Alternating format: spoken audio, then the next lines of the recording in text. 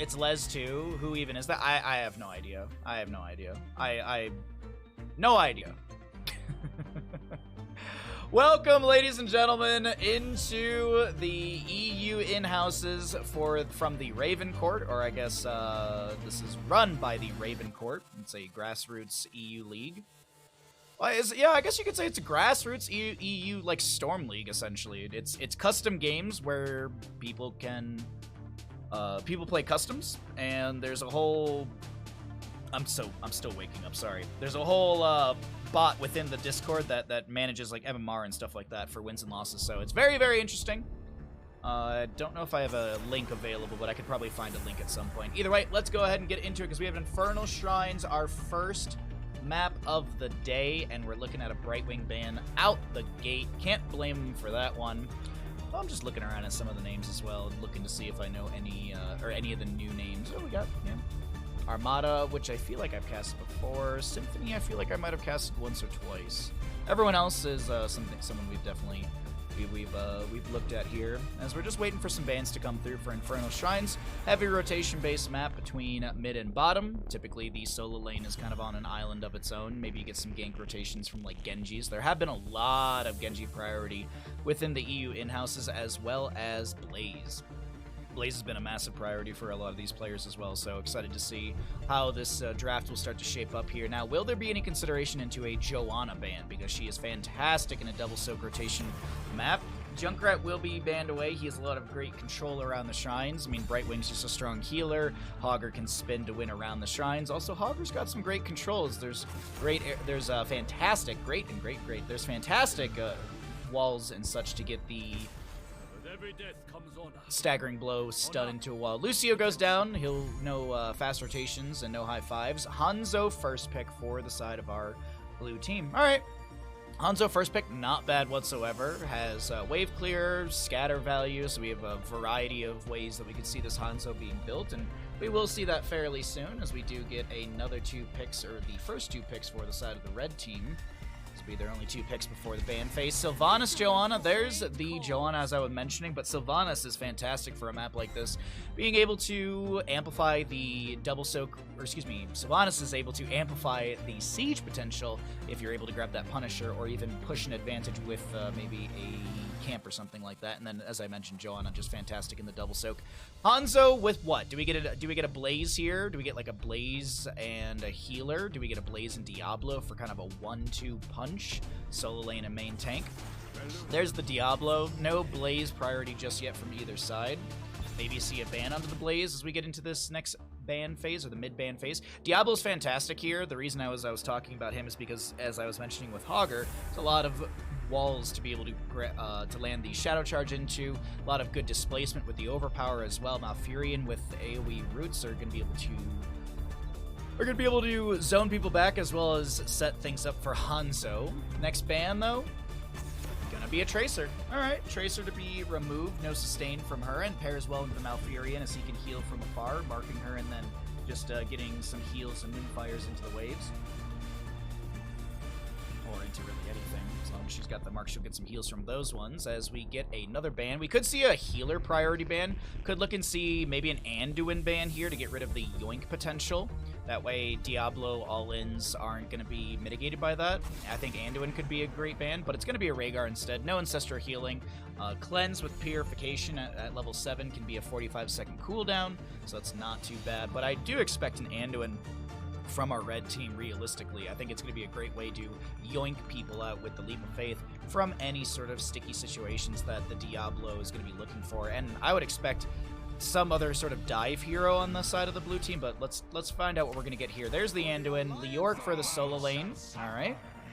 I like that a lot. Leaving that last spot very flexible. Could go Mage, could go into another frontliner, could go into a Tychus if this is super frontliney on the side of our blue team, but they will need a solo laner into the Leoric. I wonder what we're going to actually get. Blaze is usually a priority, but into Leoric can just sit there and drain, so it does become a bit of a problem. Granted, Blaze has his own sustainability. Probably some sort of Blaze, and maybe I'd like to see a Greymane to dive in, but it could be like a Li Ming. Ooh, okay, there's the dive that I wanted. It's going to be Genja. So Shimada Bros for our blue team, And that's what I wanted some sort of dive or even reset. That's what I was thinking, Greymane, Li Ming. But as I had mentioned, Genji's a hot priority in the EU in-houses. So let's go ahead and get things going on our bets. Which team wins Infernal Shrines? The blue team, the red team. All right, and last pick will be a Mephisto. Fantastic for a map like this. Greymane into Johanna and Ming on Shrines are interesting. Yeah, I mean they're not the best for sure. I would absolutely agree with you. I think the big thing that I was looking at with Greymane is to be able to just have something to dive in with the Diablo. Yes, Johanna's got the shield glare that would make Greymane's life hard, and yes, there are a lot of minions around the objective area. But looking beyond just those objective areas, I do think that those healers or those players or those characters, are very, very strong. But all right, Genji gonna be picked up here. Because the Greymane still gives wave clear. Li Ming has still got poke around in siege moments or even in defensive moments, so kind of looking at it from those. But the Genji's not the biggest priority that I often see in NA stuff, so that's why he always kind of slips through the cracks when thinking about him in draft. Alrighty. So I'm just waiting on the bet a little bit here, so that way you can all see the level 1 talents and stuff, so I'll go ahead and start the bet right now. If you'd like to get your bets in as to who will win Infernal Shrines, map number 1 in our EU in-houses today. Hey, Day.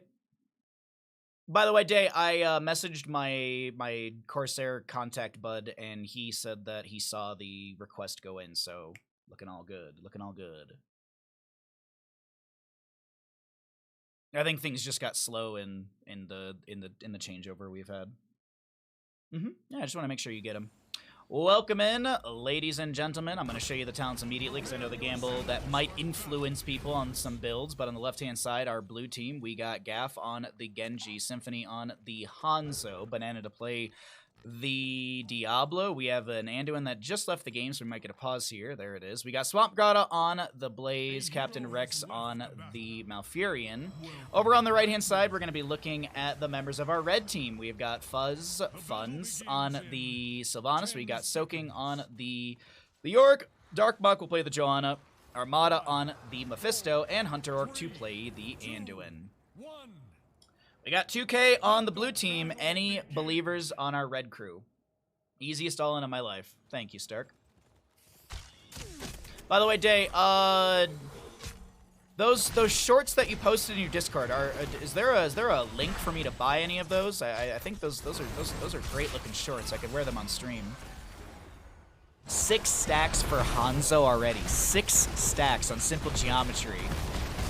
Symphony just lining up those easy geometric angles. Yeah, sure, we'll go with that. Soaking is going to chase Swamp Grotto. Gafla with just the sustained damage from Genji. Chastise goes out, deflect as well, but no kills. They're real if you need them. I do need them. I do need them. I do. This is something that I need. I saw those in your Discord and I was like, this is something I need in my life. My life would be more complete. It would completely just, my depression would completely leave. Sorry, if they're real. Sorry, I misread that. Damn. I got all excited. I got real excited for a moment. Oh, that just means that we'll have to make our own branded Bahamut booty shorts. I think that's what we'll have to do. Joanna in the mid lane will be able to back away, popping Iron Skin. Early game here, not going to be anything devastating yet between either side. No early kills in the first little skirmish. We will see the double soak continuing. Bit of a mid catch for our solo laners. Great damage from Gaff right there into the Leoric with the Shurikens. A little bit of a catch, though, in the soak in mid, as there was a bit of a camp priority in the rotations between mid and bottom, as Diablo lanes that Shadow Charge onto Darkmock, but this feels more like just applying pressure onto the tank in said rotation. Firestomps get the dismounts. No level 4s yet, so no Soul to Flame that we could be seeing. Not going to be seeing any sort of experience deficits. A little bit of an experience gap right here, but I still think that's just waves. Excuse me, waves that need to be cleared out. I thought I heard Funds with the Haunting Way forward. Thought Symphony was in a bad spot, but not the case. We do have It's Neil Peasants, right? Sorry, I thought I was about to say the wrong one. But Neil Peasants, the Skeletal Swing. There you go. The Skeletal Swing deals 75% more damage to mercenaries and monsters. Monsters will be your Skeletal Defenders as well as your Punisher. Those are considered monsters in Heroes of the Storm. And hitting them activates Skeletal Swing's cost and cooldown refund.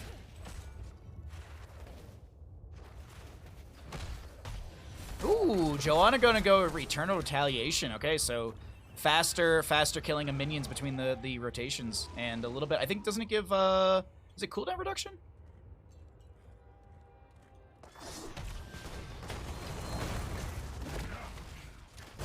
I always forget. It's early for me. We're struggling today. I gotta chug my tea. Hanzo gonna go explosive at level 4, giving some extra wave clear, so the expectation will be piercing at level 16 for the extra for the double explosion. Chastise onto 2 at the piercing light. Will get 1 stack onto Hunter Orc. We've got a Divine Star being thrown back as well for some extra healing. I'm gonna... Oh, actually, hold on. We got level 7s coming in. That's a lot of damage onto Funz, who's able to get away with the Haunting Wave. Good heal consistently coming out from Hunter Orc, as Swamp Grata and the rest are going to push up this wave. Leorc 39's the objective, and will come back to defend with the rest of the allies. Banana getting chunked a little... well, just taking a bit of damage from the Spectral Leech. 39 on the objective, and the Sylvanas goes and split pushes. Mephisto doing the same. Oh, he didn't go for regen globe at 4. He went static barrier. No spite at level 4. Interesting. I feel like spite has been such a standard pickup for Mephisto players. For tank Joanna, I've never... Yeah, exactly. I feel like it's just for the faster rotations. It's an interesting pick at level 4 for sure. Jump from the Punisher gets 1 stun, but I think there might have been a cleanse out from Malfurion right there. Might have been a wee cleanse from Malfurion right there.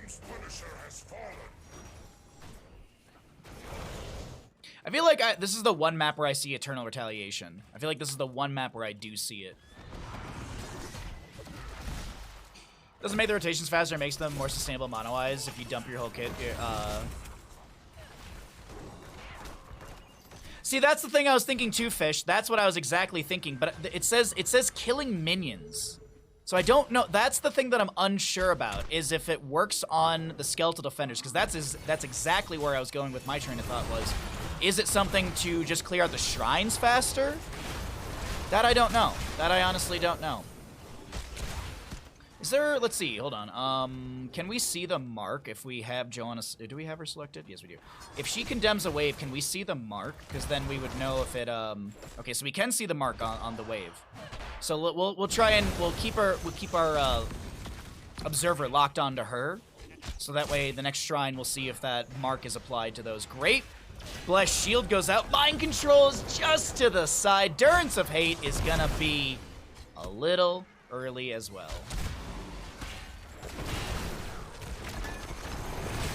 Entomb, what a fantastic Entomb! A Light Bomb to come out as well. Symphony is gonna go down. First Blood does go over to the side of our red team, and 10 Talontiers here for both sides, as we have seen from the red already. Genji with X-Strike, Malfurion with Tranquil. Ooh, Blaze in top lane. Is this gonna be a gank? Jet Propulsion, not gonna be slowed down by a early stun. Bunker comes down as well. Sylvanas utilizing the black arrows. Fun's making sure that they can dive underneath this tower, but the Haunting Wave back. Diablo looking for an angle here. Hanzo with Dragon Strike, the pretzels if you will. Huge Jet Propulsion from Blaze. Diablo has Apocalypse. I'm a little surprised he didn't try and pop it right there with the Jet Propulsion of Blaze landing so well. Here comes an arrow from Hanzo. Genji jumping in as well. More of a zoning Dragon Strike than anything else. Let's go ahead and cycle through the other numbers, get an idea of what those look like, as we have not had a chance to see them in this game number 1. Genji will finish out Shuriken Mastery.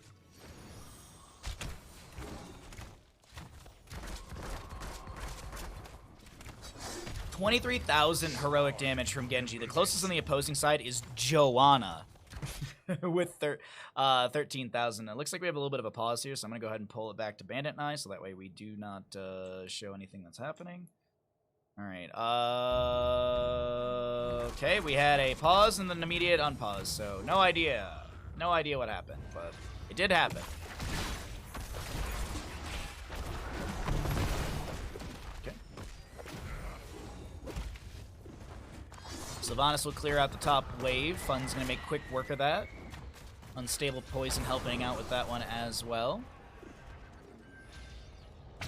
Bottom lane does have an Impaler camp as well, grabbed by the Blaze. Darkmok will go and condemn the wave really quickly, get the fast clear onto that one.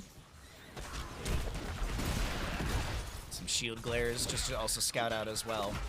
Darkmok doing their best to zone. Great Iron Skin just to eat that Jet Propulsion as the Dragon Strike comes through. The Apocalypse from Diablo will be utilized. The Endurance of Hate locks down one, and that will actually be Anduin going down. Armada so very low. Misread that moment right there. Hanzo Explosive Arrows and Scatters will help clear out this shrine quite quickly. Anduin dead for the next 12 seconds. 13 talent to your advantage. Silence from Malfurion. I feel like I heard a silence from Malfurion, but I know he doesn't have silence. He's got Tranquility. That was weird. It was a weird audio cue I thought I heard. Hey, what's up, Ninja? Happy birthday, bud. Nice grab onto the camp over here. Easy grab for some extra pressure. Leoric to go clear out top lane. Mephisto jumping around. Not going to be able to do anything. 39 on the objective, and our blue team will grab it. Blue team has summoned an arcane punisher. Even Stevens on talents. We got 13s apiece. We have the devastating charge for the Diablo as well. See him. I think it's, what is it, 6 stacks on that? 5 stacks. Some pretzels out from the Hanzo. Gonna zone back the enemy. Punisher tanking shots? Yeah, the Punisher is tanking shots right now, and it's going to be wailing its way through the bottom lane fort. Easy. Blaze with a quick rotation to top to soak up. Leoric catching mid. Back down into our bottom siege. Diablo's got full souls. Hanzo done with his geometry. Ooh, soaking might get caught out here in mid. Now, I thought Diablo was looking for a more aggressive rotation underneath the tower, but not going to be the case. I thought there was going to be an angle to try and jump onto Soaking, but it is Leoric, and he would be able just to Wraith walk out. Blaze pushing up top. Sylvanas has got the bottom lane managed. Genji slowing down the rotation, trying to get the dismounts. Diablo with that Shadow Charge, looking for those 5 stacks. After getting the 5 stacks, you have that reducing armor for 20... Excuse me, reducing the armor by 20 for 4 seconds, which is big. Big. You also have the passive amplification of the Shadow Charge during collision being increased by 50%. Some healing reduction from the Johanna Light Bomb as well. The bunker comes down from Blaze, and Malfurion gets in just in time as Soaking is able to get the Entomb, but the bunker is going to be just in place for Captain Rex here. Darkbox so very low. X-Strike from the Genji finds no kill. Soaking going to be split from their team, but look at Funds on the bottom of our screen here. Going to be able to get a mind control and set up the kill onto the Genji. Another one for the members of this blue team, or this red team, and that will be Hanzo going down. Blaze, Swamp Grata. I don't think you're going to make it out of this one alive here, friend. The slows are out. Anduin's got some autos, but Blaze is delaying the inevitable, and they will fall as well. Sylvanas chasing onto Banana in mid. Fun's chunking this Diablo as we take a look at some of the damage stats right now. Still Johanna with the highest heroic damage on their team. Highest heroic damage on the team. On a team with Sylvanas and Mephisto, Johanna, Darkmok, is leading in damage. Just want to... heroic damage. Really want to emphasize that one.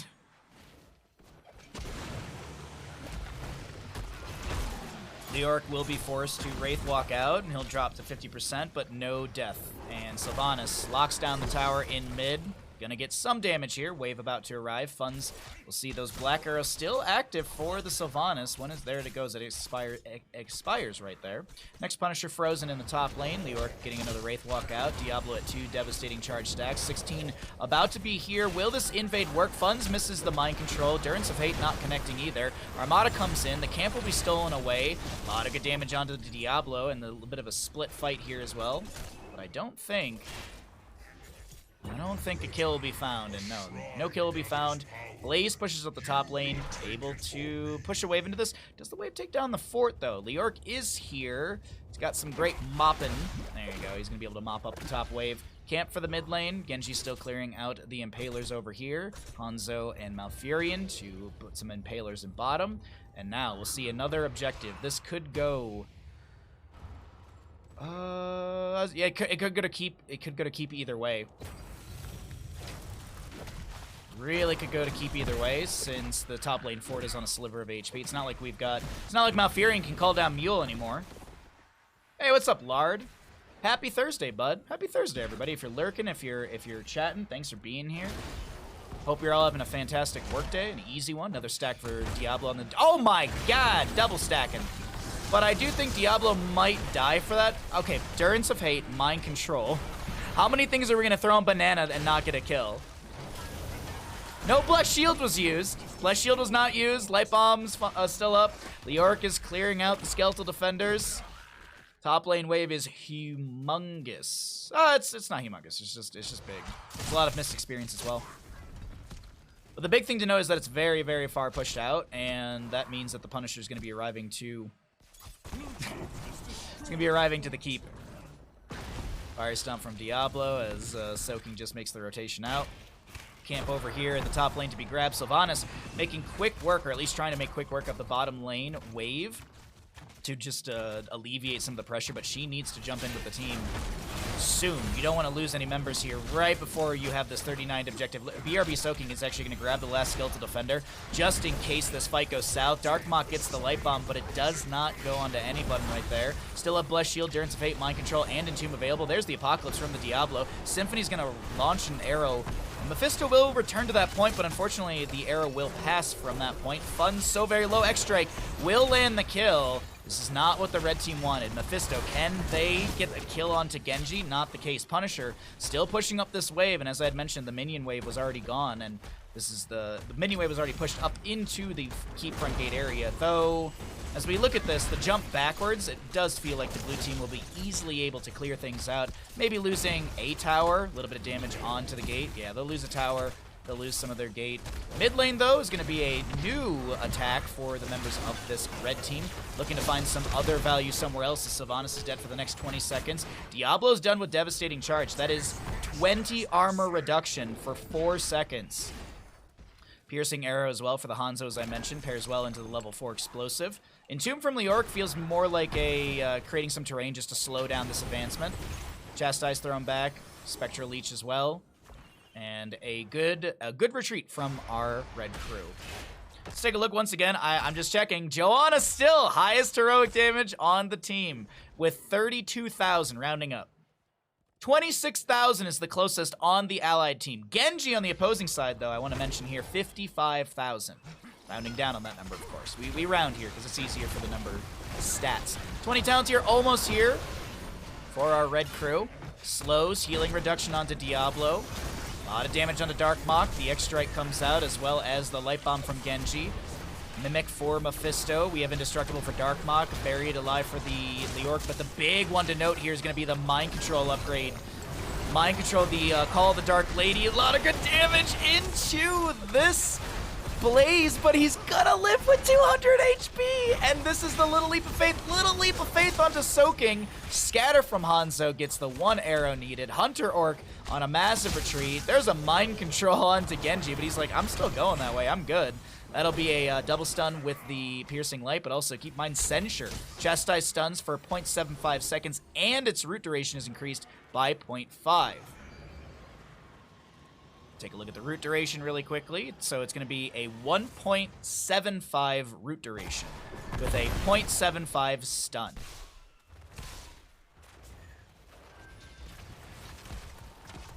I can't believe this Johan is still just leading heroic damage. All right, so Mephisto with Mimic is really skyrocketing now. He's got 36,000. All right.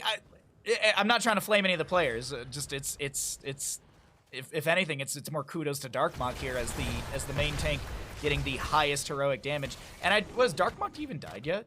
Hold on. Joanna hasn't even died yet, so just Good play. Just got to note that right there. Next objective phase, Arcane bottom lane. On the opposing side, for our blue team, we didn't talk about their level 20s. We have a bit of a just wave clear lull in the game. We have the living weapon for the Genji, so cooldown reduction 10 seconds. 10 seconds per, by the way. The Dragon Awakens for the Genji, or the Hanzo, excuse me. the other Shimada. Hellgate for the Diablo. We've got Lunar Shower for Malfurion, and the Fortified Bunker for Blaze. What's up, Sabrast? How you doing today, bud? Alright, let's go ahead and show everyone's favorite stat. APM, that does not actually calculate correct in Heroes of the Storm, but hey, why not? Bunch of Skeletal Defenders over to the members of our red team as Hanzo's arrow does come through. The Dragon Awakens. I'm actually going to pull away those stats right there so we can see the screen a little bit better because there's a bit of a split fight. Banana's going in deep trying to find a devastating charge, but Funds with the sustained damage forces the Hellgate out. That will be Entomb from Leoric utilized. Mind Control from Sylvanas onto the Blaze, but he wanted to jump into the fight anyways. There's going to be a root from Anduin, I do believe, with the Chastise and the Censure. Symphony able to jump away. Captain Rex getting very low on the left-hand side of our screen. Over on the right, the Extract from the Genji. Does it get a full reset? No, it's 6 seconds away. Chastise once again onto Genji. Armada trying to back away. Deflect will be utilized. And I cannot believe it. No one has gone down yet in this fight. It feels like we've had two extremely good fights. X-Strike trying to kill Soaking. Will get the kill right there. Leoric will go down. He will be able to cheat death, so he's not the worst one to lose. I do want to note this top lane wave is arriving, but look at the Fallen Shaman. It's tanking shots from the tower. That is the worst case scenario RNG-wise when you have that wave pushing top lane. Hunter Orc will be able to get the Leap of Faith. He does have boots. He does have the Glyph of Faith for the secondary charge. Fun's taking a lot of damage. Genji gets the sustained damage for the kill. Hey, Gato, what's up, bud? Happy Thursday. Diablo does go down. Leoric will finish out Mithril Maze. Souls for Diablo will be spent. He's now respawning back at the Hall of Storms. As I mentioned, that Fallen Shaman, unfortunately, was tanking too many shots from the tower, and that will fall. Catapult's still in the top lane, finding some value. Jet Propulsion from Blaze will get a stun onto the Joanna. She does have the Indestructible. I assume it hasn't been... I assume it's off cooldown. It is off cooldown. So Dark Mach will have that auto-activate. Might not even need it here. Ooh, the Jet Propulsion might be what sets that up. There it is. Anduin does go down. Dark Mach, you gotta back away. You only have a few seconds of that indestructible value. Dark Mach able to cycle out, tap the well. Blue team pushing in through the bottom lane. This might be the beginning of the end right here. Nice indestructible once again. Bunker down from the Blaze. Armada taking way too much damage. Joanna throws out a Blessed Shield and Armada is gonna be safe, but Diablo pops the Hellgate forward. He wants that kill. Pushing people around with the devastating charge. No Keep Us Fallen yet.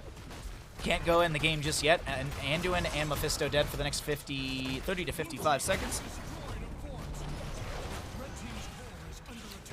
Mind Control, I think I heard from Sylvanas. Yeah. Low cooldown, but it's not the end here. Punisher won't be able to end unless Leoric is going to go down. Leoric is way too far out in the lane. Gonna go down right there. And this actually... that might have been enough of a window for the members of this blue team to end game number 1. It does look like that will be the case. Hey, Ashmantle, thank you for the lurk. Radiance, what's up, bud? Nice, Gato, nice. Glad to hear. Anduin does go down. The core will slowly be bled out. And game number 1 in our EU in-houses will go over to our blue team. GG! Well played.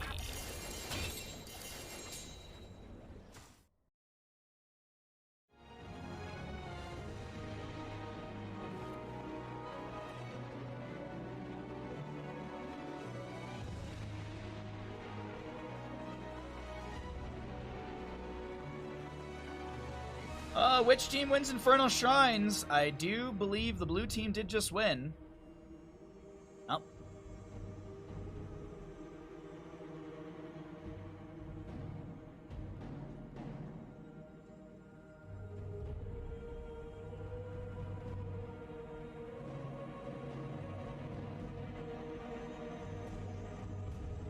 Some talents if you want to see them.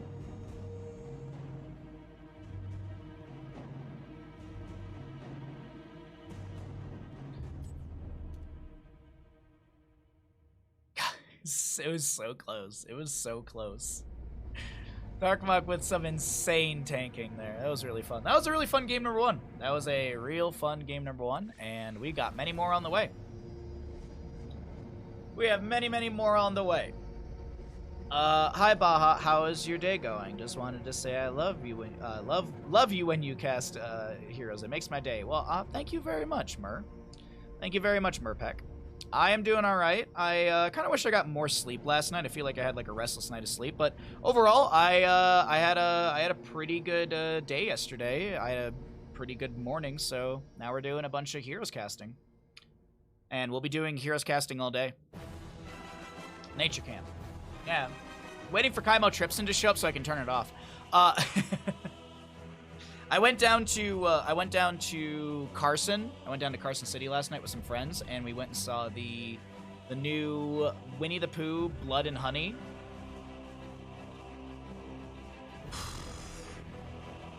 I'm glad I went with some friends. It was not a good movie, but it was fun with friends. It was not good. So bad. Apparently there was only like one night, one showing of the entire movie as well. We were talking about it on the way down the mountain.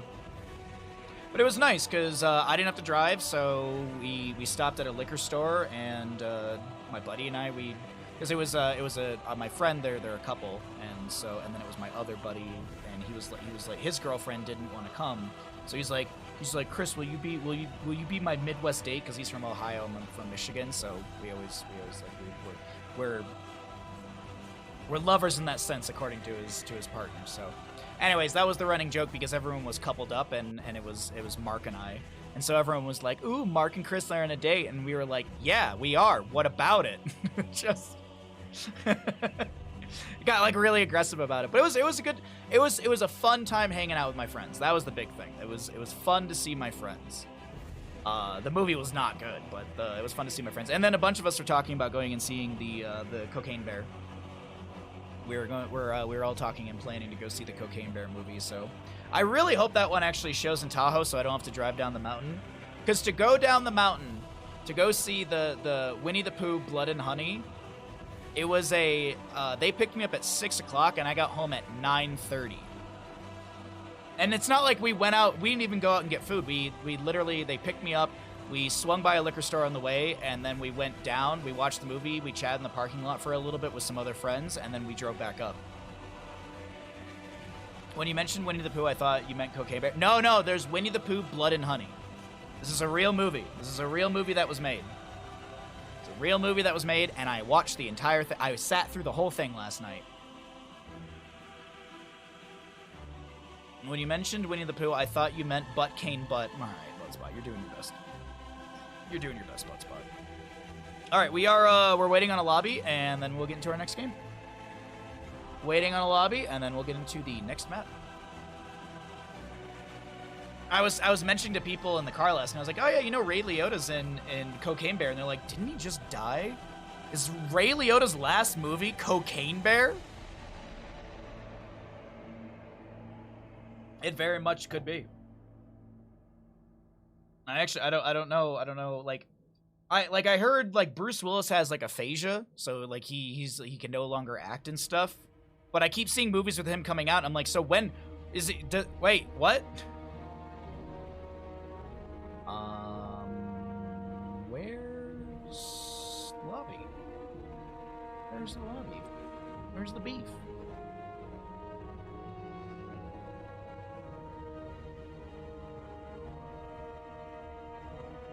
Funds is playing an ARAM, 2 minutes. Why did Funds go into an ARAM? Weird.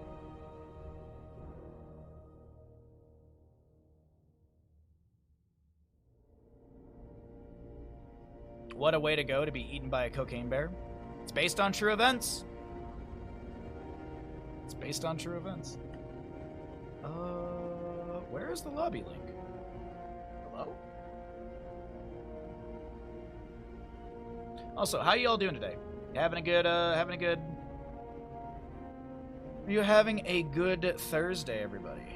I slightly regret joining the Twitch Rivals Discord because I'm just getting constant friend requests. And then I turned off direct messages from that Discord because it was like every day it was someone who was messaging me. Hey, hi. No other message, just hi.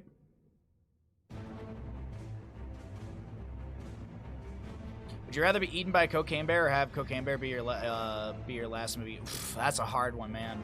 I don't think I'd ever want to get mauled by a bear. Hey, Rarity, how you doing, friend? Rarity, did you know that if you have Amazon Prime, you've got Prime Gaming? Did you know, everybody? Did you know that if you have Amazon Prime, you've got Prime Gaming, and you can use your Prime Gaming here, today, at twitch.tv/Bahamut Gaming, get yourself some amazing emotes, and you get ad-free viewing.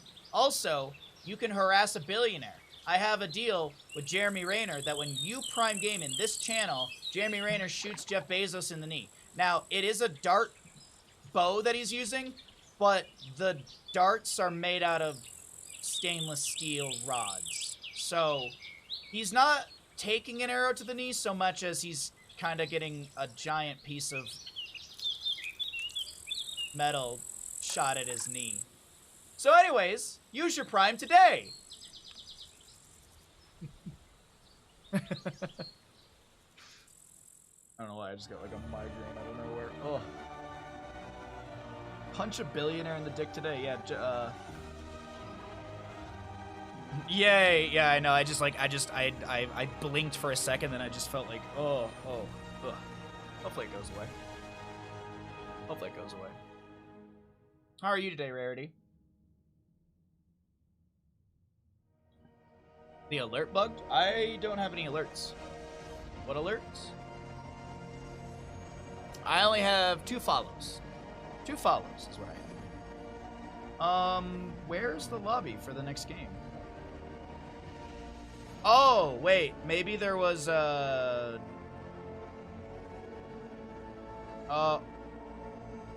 what? Was there a lobby? Was there no lobby link? What happened?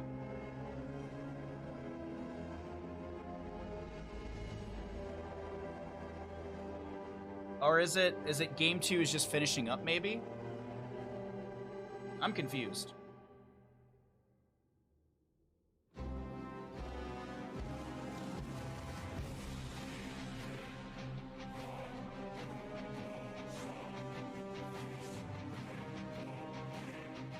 Rarity regained a beard between messages. Oh! I didn't even see it. Didn't even see it. Yeah, it might have been Twitch's end. Might have to F5 the stream to see it or something. Where? I'm confused.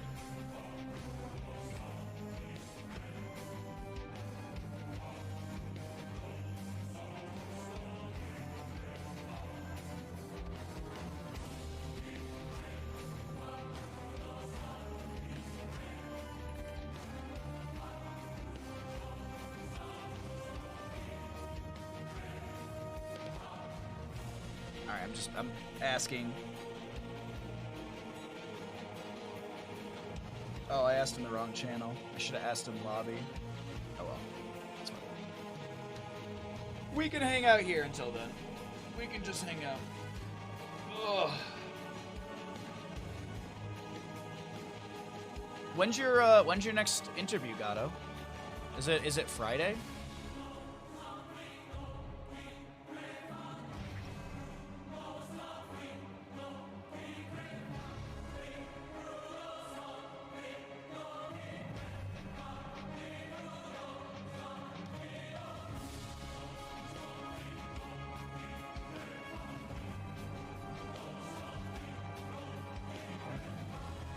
Okay, cool. I just had a meeting with my boss, and he's like, I want to advocate you get you a better position, more experience. Oh, nice.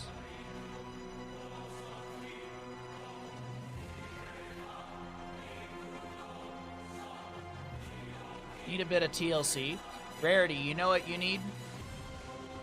Tacos. You need tacos. That's what you need. That's what you need. Everyone needs tacos. I saw this on the internet, and I had a question to my my UK viewers because I don't know what's going on with the next lobby. I don't know what's going on.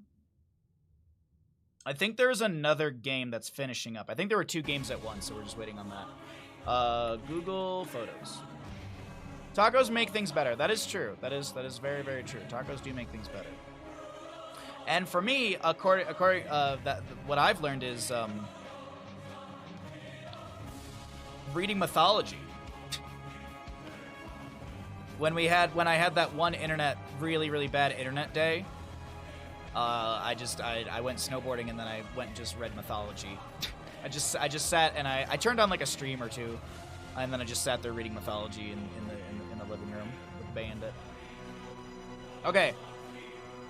Yeah, I have a big mythology book that's just like my go-to when I'm yeah.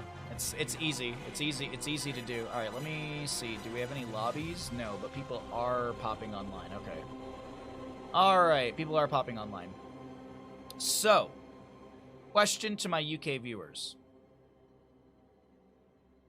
How true is this? Also,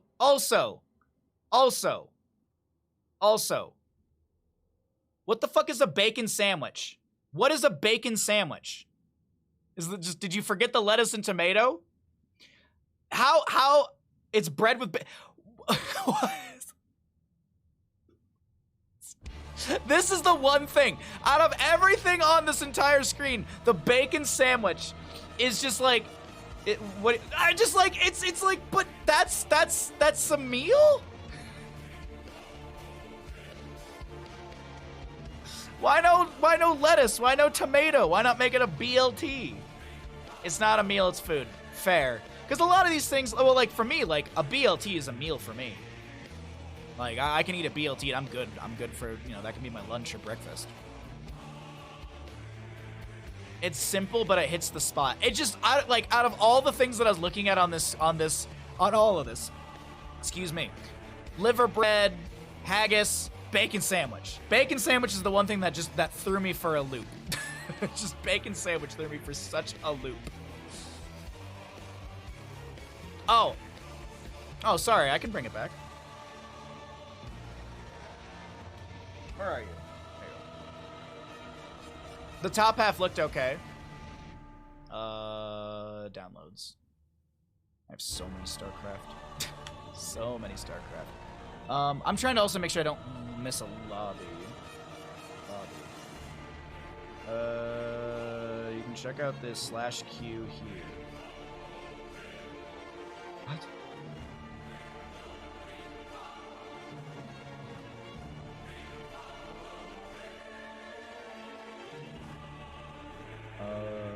/Q? What's this dude? Oh, I spelled Q wrong. No, I didn't. I don't know what I'm doing. Back to food!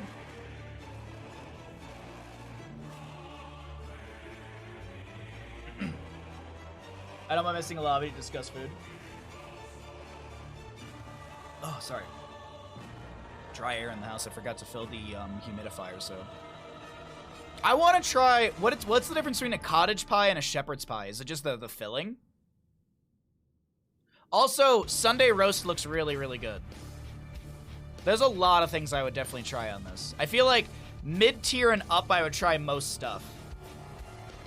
Beef versus lamb? Okay. I would try basically just about anything mid-tier and up. Scotch eggs, there's actually, there's a bar I used to go to that did Scotch eggs, and my friends love them. I don't like Scotch eggs. I'm not a fan of them.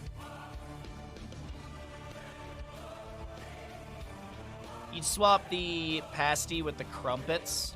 Pasty. Oh, the Cornish pasty. I don't know what are crumpets. Is it like It looks like half of a English muffin. Chicken tikka masala. A lot of these have gluten, which means I can't eat them. Chicken tikka masala is amazing. I love some chicken tikka masala.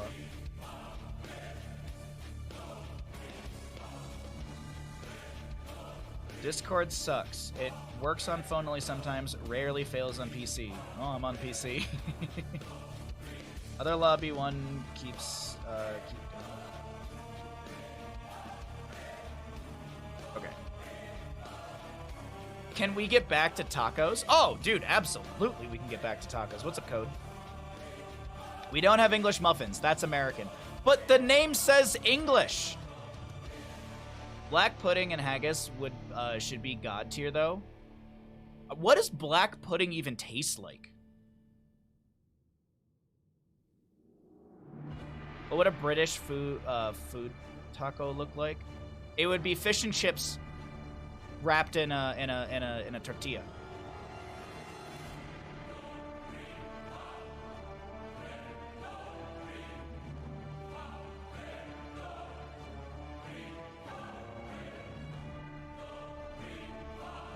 I drown it in sugar and bacon. Bacon sandwich replaced with tortillas. So a bacon tortilla? That's it? a bacon tortilla? Add taco sauce. What is taco sauce? Sorry, my hand's hurting.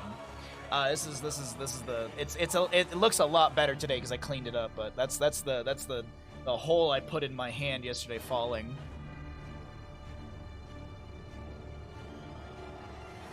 Don't mind me, I'm just gambling in someone else's stream while I'm streaming. Don't mind me. Bandit Pets. Hot sauce? Oh, okay. No, I just like I wasn't sure if like taco sauce was like some sort of like thing that people we didn't grow up with like taco night in our house. We started having like tacos in the house because I remember in the 6th grade we had to do one presentation of something that we know and understand super well. So I did how to ollie on a skateboard. Matt, I can't remember what his last name is. It was Matt M. He brought in Old El Paso. Like, it was like this, like, pre-made, like, taco stuff that you just, like, popped in the microwave, and he made nachos from it, and it was so goddamn good. So I remember asking my mom, I was like, I want the Old El Paso thingy. What she bought was ground beef and Old El Paso, like, the taco mix. So my mom was like, learn how to make tacos. So, in the household I grew up in, like, I was told and taught to cook for myself at a very early age. So I knew how to make myself a lot of food. And then, so I just like I was the only one who would make tacos. My brother moved out of the house already at that point, so I was the my mom would be like, "What do you want for a snack this week for when you come home from school?" I was like, "I'll make myself tacos." So literally, like on Monday when I got home from school, I'd make tacos, I'd eat one, and I'd put the rest in the fridge, and then every day when I came home, I'd eat tacos. Make yourself a dang quesadilla. What is that from? Oh my god. What is that from? I can't remember. Like, it's there, but it's not. Napoleon Dynamite. That's what I thought, but I was like, that doesn't sound... Okay, yeah. It's a good one. That's a good one. Speaking of old funny movies like that, we do have in Discord tomorrow at 3 o'clock PST, we're going to be watching Kung Pao in Discord. Have you ever done, like, a taco bake? So a taco bake, I believe the Midwest version of a taco bake is a, Frito pie, right? Isn't that like a taco bake? Is, like, the Midwest version of that's a Frito pie? Taco bake. It's kind of like a Frito pie. Kind of like a Frito pie.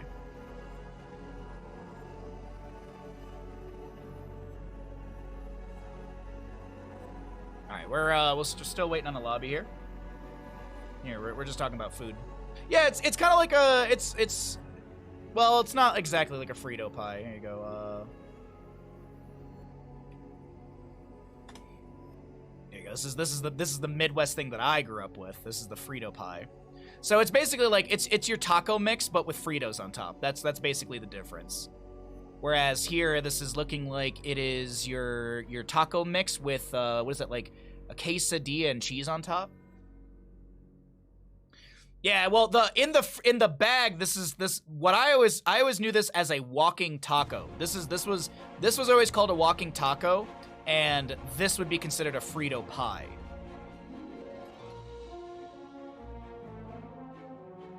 The one I do is tortilla chips and taco. Ooh, that sounds very good.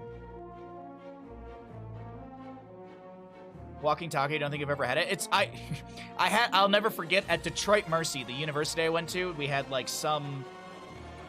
some big like campus event over a weekend or something like that. Like it was like a big cultural event. And one of the things that they had at the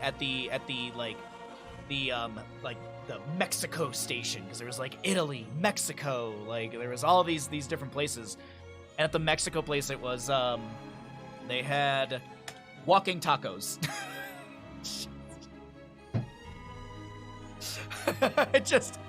I was like, I don't think anyone in Mexico is really doing. I don't think that's where that originates from. I think it's a very Midwest thing. It always cracked me up. It was just like you had it was like pizza in Italy, walking taco.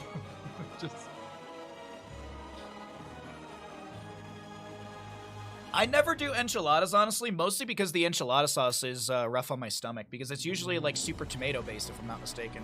It's like tomato and spices, and that usually gets to me. It's the high acidity in the tomato usually gets to my tummy. Looks like we have a lobby getting created. Thank you all for your patience. My apologies for the bit of a delay here, but we are going to get into another game very, very soon. Looks like we get some great players for this next game as well. Yeah, tomatoes get me, and it's such a roll of the dice too. Like, it really depends. So like marinara sauce, that usually gets me. But like pizza sauce, I can kinda skirt by on pizza sauce sometimes, not always, but sometimes I can skirt by on pizza sauce. Raw onion gets me immediately, but like onion that's cooked down, I can do a little bit of that. Can't have dairy. Yeah. My brother and I are so different in that. Like if I drink a glass of milk, I'll be curled up in a ball. My brother can drink a glass of milk, but here's the difference. I can eat all the goddamn cheese I want, and I'm fine. He eats cheese, and he's just like, I am gonna go sit on the toilet for the rest of my life. It's so weird. It's so weird. And then you got my dad, who just drinks. My dad just drinks. What's that? It's the buttermilk. My dad just drinks straight up buttermilk.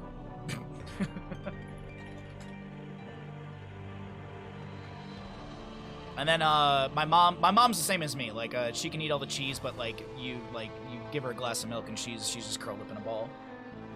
Milkshakes do it. Oh, dude. Oh.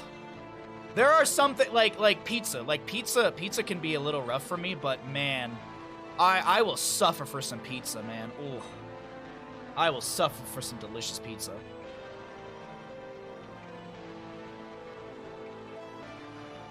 But I mean, that's the thing, is like everyone's stomach is different. Everyone's body digests things differently. Everyone's got different issues. Oh, wait, what happened? Other lobby is high, just saying. I don't care about rank. Just wanna cast some cool.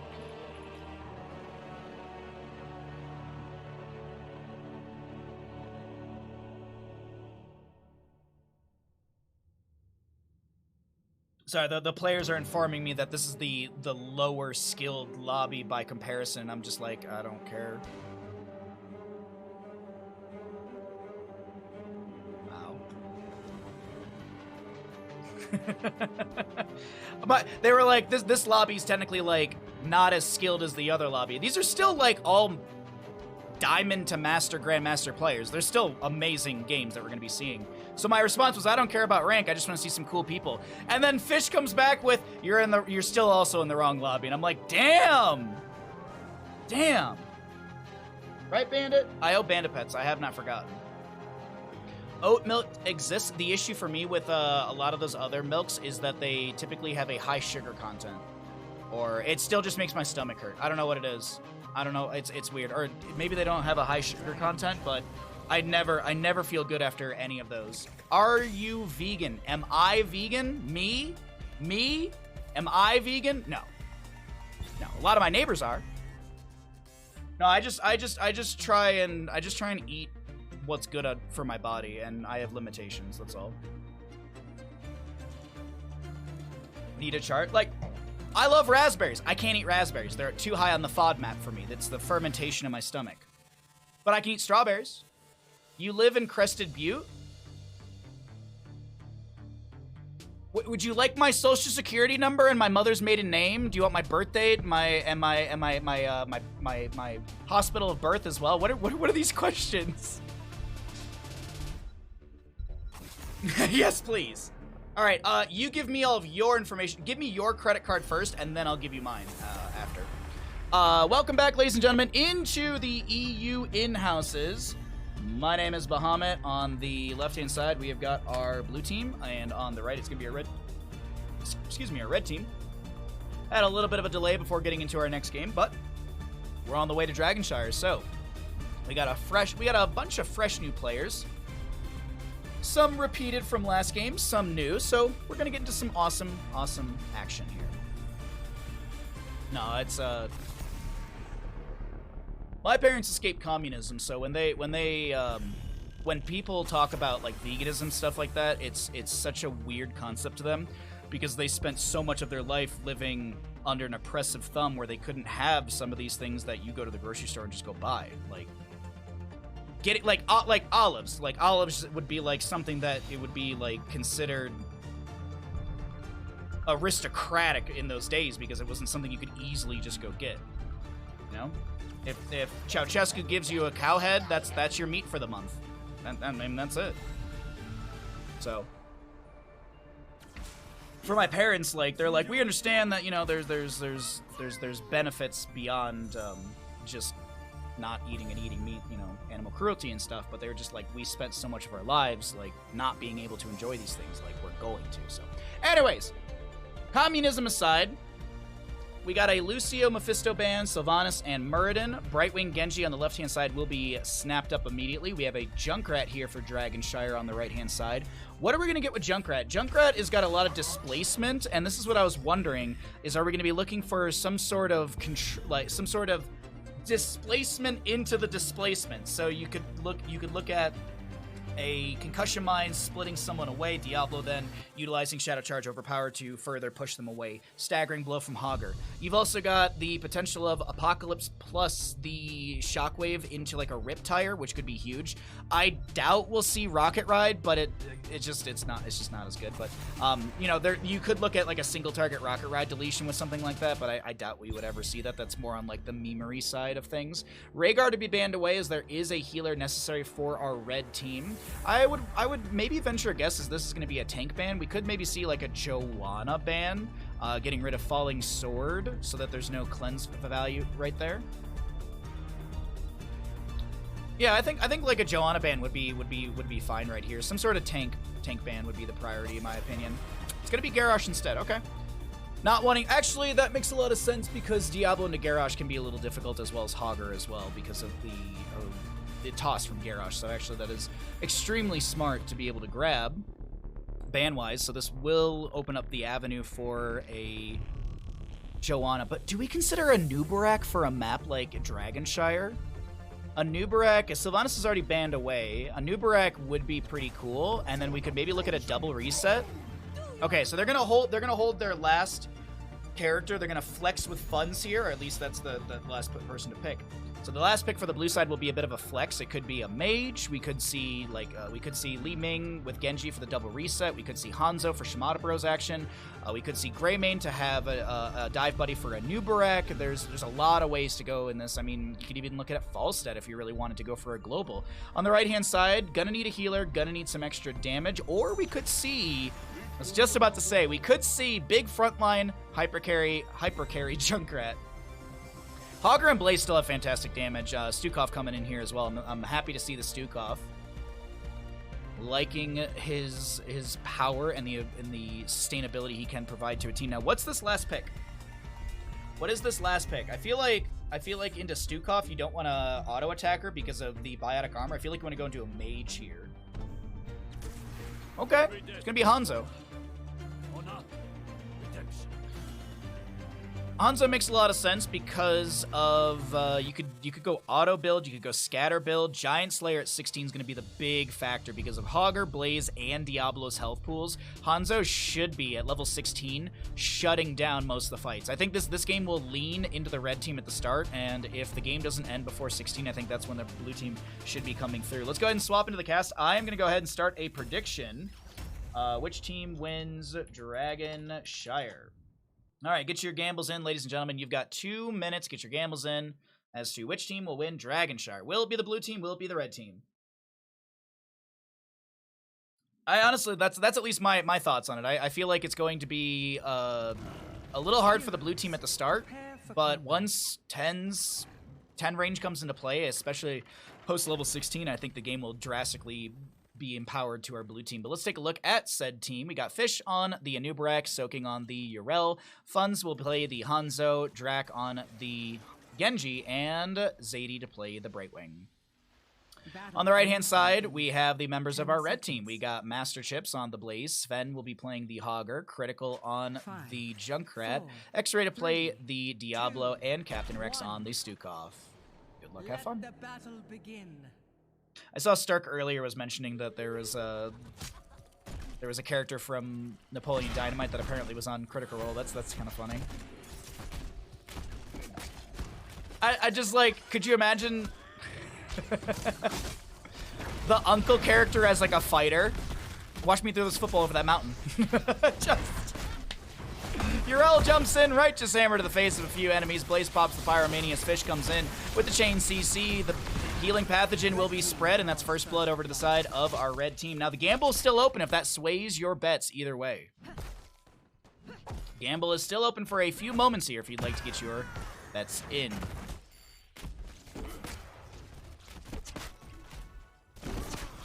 Stukov is going to be going into Fetid Touch at level 1. You need to land 15 of those weighted pustules, but you also have the cooldown reduction from that one as well.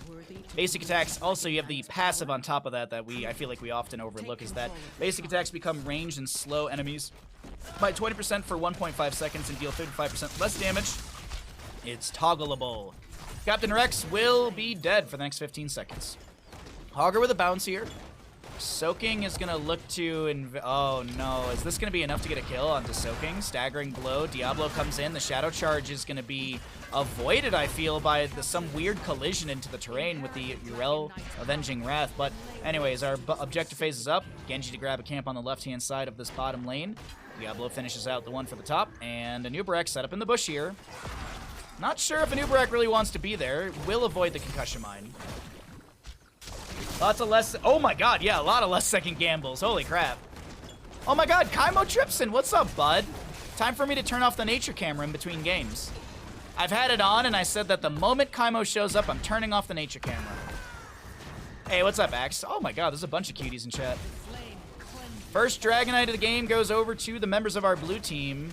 We have got the auto build for Genji, or for Hanzo, also going to be seeing Ignore All Distractions. That increases Hanzo's basic attack range to, I think it's 8.6? 8.5? 8.5. So you see he's at 6.5 right now. He's going to get an auto onto a minion. Then you see it's 8.5. So, little fact for anyone that doesn't know. Ooh, hold on. Fight to break out. Structures, towers, these little towers here on the keeps and the forts area, will, they have a 7.8 range. Keeps, forts, and the core have an 8 range. Meaning, if Hanzo can auto a minion... he can outrange any structure and be kind of like Sergeant Hammer in artillery. Granted, it's just a Hanzo, and he has to keep also autoing into minions, getting that. But I feel like you can micro around that, get some siege value, if left alone for an eternity. Genji jumps in with the cyber agility, and oh my god, good night, Stukov.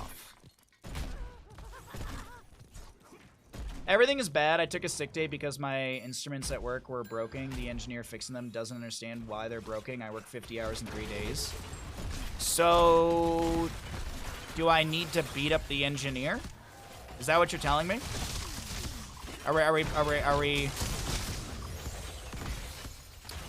we gonna go shoot him in the knee with an arrow? Dude, should I call John Cena to give him a close-handed slap on the butt. I'm sorry to hear that, Kaimo. I'm really sorry, bud. Concussion Mine from the Junkrat, splitting up this wave a little bit.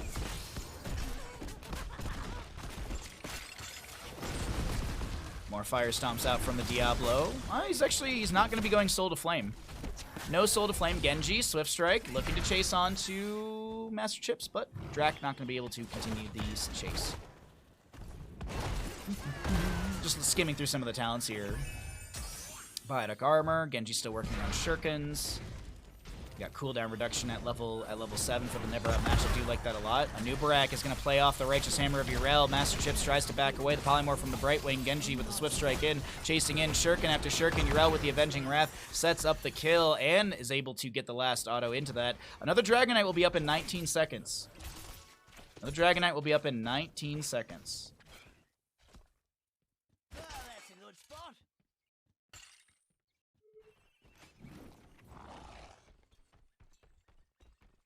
The problem is very fancy, very fancy science instruments controlled by software written in 1980 BC.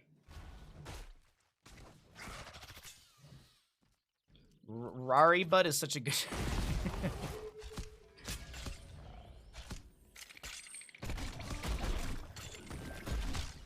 Just rewrite the program on your own forehead. Before computers. Oh. And so so you have Now this is pod racing. Whee. 10 talents here on the left-hand side. Let's go ahead and cycle through the other numbers. We got an X-Strike from the Genji to back away, Cocoon from the Anubarak, Yrel, Ardent Defender, and Blink Heals from the Brightwing. Bye-bye, Arrow. Just trying to say hello. Just trying to say hello to the other side of the map. Diablo has souls finished out right here. Does have level 10 as well, so only... Oh! Junkrat with the snipe. Anubarak will go down. Cocoon onto X-Ray will expire, and Genji has a Swift Strike out.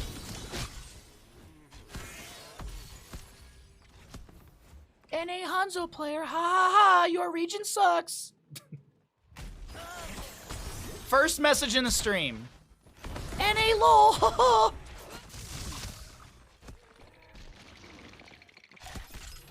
Because Europeans never fuck up anything either. No. No, not at all. Never make a mistake ever. Augur with a bounce out right now. Good angle onto the sidewall. And Yrel defending mid. Not going to be able to get a channel onto the Dragonite. Actually going to swap out with the Genji right there. Sven looking for the channel, but one interrupt from the Genji. I was waiting to see if the Shockwave would come out. What a Swift Strike. What a great Swift Strike.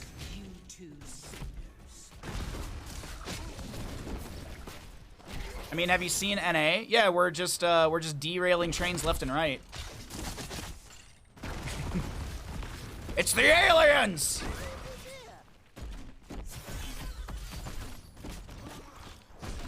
Continues pushing the bottom lane. Continued push through the bottom lane as the Dragonite will walk its way down here. Well, actually, no, not going to be doing that exactly. A little Flame Breath onto the mid wave. Blaze moving in as well. Bottom Siege is still being poked in. Sidewalls to be taken out as well. Back in my day, we didn't have trains or rails. What did you have? Cocoon onto the Stukov. Riptire from Junkrat. Canceled early, or at least, excuse me, utilized early, so that way Anubarak can't just advance right into him. Good arrow connecting onto Diablos. He's just chain CC'd into place. Really good shots out from the Nexus forces there. Captain Rex gonna try and back away. Good chase as well. Zadie with the... Is that Dream Shot? No. No. I thought the range was increased for Brightwing, but just Magic Spit. Just Magic Spit, but the Arcane Flare will get the kill. Double kill over to the side of our blue team. Really well played right there.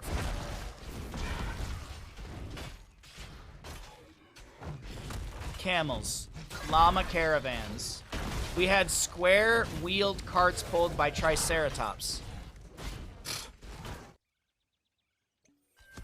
Meanwhile, I grew up in Metro Detroit. I just...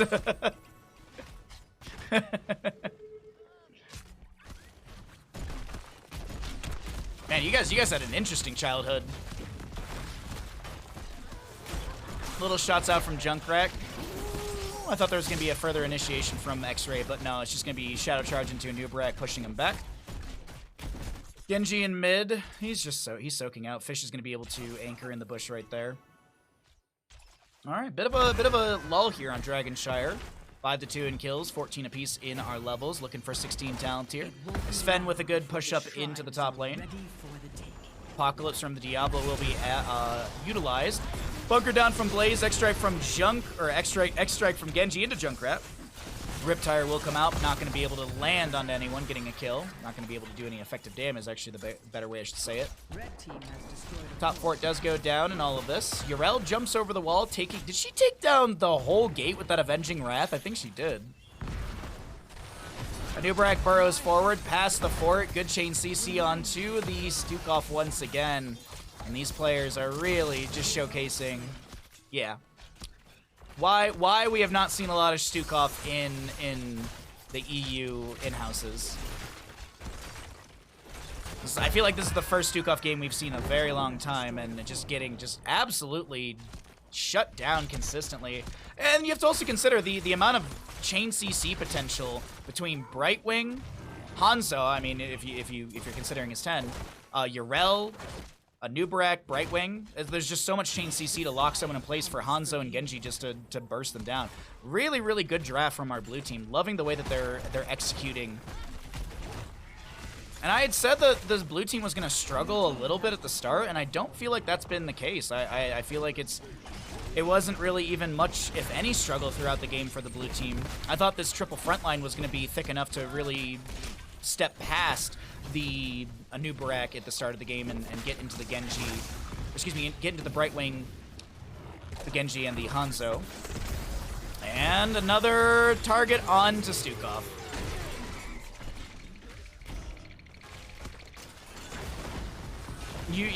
My mom grew up in Detroit in the 60s, and she forbade me from going there, so I have not gone to see the land of my people.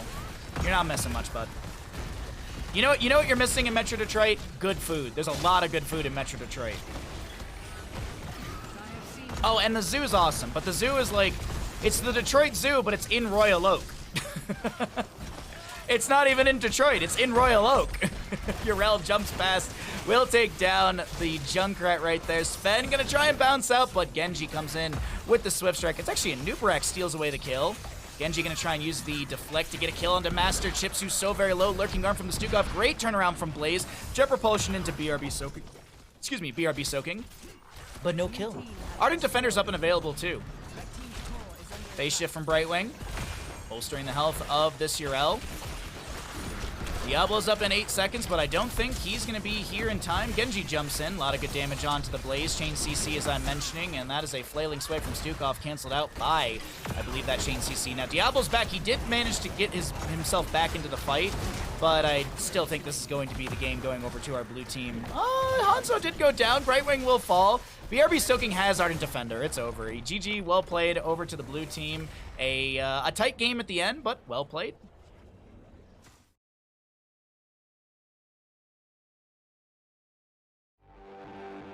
Or the thing that moves people? You mean the people mover? You mean the brilliant name we gave to our train in Detroit City? The people mover? No low blow?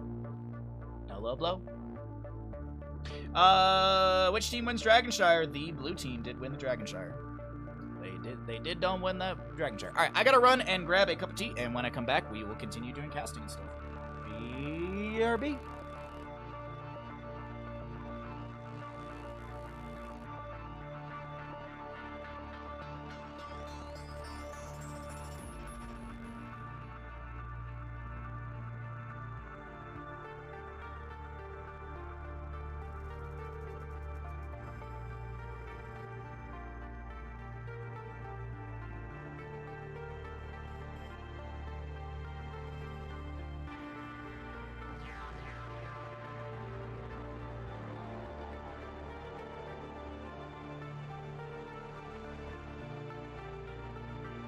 That's good. Ow.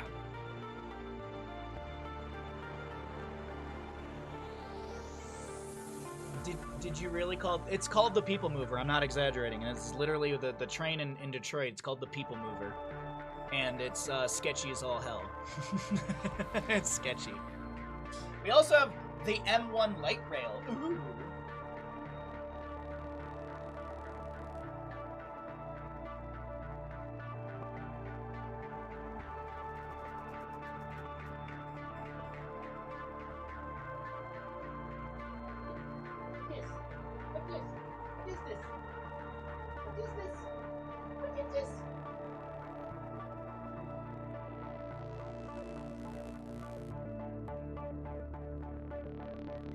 Alrighty. Whoosh. Alright, we are gonna get into another game here in just a moment. Thanks for hanging out with me, everybody. As I said, we have our nature cam out today, so there's your nature cam Kaimo. No birds, unfortunately, today. I don't see any birds. Not too active right now. My experience in Detroit has been the People Mover, the Renaissance Center, and the Basement Burger Bar. The Renaissance Center's... Oh, God, I hate the Renaissance Center.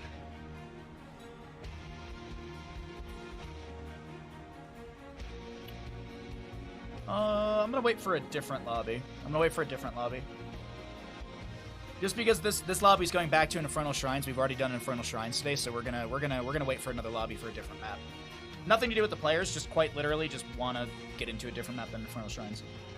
Bum bum bum.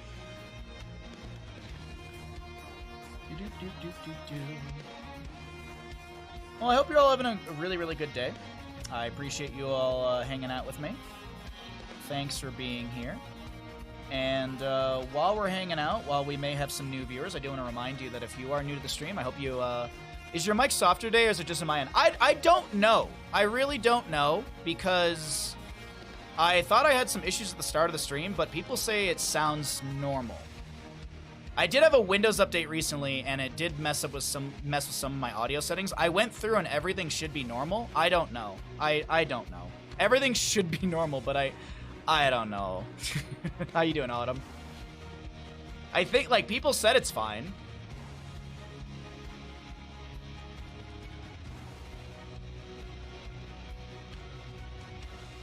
I saw the sun and the birds the first time in 3 days. It was amazing. My cat now thinks he's a wild animal who lives outside. Oh, really?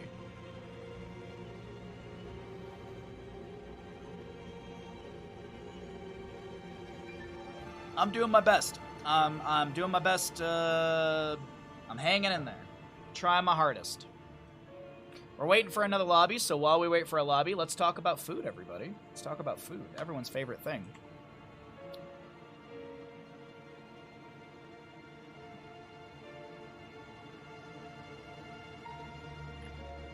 How long does it take to make Stromboli? Because I do want to make Stromboli next week, I think. I think I want to make it on the 26th. Oh, by the way, we have a subathon on Sunday. By the way, casually, we have a subathon on Sunday. You had chili? Ooh, chili's good. Oh, there's a Guy Fieri recipe for Stromboli. It's gotta be good. It's gotta be good. Dry yeast, sugar, all-purpose flour, olive oil, salt. Filling is unsalted butter, garlic minced, grated Parmesan, thinly sliced salmi, deli ham. Deli ham? Deli ham is in a Stromboli? I don't know about that one. Also, isn't Stromboli isn't it not supposed to have marinara sauce in it? I'm pretty sure it's not supposed to have marinara sauce, so.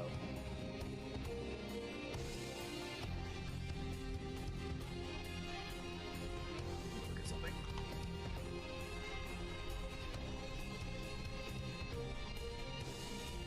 Alright.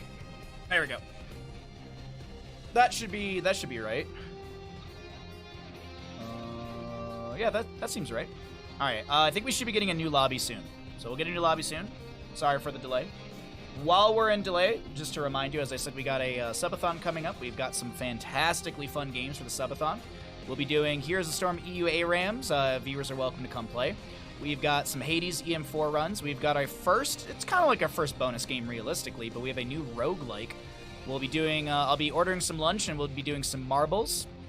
At 12:30, we've got our first bonus game of the day. After that, we'll be doing Dark Souls 2. Later on, I'll be taking Bandit for a walk. I will not be streaming that. And I'll put on like a VOD for you all, or a little video. And I'm going to eat some dinner as well. I don't know what I'm going to eat. I don't know what I'm going to get for food. I'm actually very unsure about that part. Later, we have a modded Darkest Dungeon run. So I put some mods into Darkest Dungeon. We've got a bonus game number 2. And then to wrap up the night, we've got Jackbox games with viewers. Hope to see you all on that Sunday. And if you're NA based and you don't have to work in retail, Monday is a day off, so you should be able to watch the whole dang thing. Looking forward to it. Me too. Nervously excited. I am nervously excited for subathons, as always. It's a long day. It's a long day. The last subathon we did, I didn't get a lot of sleep the night before, so it was a rough one. The last subathon was a rough one. I did not get a lot. That was the September subathon, actually.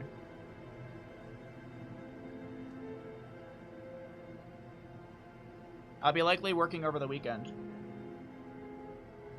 But it's a US holiday this weekend. You shouldn't have to. Oh, look at that. There's a squirrel right there. Look at him go! Oh, there's actually birds and stuff now. I'm never gonna stream walks with Bandit because I'm not gonna dox myself. I know you're all joking around, but I will never ever stream walking with Bandit because I'm not gonna dox myself. I'm not an idiot. I mean, I am an idiot, but I'm not that big of an idiot.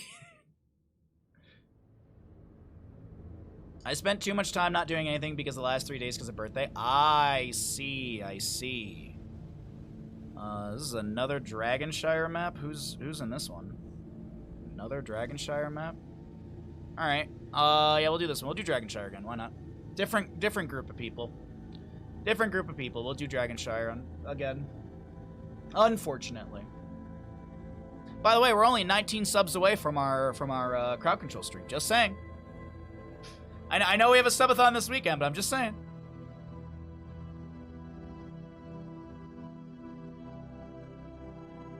Your Corecaster's more of the silent type, isn't he? Well, Bandit does a lot of the heavy lifting when the game is on, so he usually naps in between matches when I'm setting things up. What's up, Heroes? How you doing, bud?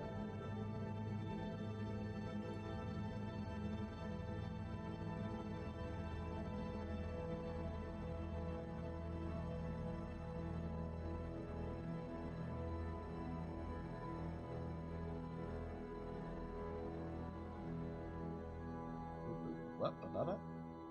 Oh, okay. Oh, did you see TwitchCon's going to be in Paris and Vegas this year? Paris and Vegas for TwitchCon. It'll be interesting. It should be interesting time. Vegas is actually fairly doable. But at the same time, like, I don't know what I would do at TwitchCon. I really don't know what I would do.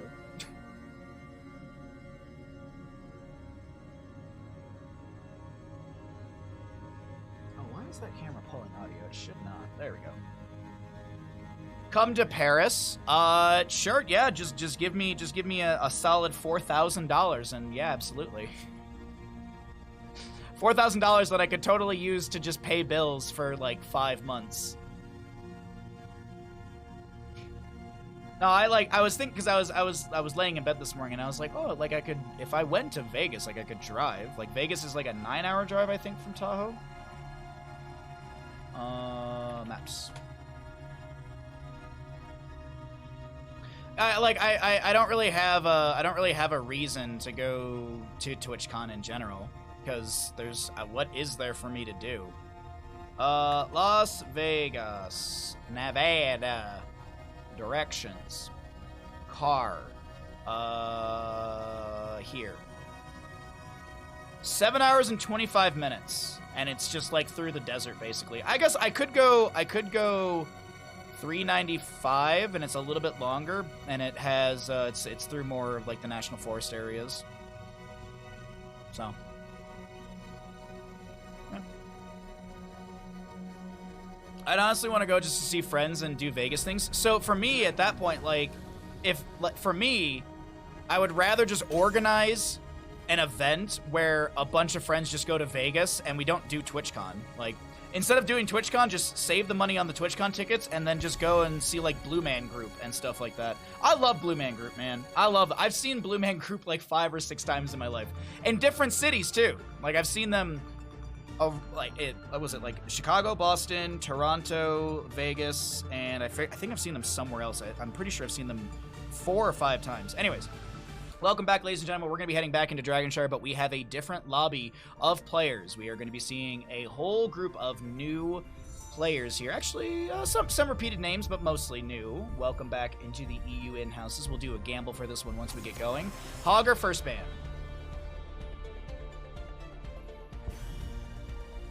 The audience where they get the camera down your throat, because that one happened once, not to me. I think that's part of the show, yeah. I think that one's part of the show, because I think I've seen that bit in multiple different Blue Man shows. So they're all slightly different. The routines are all slightly different. Like there's some repeated stuff for sure, like the you're late bit. They do that at every single Blue Man show. They always do the you're late bit. Oh, he banned it. You tooted. Bandit, that's a stinky fart, bud. Oh, God. Ooh-wee. Genji and Hogger banned. Brightwing and what? Brightwing and what will be banned away for Dragonshire? What's the flavor they don't want to deal with? Blaze? No Blaze? No Lucio? No Maidens?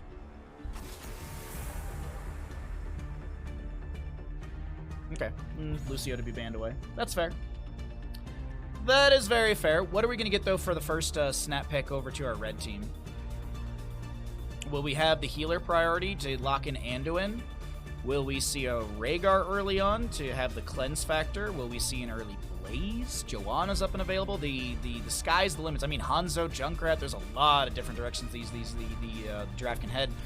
And Joanna will be a safe, secure pick here for our red team. Doesn't show the direction of the draft. You could still go...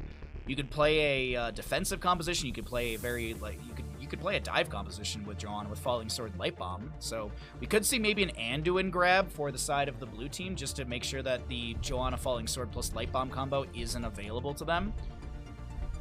Actually, like Anduin Blaze would not be bad here. Blaze still fitting in that could be solo lane, could be main tank.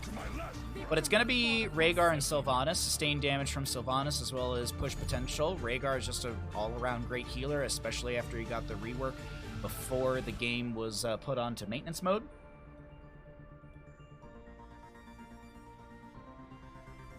And Joanna, what else? Joanna and what else? Ooh, okay, alright. That's a little mean. That's a little mean. So, we could see solo lane ban priorities here. We could see a hero that might synergize with Tracer, so something that's sustained damage and chase. Just to be able to consistently, like, close the gap and get a kill. I don't think you ban out Greymane. I think you want to look at... That's actually not too bad of a ban either. There's some really good poke potential. Burst ability as well. Malfury and Joanna do have the available tools to lock people in place, and that is what Chromie loves to have available to her. Diablo to be banned away, and yeah, it synergizes well with the Rhaegar Sylvanas that's already been drafted over to our blue team. Things like Garrosh are up and available, but Joanna's Iron Skin kind of eats through that. Nubarak, we could see a Cocoon, a Nubarak maybe. Cocoon and Nubarak onto, like, Tracer, but if you Cocoon anyone else, Tracer just burns through it, so I don't know if you want to go a Nubarak. Muradin's not a bad idea, actually. He's got, actually, Muradin and Blaze wouldn't be bad at all. They both have the available tools to slow down the attack speed of Tracer, but, okay, Dahaka for the solo. Varian, as I'm assuming, main tank. Where's Mochri to tell us that Varian is not a Tracer counter? I think we are going to be seeing a sort of mind control into taunt, or taunt into mind control sort of setup here for our blue team. Junkrat will be the second to last pick for the red side, and what else are they going to grab? They're going to need a solo laner into the Dahaka. What do they want here? Whoa! Chen W in chat. We'll probably get Storm, Earth, and Fire, but just maybe we'll get Wandering Keg. Ready to roll out. Hey, this is a pretty fun draft from both sides. All right, let me go ahead and swap us into our casting screen. I will get the gamble ready for us. This is a pretty fun draft from both sides. I will wait for us to get loaded in a little bit, and then I'll start the predictions. So if anyone wants to see level 1s or, you know, consider what the first engagement looks like, then you can gamble after that. So how you doing, PM? What's up, everybody? Thank you once again, everyone, for hanging out. Thanks for being here. Thanks for lurking. Thanks for chatting. I appreciate all of you. I hope you're ready for some more Here's the Storm action as we're heading into map 3 in our EU in-houses.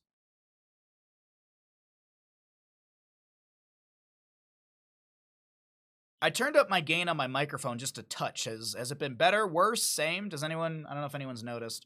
All right, let me start the prediction as well. We got 2 minutes on which team will win Dragonshire. Get your gambles in. Time to predict. Oh, wait, I have a button for this. I have a button for this. Hey! I have a button for it. Okay, here we go. Loaded on in on the left-hand side, we have got the members of our blue team. We've got Hunter Orc on the Rhaegar, Cringe Kid, who's also Cure, on the Varian, Gaff on the Sergeant Hammer, Svampgrada to play the Sylvanas, and we've got Splice on the Dahaka. On the right-hand side, we're going to be looking at our red team. We have got Soaking on the Chen. We have got Banana playing the Joanna, Legacy on the Malfurion, Zero on the Junkrat, and Limu. 5. All right, so Limu? I always forget how to say this properly. I'm going to go with Lim on the Tracer. That's I can definitely say that. Chen going to go into Freshest Ingredients. That's going to synergize with some Flying Kick value later on. I believe it's a level 4 talent that synergizes with that level 1. With Shield persisting, we do have a no actual major mid lane engagement. Varian going to be going into Lion's Maw at level 1. That's typically the tanking talent that I take myself. I feel like you could go W into the Tracer, which would be good, or you could just look for the Lion's Maw extra slow, allows you to sustain chase, and the gamble is still open and available, ladies and gentlemen. If you'd like to get some last second predictions, Varian working his way down to bottom.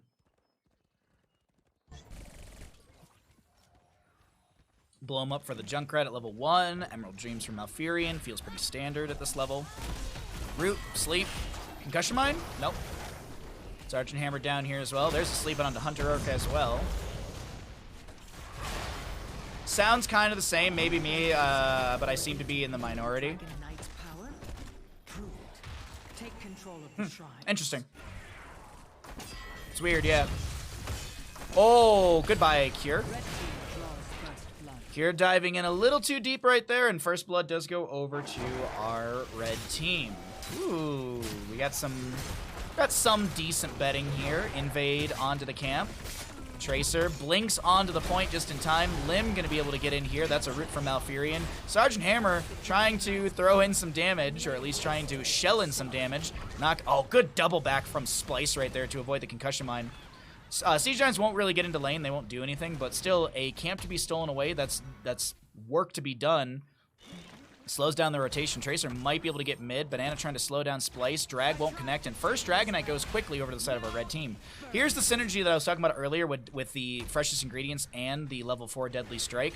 So Freshest Ingredients, the reward is Fortifying Brew, reduce the cooldown by 2 seconds, and 50% of its shield persists indefinitely after drinking. Now, here's a crazy thing. Deadly Strikes. Flying Kick no longer costs Brew. Additionally, the damage is increased by 125%, while Chen has shields from Fortifying Brew.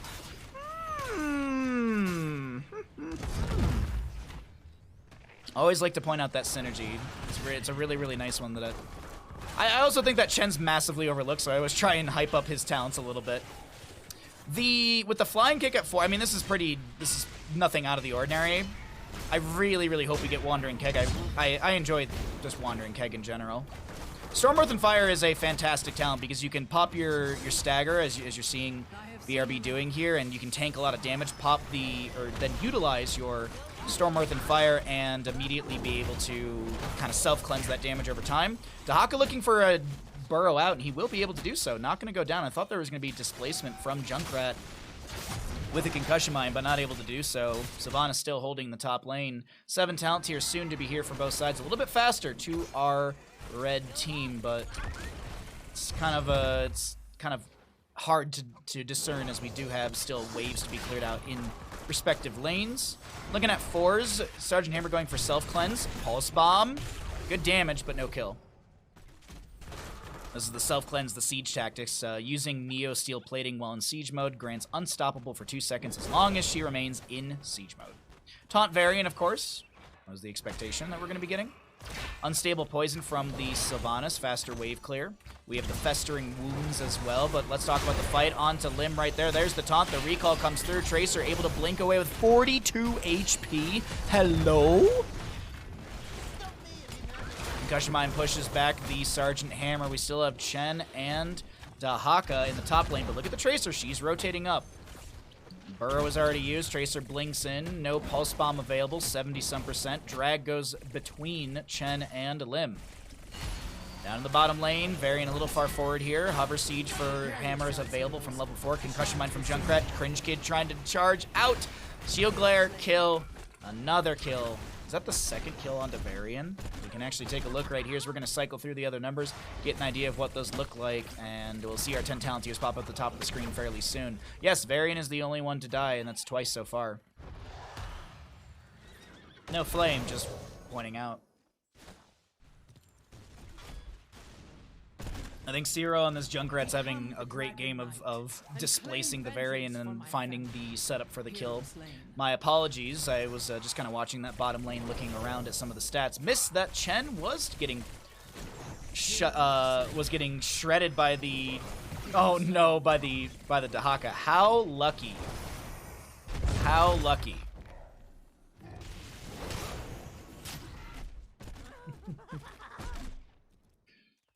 Looks like I might have missed something in the top lane right there as I was trying to bounce around. Tracer in the rotation. Hunter Orc is going to be chased. No Pulse Bomb available. Stop going for me. Okay. Taunt onto Tracer. She will fall this time. Not enough healing out from Legacy. That will be a kill to our blue team. 3-3 in kills in total. And here comes the dive onto Banana. Is the body blocks available? The body blocks are really good here. Do a Feeding Frenzy for the Dahaka, but unfortunately I don't think he was able to find the drag. Chen looking for a channel in mid. Wandering Keg, by the way. Chen W's in chat if you got him. Chen W's in chat if you got him. There's the kick in. Elusive Brawler as well. You gain the 30% movement speed, so you get the mount speed, which allows you can fly and kick in, pop the Elusive Brawler. You get the value from that, but you also have the available movement speed to move into a position to maybe get a Wandering Keg angle. In the mid lane, Cringe Kid has the level 1's gonna be finished out. We will see the shield wall at level 10. Protection by the way. W. Wandering Keg from Chen splits the Dahaka, but is there any follow-up potential? Ancestor Healing for Hunter Orc is up and ready for cast, but it's not going to be channeled. Not going to be channeled, not going to be utilized. Going to hold. Dahaka's doing fine for now. I'm actually going to look really quickly. How much essence does he have? He's got 2 stacks. Uh-oh. Tracer tries, and I think Tracer might actually be able to get out of here just fine. Isolation not connecting. Ancestor healing. Rhaegar wants the kill. Can he bite the butt? He can. Good Ancestral. Good self-cast. Thank you, Iron Flare. Thank you for the pyramid. Banana going to be slowed here. Malfurion trying to heal, but the body blocks are good, and Hunter Orc as well as Splice get that kill with the help of Gaflo. Soaking going to be stepping in as well, popping the Elusive Brawler. Gonna drink up a little bit, kick onto the... I was gonna say kick onto the Rhaegar and look for a Wandering Keg, but it's not gonna be activated. Junkrat in the bottom lane, gonna be poking at Cringe Kid. What's up, Iron Flare? How's your Thursday going, bud? How are you doing today, my friend?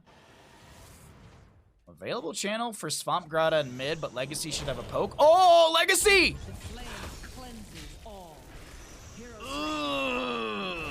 I feel like if we could hear Legacy right now, all we would hear is just...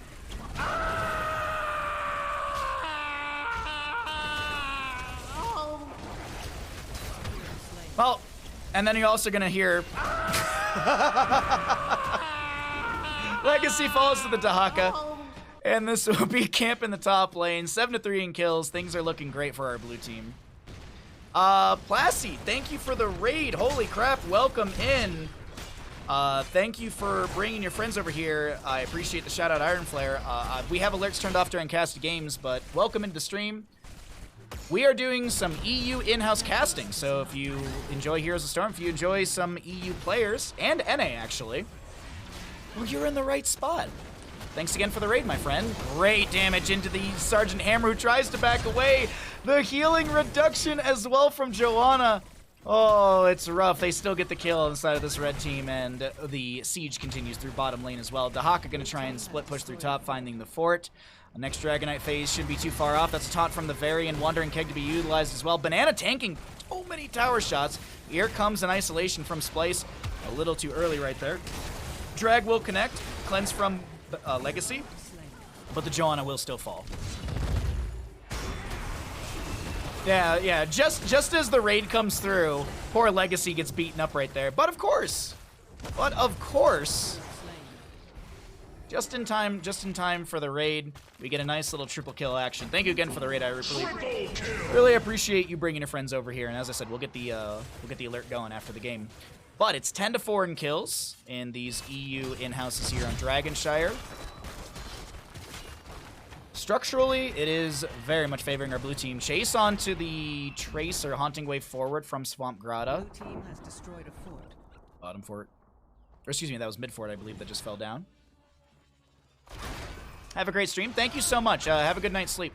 Thanks again for bringing your community over here. I really appreciate that. Where's Mockery? Where's Mockery to tell us that Varian does not counter Tracer? Varian will go down to tower shots. Nexus Force is a little too strong right there. Sidestep from Splice to avoid the Concussion Mine. Great Wailing Arrow, good damage. Legacy and friends are so very low, but the healing is just enough. Some well taps to be had. 16-15 in our levels, 11-5 in kills. A solid level and a half lead for our blue team as Chen goes to clear out the bottom lane. Here comes another Dragon Knight in the next 30 seconds. Oh, no, sorry. We already had the 30-second.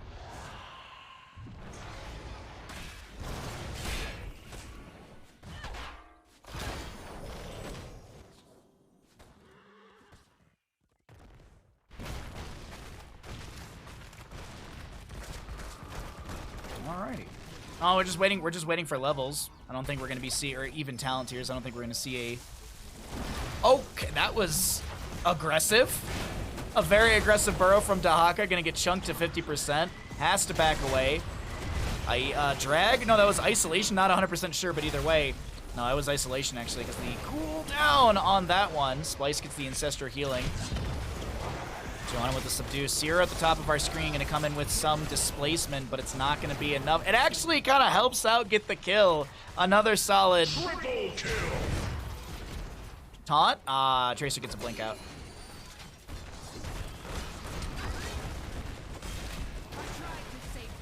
Dragonite to our blue team. I wouldn't be surprised if this is rushed in through bottom lane to try and end here. Wailing Arrow from Sylvanas will be thrown out. Tracer tries to get a counter kill. Wow, Will the Forsaken from Sylvanas keeps her alive and gets the movement speed to get away from the Riptire fast enough. Dragon Knight is about to be here in bottom. That's going to straight onto the core. Taunt from Varian, bite from the butt, and Sylvanas steals the last auto. Chen kicking in. He's got Wandering Keg. We've got Malfurion about to be back up. Joanna as well. Tracer the only one dead here. Sierra on the left-hand side of our screen will go and start hearthing out. We've got the wave to be cleared out. Sergeant Hammer pushing back the enemies, but I don't think this is going to be working out too well for our red team. The GGs are already called from the Dragon Knight. And ladies and gentlemen, we've got our third map of the day. Oopsie, I missed the zoom. Third map of the day going over to the side of our blue team. GG, well played. Blue team is just OP. Apparently the blue team is just a little too OP.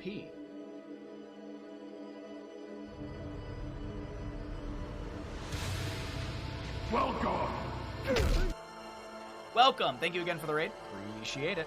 Choose outcome. Which team wins? The blue team did win.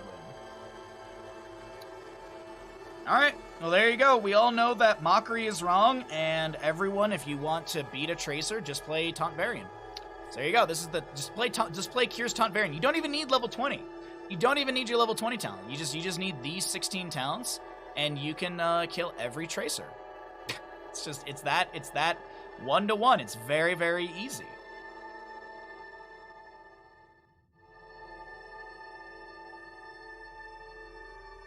It's just science, yeah. Bill Nye the Science Guy once said, if you play Taunt Varian, you beat Tracer.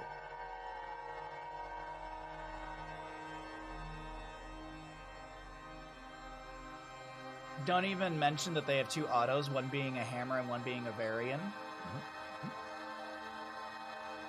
Bill Nye knows what's up. Exactly. Bill Nye knows exactly what's up. Alright, we're just waiting for our next lobby. Waiting for the next lobby, and more good games on the way. Thank you all for being here, as I said. Always fun. We're going to do a bunch of casting today. Today is all Heroes of the Storm casting. When the EU in-houses run out of juice, we will be swapping over to either NGS or Nexomania. Either NGS or Nexo... Tomb. I like a good Tomb. I love Tomb. Alright, I am in the 4th lobby.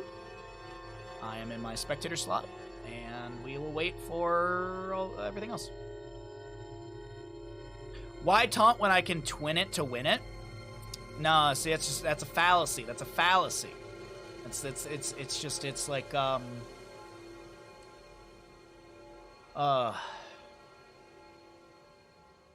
trying to think of something. I don't want to go to pineapple on pizza because that's a dumb one, and I don't really care what people put on their pizza. That's a simple fallacy. It's like using a knife and cutting towards yourself. You just don't want to do it. There you go. There's your Boy Scout tip of the day. Don't cut towards yourself. Always cut away. So that's always what I learned in Boy Scouts is if you're using a knife, always cut away from yourself. I see so many streamers like they're sitting there with like a letter opener or something like that. They've got like a box and they're just sitting there like whittling it like towards their face and they're just like, Jesus Christ, you're gonna stab yourself in the eye.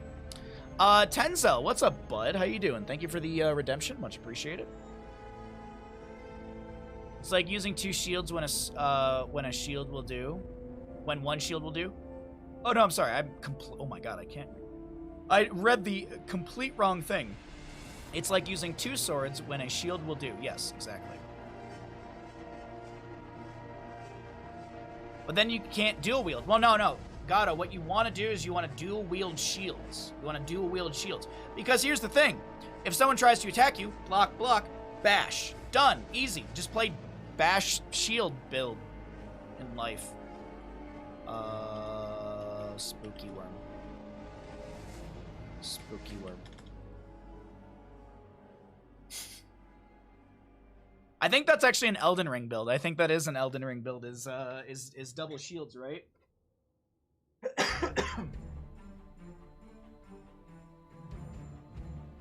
Imagine how easy Hades would be if you had two shields instead of one. That is true. Did you know, by the way, Mama, did you know that if you have Amazon Prime, you've got Prime Gaming?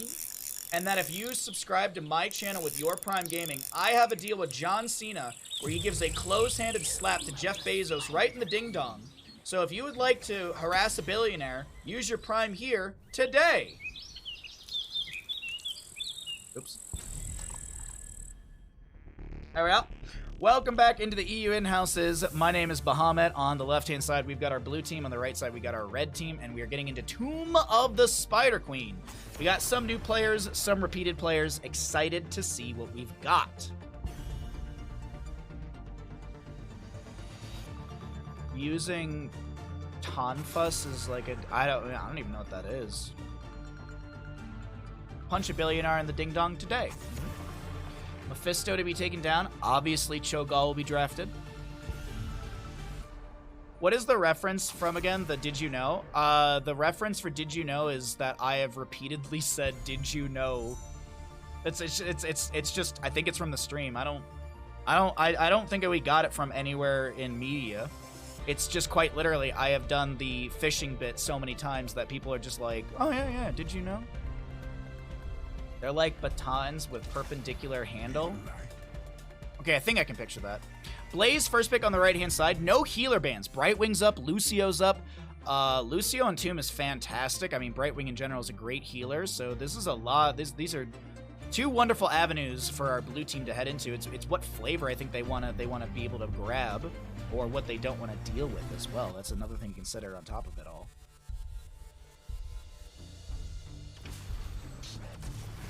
Diablo Junkrat. Yeah. I kept saying every time I do my Prime little bit, I would say, did you know? And then people in chat started saying, did you know? Every time I did it. So I think it just became a stream thing. There's an Austin, Texas radio station. Oh yeah. That's my favorite radio station. No, I don't get radio from Austin, Texas up here, so. As Gatto said, they obviously stole it from me. Makes sense. No fallacy in that one. So the Brightwing to the right-hand side, we are going to be getting into another ban phase here. Tychus Blaze Brightwing. Man, that's... What do you want to ban out here? Do you want to get rid of a Mage for wave clear? Do you want to get rid of the Genji, maybe, for the dive? Actually, maybe Genji ban might be the consideration. Granted, our blue team does have first pick, and they're going to get rid of Garrosh. Once again, makes sense, overlooking the Diablo that's already been drafted. Diablo into Garrosh can be difficult on the Diablo end, so I don't mind the ban whatsoever. But still, as I mentioned, things like Genji are up and available, and that's maybe even a consideration from our red team to ban away.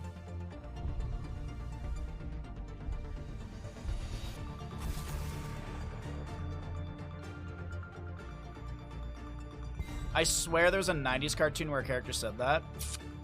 I don't know, bud. I don't know, sorry. But did you know, Mama, that if you have... Ha ha ha ha ha. Diablo, Junkrat. What are we going to get for our healer here? Anduin does have some great follow-up CC. Lucio's just strong in general. Ooh.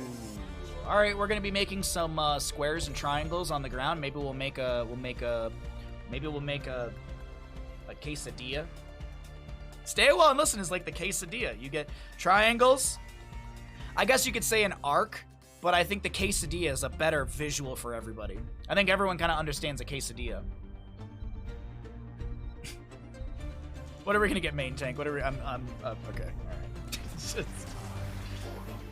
Deathwing and a Nubarak. Oh, we have not seen Deathwing in a bit, so that's gonna be exciting to see. A Nubarak for some cocoon value. There's nothing to really shred through the cocoon right now either. Dang it, Napoleon, why don't you go make yourself a dang quesadilla? Yeah. Someone quoted that earlier as well. I like the Malthael pick a ton. I really like this Malthael pick to round out things. That can make Deathwing, Blaze, and Nubarak's lives absolutely miserable. Deathwing should be the hot priority for Malthael consistently. Really, really good draft from both sides. Let me go ahead and get the gambles set up for us. And I'll get us into the casting screen, and then we will... I'll start the gamble once we get closer to the game starting, so that way people can see the first engagement and the level 1 talents.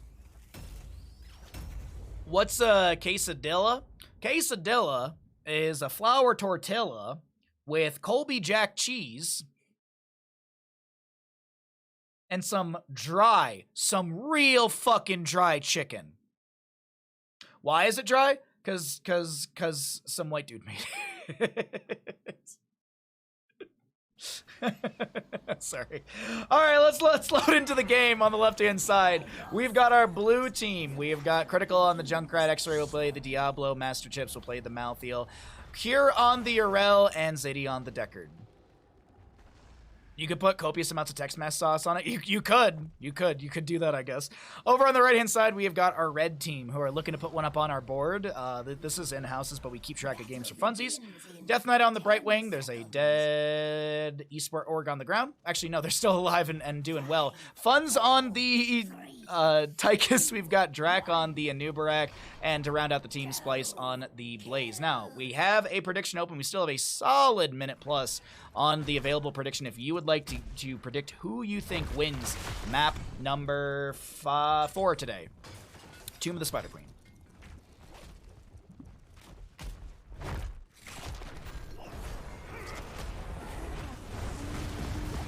We had a taco night at my house once with a bunch of friends.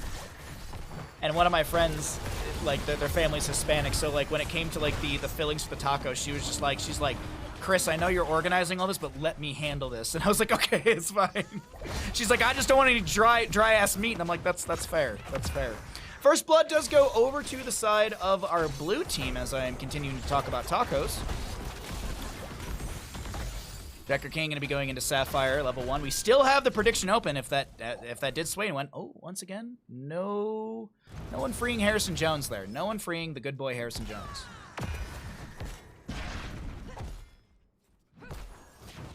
What do I even have? What do I have for dinner tonight? I don't even know. Oh, I need to figure out food, I just realized. Nobody wants dry-ass meat. Nobody wants dry-ass meat. Well, I mean, I guess if you want, like, if you like beef jerky and stuff, I guess that's fine.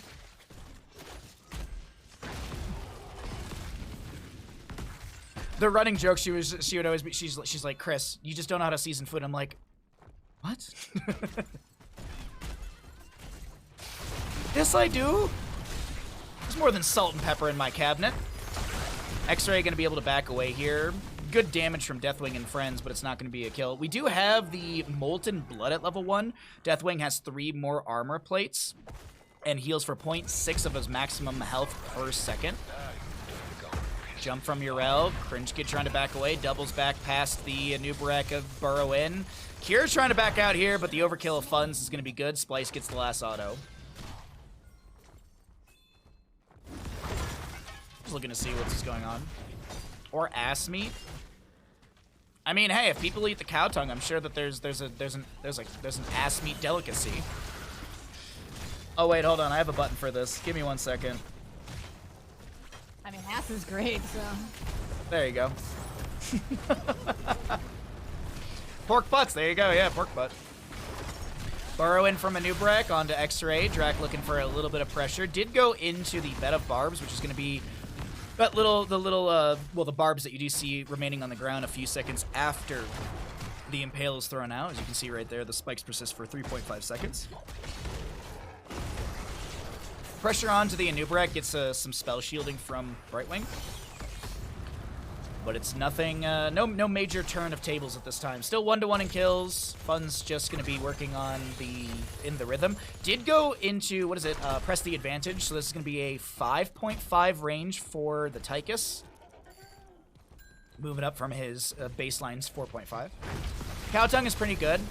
What is it? Is it, Lingua? Lingua is cow tongue. I've had it before. I'm not a fan of it. I don't really care for the texture. It's not bad. I just don't like. I'd rather get like El Pastor or something like that. My dad loves Lingua though. Like that's the one thing. Whenever he comes up here, he's like, "Ooh, if we're gonna go to that one like little Mexican restaurant, can we get Lingua?" And I'm like, "Yeah, you get what you want, dude. They're little like dollar tacos." Hey, Ton, what's up, bud? Kier looking for 9 gems to be turned in. Excuse me. Won't be enough for a Webweaver summon. Who's actually got enough? It's actually all Malthael right here. Malthael needs to... Actually, no. It's Junkrat. Or... I thought there was a 11 necessary, not 1. So our blue team will get the first Webweaver of the game. Let's see what they're able to do with this. Looking at some of our talents. Dirty Trickster for the Junkrat will also go into Taste 4 Explosions at level 4. Tychus is going to be looking at a Relentless Soldier at level 7. I feel like I don't see this too often. Though it is a good pickup. Diablo stuns, Deckard Cain, Roots. So, a lot of good tech out of this choice right here. Fun's gonna try and dash forward and slash through. Shred through Malthael's HP. I don't know why I can't talk today. I usually get beef tongue at the Korean barbecue places as thin slices. Ooh. Your grandma made me eat cow brain as a kid. Super not a fan of that. Super salty and spongy. That's what my parents during communism, that's what they had. I made the statement earlier. You know, if Ceausescu gave you a cow head, that's what you had to work with. So you used the whole cow head. You ate the brain. You ate all of it. You ate as much of that because that was your meat that was your allocated meat that you got from the state. You didn't get to choose. You just got it. And you had to work with it. Fun's trying to back away, gets one little dash, but I do think Master Chips is going to be able to get the shred. Why is that such a word today? Is going to be able to get the sustain damage, and Diablo goes in for the last auto.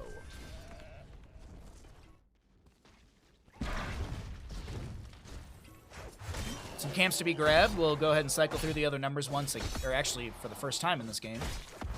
Skyfall from the Deathwing at level 7. He's got a little bit of poke from that one. I will say this though, Lard, you can now go up to people and be like, yeah, I've had cow brain, no thank you. Because then there's always those people who are like, oh no, you just gotta try it like, you just gotta try a la mode. You just gotta try cow brain a la mode. It's like, no, I'm good. I had it once, that's it. No thank you. It's like calamari. I've tried it, I don't care for it. People love calamari, not for me. It's not my jam. I've tried it a couple times actually. I just don't like it. One and done from, yeah. I don't think my parents would actively try and eat cow brain again. So, Draken Laser Drill, do want to point that out from the Tychus. Stay a while and listen, so we have that quesadilla on the ground. Deathwing will go Bellowing Roar. You can see that just above. We are going to see Fun's DC, so let's go ahead and bring it on back to Bandit and I. That way we, you know, we keep a little bit of competitive integrity in case someone looks over at the stream. I prefer brain over some other stuff like shrimp. I'd rather have brain. I don't like shrimp. I don't like shrimp. I can eat like 2 shrimp and then I feel like I'm gonna throw up. It's not like a textural thing. It's just like I eat the shrimp and I just feel nauseous. I just don't think my body likes things from the ocean. I always think back to my best friend is vegetarian. He's been vegetarian his entire life. And one time he accidentally, we were out drinking and stuff, and we got Taco Bell, and he didn't realize that his burrito, they didn't put beans in it, they put meat in it. He couldn't tell because we were drunk and blah, blah, blah.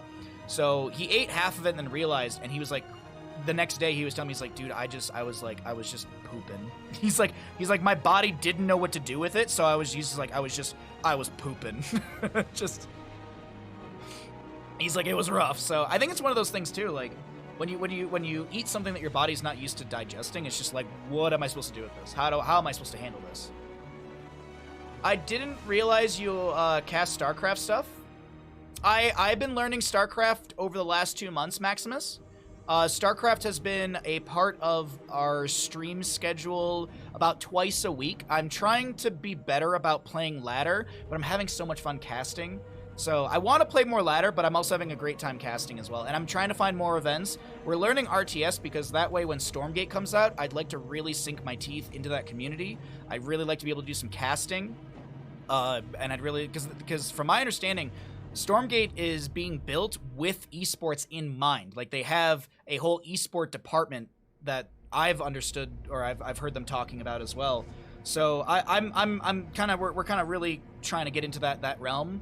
Heroes of the Storm will always be a part of this stream. I love this game. As long as there's grassroots leagues, I will do my best to do coverage for this stuff, but I do also want to start to break into games that do get regular patches and updates and support from the developers.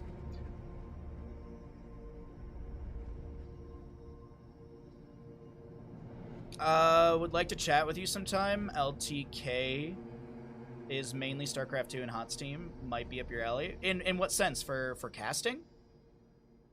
Do you run like StarCraft events? Because if you're running StarCraft events or you have in-houses or anything like that, I'm all for it. I'm all for it. I'm trying to diversify a little bit.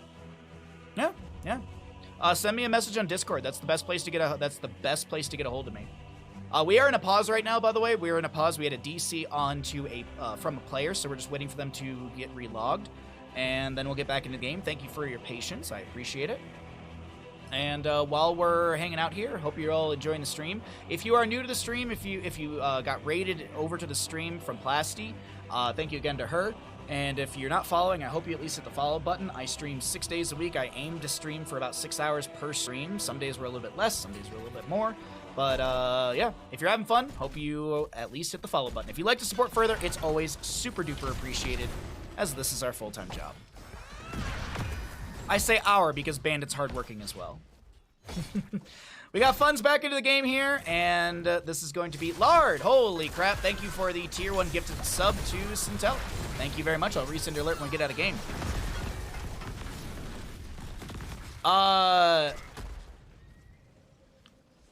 Kick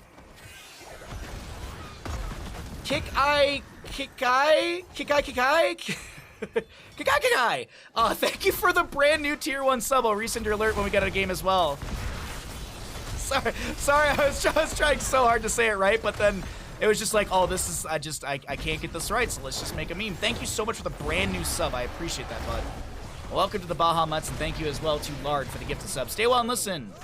Going out right there onto Blaze and Anubarak. We got a Deathwing with the Molten Flame to zone back the blue crew. My apologies, I did pull away the talents there as we were in a little bit of a pause. Looks like we have another DC, so let's go ahead and run some alerts.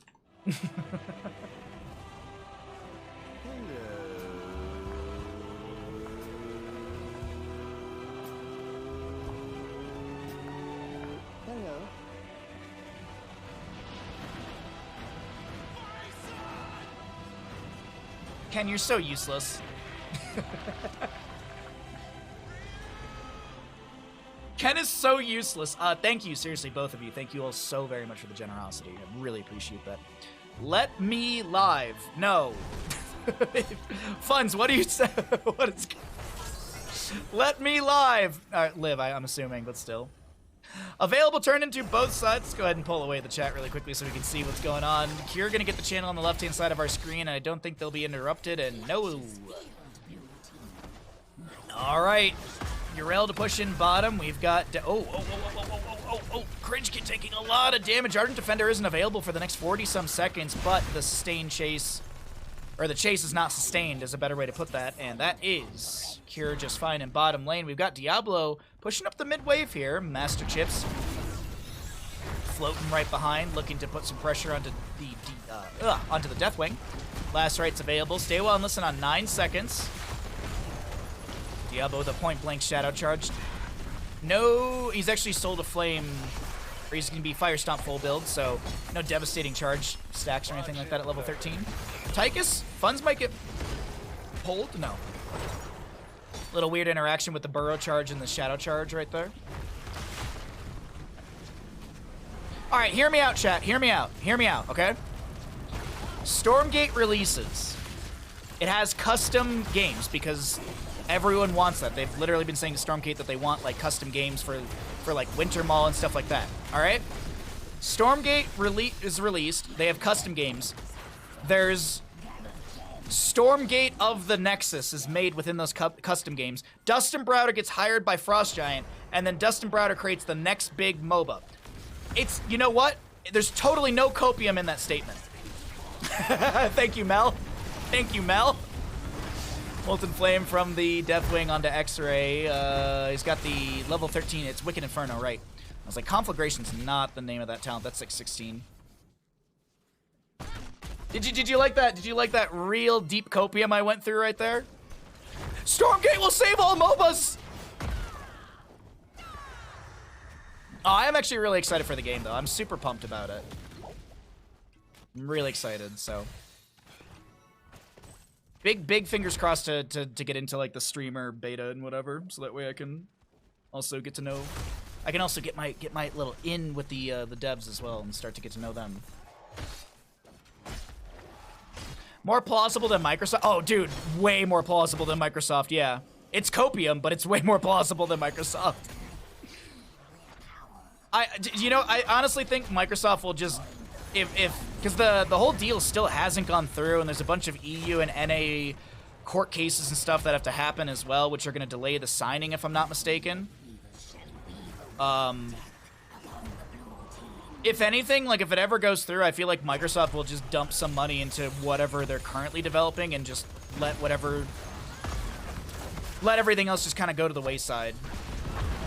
Like, they have that new survival MMO that they're making or whatever. There's a new survival game that Blizzard's been making.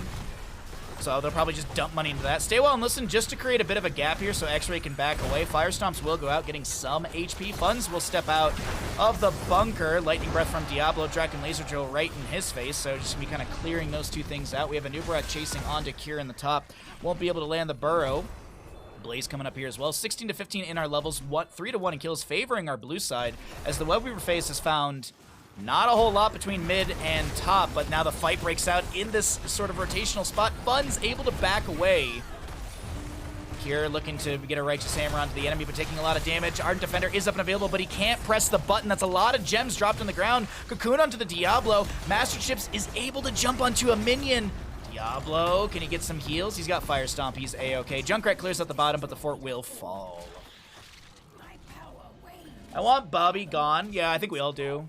Whether it's Microsoft or whatever, good riddance. I'm Frozen Italiano. I would agree with you on that statement. Bobby can kick rocks for all I care.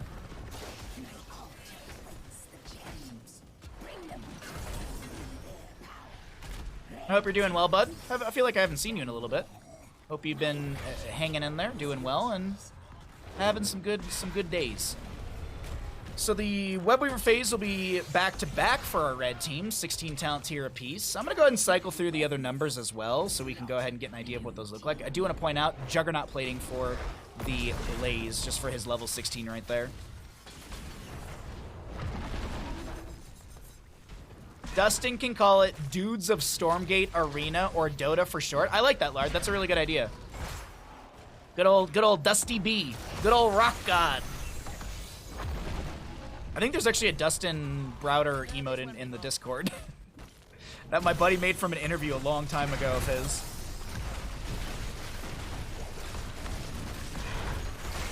Webweaver takes out the mid lane fort.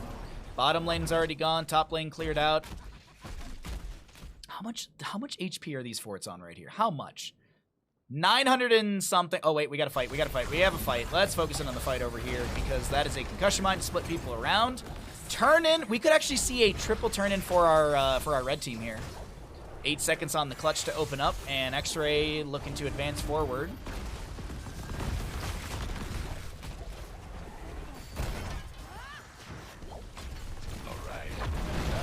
Earth Shatter does connect onto X-Ray. Good healing out from Zadie consistently, but I don't think it'll be enough. That's a Jet Propulsion from the Blaze, and the Tychus does find the damage.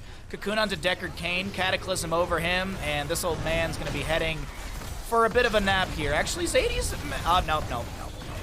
I was like, Zadie's doing fine. It's okay. No, unfortunately not the case. Splice looking for the turn-in on the north side of our screen.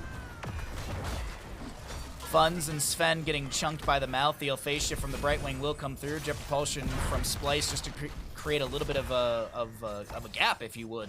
Some space to let the rest of the team back away.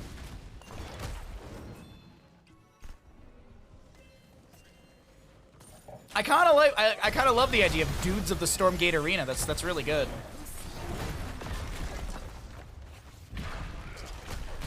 Urel is able to back away with the 16 different ways she can self-cleanse herself or give herself movement speed or any of those buttons.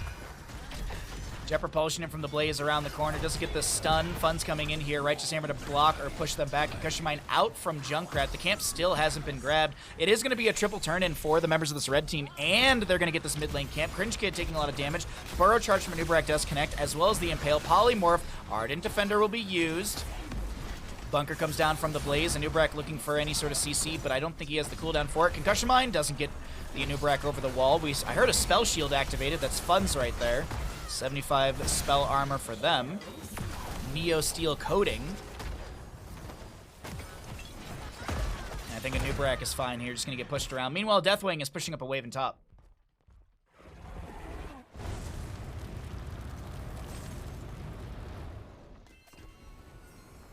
Mid lane to be cleared out. Gets a little bit of the keep front gate. Bottom lane.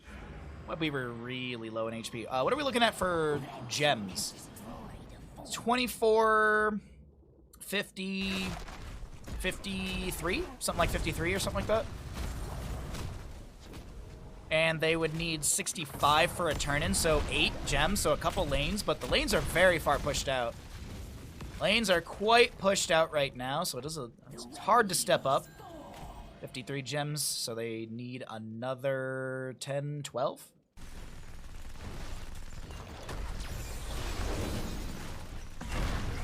Quick boss for the top here, as we do have 20 talents here. We got the Bob and Weave. Run and Gun and Odin's Thrusters gain 2 additional charges and reduce the Run and Gun's mana cost from 50 to 25.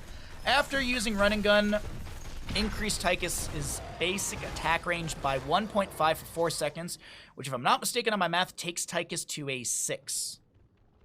No, is it a 7 actually? Because he's 5.5 right now. So he'd be 7. Yeah, he gets a 7 range. Not outranging structures, but that's good. Actually, can I even see it? Can we see it in the stat bar? Yeah, there it is. The range is 7.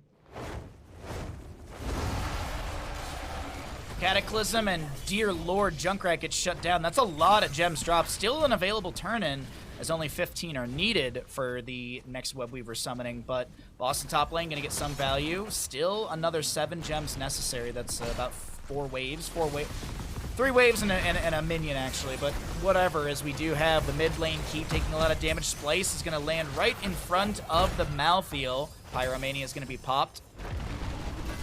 Did Anub'arak pop Rewind? I feel like I saw the symbol for that pop over his head.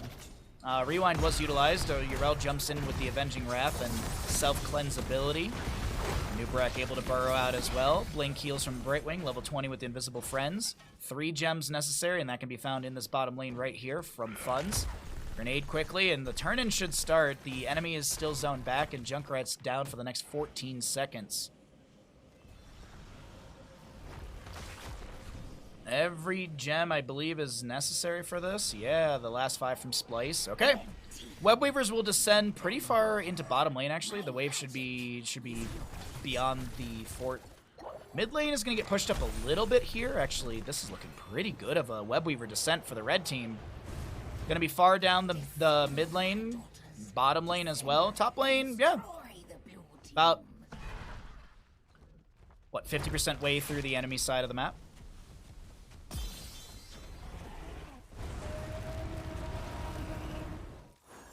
So Cure clears bottom. Mid lane is looking like our major push for the red team as they want to take down this keep. Get that consistent catapult pressure. Webweaver walked into that. Not going to stick around any longer. Deathwing going to clear out the wave. Mid lane keep does go down, as I had mentioned. 3 to 7 in kills. Our red team doing pretty good here. If they get a kill or two, they could be looking to end as Draken Laser Drill will come down, focusing on to the keep. We have Jet Propulsion in from the Blaze. Deathwing when the Deathwing and Diablo are trading flames back and forth. But the Conflagration's a lot stronger. Huge Cataclysm across the enemy team, but the Anub'arak does go down first. Bellowing Roar, I think, was used by Deathwing. Yes, it was. And the Webweaver phase, ooh, this is going real south for the members of our red team, and they're going to lose a couple members. Is this enough to go core? No. Death timers are not long enough, and there's too many structures to go through. I feel like we're going to see a double fort to fall.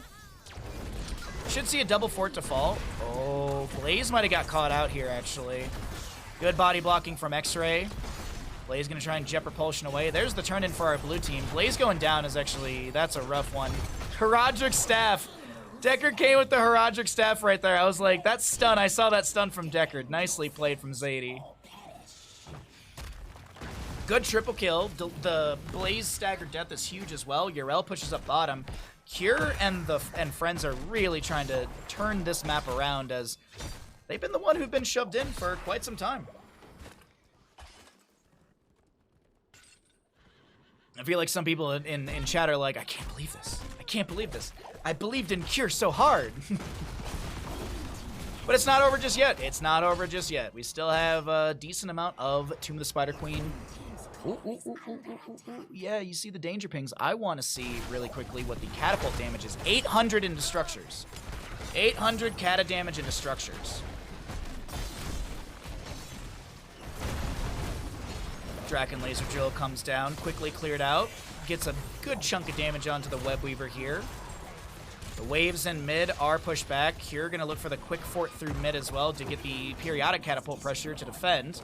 And Tomb of the Spider Queen continues. But look at this, look at this. Only 3 gems need to be picked up. Look what's going on right here. 3 gems are being picked up. Back-to-back Webweavers are available. And I think that's what they're gonna be looking for exactly right here. Every gem's got to get turned in. Zadie's as well. Deathwing going to be zoned back after Cure and X-Ray get the turn-ins. Nice zoning. Cure taking a lot of damage. Fear. Oh, Ardent Defender. Couldn't press the button. The chain CC was a little too good right there. Cocoon onto Malthael. There's a potion right next to it. Earth Shatter underneath it gets the stun. Jet Propulsion from the Blaze. There's the follow-up. God dang it! Disgusting! Malthael is bought back in. Malthael buys back in. He cannot die for the next 3 minutes. If he does, his death timer is around 80 seconds.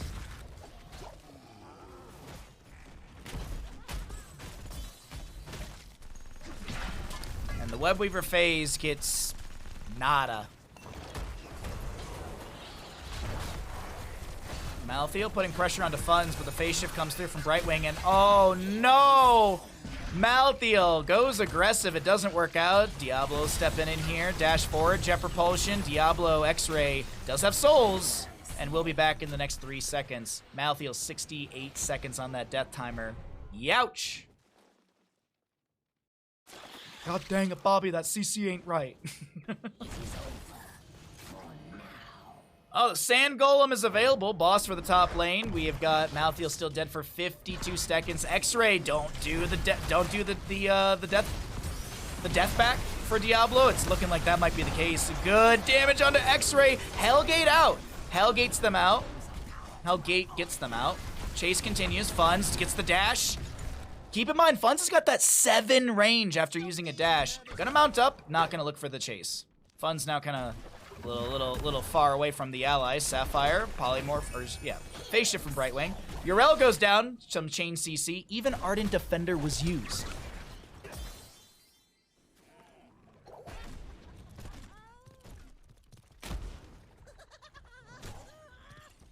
Just the Junkrat laughs. Boss? It's looking like a boss. Looking like they're going for boss. All right, Malthael's back up. Let's take a look at him really quickly. 65 seconds on his level 20. Deathwing conflagration value. You see it on the Diablo exploding.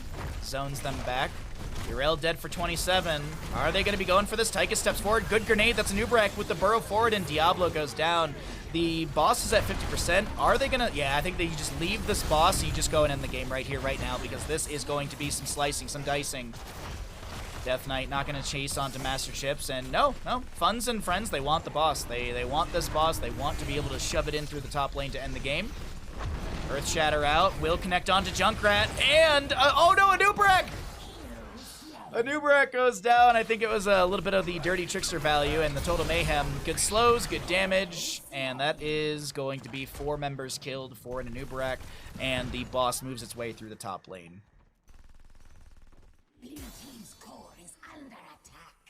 Katas are already trying to end. Katas are already... What are they dealing? 968 damage into structures. Oh, Malthael and Yrel are the 2 lone defenders. Oh, nope. It's Malthael is the lone defender. Do you save your stats? Yeah, Master Chips will... No, gonna get the insta-mount. And that will be map number 4 of the day. Going over to our red team. They put one up on our board in the EU in-houses. My points!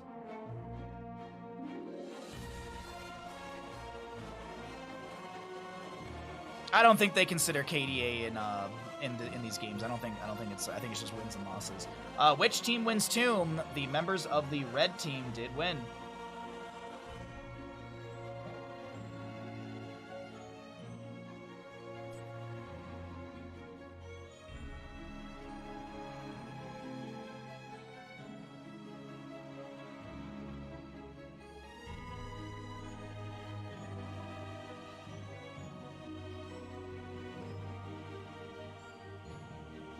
Alrighty.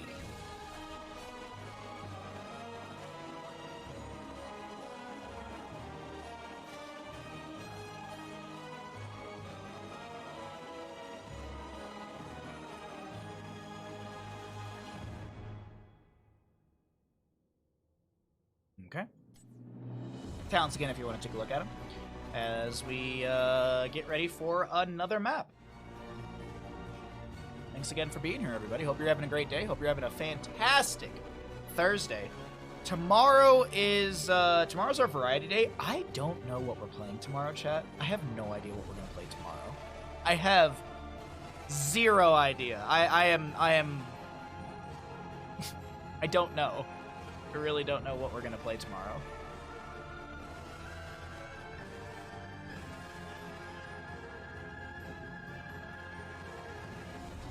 I did think about running the what was the name of that game? Oh god, what was it? The Quarry. I thought about doing the Quarry thing, but that's a lot of just kind of watching games. I won more points. Indeed you did, Kaimo Tripson. Indeed you did. I went through, by the way, if any of you have noticed, I went through yesterday and I tried to adjust all the VIP stuff as best I could. So the only people that currently have VIPs are people that are, well, because it's a list, it goes like in order, but you can't delete out, not VIP, sorry, founder badges. The founder badges, you can't delete out current subs, so it has to be someone that's no longer subbed to move the badge around. But yeah.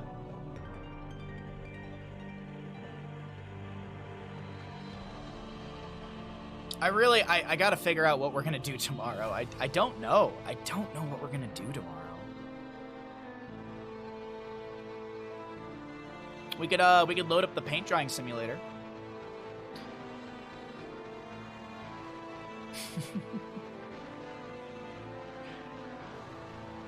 Well, you know what? I don't know. I'll figure it out tonight. Paint drying and then duck simulator.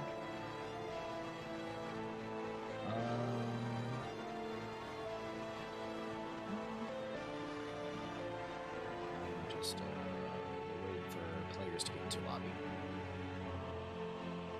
Hades is always a good time. Hades is a good time, but we're gonna play Hades during the subathon on Sunday. I'm trying to avoid games that we're gonna play on Sunday. During subathon. Ouch. Thank you, Tom. Thank you very much. All right, looks like a lobby is being created.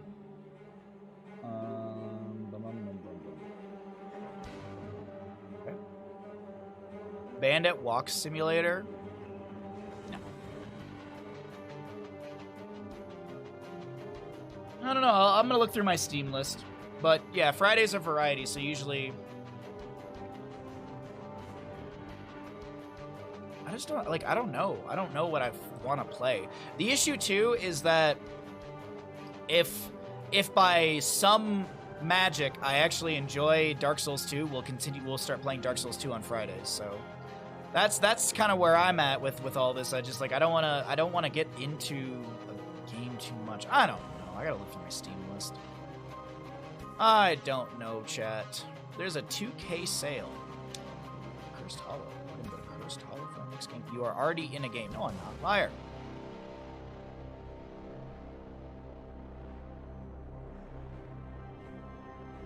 Yeah, so I've played Dark Souls 1, Dark Souls 3, Elden Ring, Bloodborne. I've beaten all of those, and a lot of people I've like talked to and stuff, they've said, oh yeah, like, you know, I love Dark Souls 1, love Dark Souls 3, hated Dark Souls 2, and I was just like, there's such a discourse in the FromSoft community. It's either you like it or you don't. Like, I feel like those are just the two. There's no in between. It's just black and white.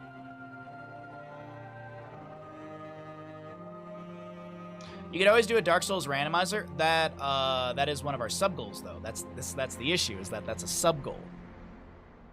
It is a sub goal during the subathon. I have a few different sub goal ideas. So, did you see the Viva La Dirt? I have no idea, Frozen Italiano. Frozen Italiano, did you know that if you have Amazon Prime, you've got Prime Gaming, and you can use your Prime Gaming here at twitch.tv/Bahamut Gaming and get yourself some amazing emotes, ad-free viewing, and you support Bandit. Did you know? Geez, way to make me feel bad. Why do you feel bad? I'm confused. Dark Souls 2 is very, divisive, I think is how you say that? Divisive?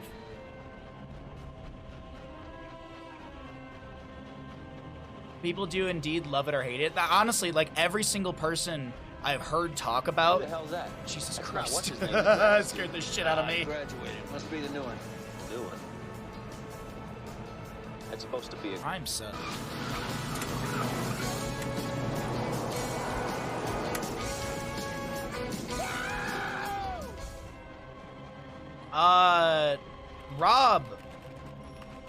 Robin of Locksley. Thank you for your brand new I Prime. will follow you. Thank to you the end so of the much for your world. brand new Prime. Subscribe. I am a sneeze, father of a chew. On the count of kick. I want to say thank you really quickly. Thank you both for your Prime Gamings. I appreciate it.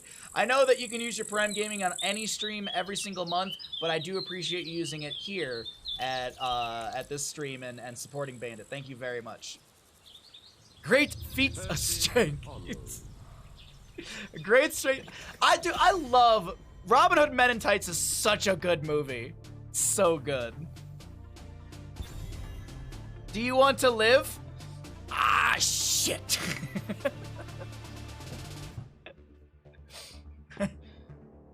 A black sheriff.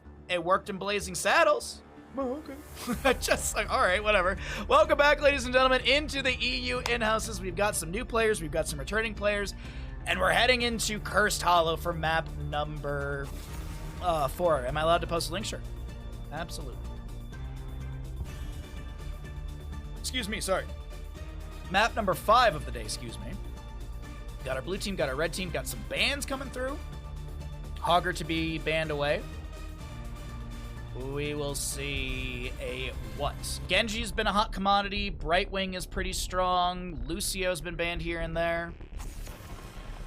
Yeah, it's kind of the flavor of the draft, or the flavor of the players.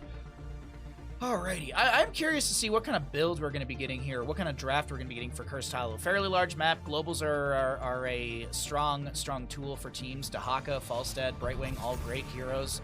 Dahaka to be banned away. This is also a great map for Abathurs. We could see some Abathur shenanigans happen. Some of the players were mentioning that they might go for some unique heroes here and there to maybe practice up for upcoming tournaments. But now you have to send Baja some loose Fritos. Don't send me loose Fritos. Please don't send me loose Fritos. I do not want loose Fritos. I do not want your loose Fritos. Blaze banned away as well. Okay. First pick. What are we looking at? Brightwing. Makes sense. Makes a lot of sense. Has anyone ever sent loose Fritos? Yeah, someone did. Darth sent loose Fritos. I haven't seen Darth in a little bit. Wonder where they've been. Next 2 picks coming out from our blue side. Could be seeing an early Rhaegar. No. Hanzo Diablo, nice synergy between the two. Butt spot, why? I don't know. Not sure. I'm honestly not sure some days. Really, I'm not sure some days with that bot. Next 2 picks before our mid-ban phase. Brightwing. So Hanzo Diablo could see like an Anduin Joanna if they want to go into Falling Sword Light Bomb. Garrosh is up and available if they want to grab the Garrosh before it gets banned away. Ooh, heavy dive comp. Heavy dive comp on the right-hand side. Okay. This could be a Genji or a Li Ming ban. Genji or Li Ming wouldn't be bad for this heavy dive comp on the side of the red team. Chromie's a consideration. But also Vikings. Is Brightwing the best healer? No, you are, Kaimo Tripson. What if they were butt-shaped Fritos instead of the curled, like the butt-shaped Fritos? I don't think I want to eat butt-shaped Fritos. No, thank you. But I mean, I do want to remind you all of very important facts that... I mean, ass is great, so... Yeah, there is that factor as well. Rhaegar ban makes sense. Makes sense. No Ancestral Healing Big Burst. We could see an Anduin. Anduin Light Bomb onto Diablo wouldn't be awful. Excuse me. A little bubble in my throat today. So Anduin wouldn't be bad. When it comes to other healers, Decker Kane's still actually fantastic. Now Furion's up and available. I'm thinking about synergies with Diablo as just extra CC, but the Anduin I really like as well. The Yoink is good into a dive heavy composition. Hey, another Chen. We've had a lot of Chen today. I mean, it's the second Chen of the day, but I'm happy about it. So they rotate around the team members. Well, it's EU in-houses, so yeah, it's the games are like the what's it called? The lobbies, I guess you could say, are randomized, yeah. It's essentially what we're doing is this is a Discord. I was wondering if we could have there. This is a Discord-led, like, Storm League. This is essentially Storm League run through Discord. So they have a whole bot that calculates MMR, all that kind of stuff, plus and minus for wins and losses. So there's a lot of layers to this. So we're essentially casting Storm League. Essentially, that is what we're doing. We are casting high-level Storm League, essentially, where players are able to talk to each other in Discord. Yeah, it's a whole community. It's a whole community. It's a whole thing. It's run by the Raven Court. They have a bot that calculates all this kind of stuff. It formulates the lobby based on who's queued up. It's fascinating. It's really, really cool. So. Taking out Blizzard's hands, pretty much. I mean, the big thing is that players can play with people that want to play good games. You're not gonna have to queue and hope to God that you get a teammate that gives a shit about the game.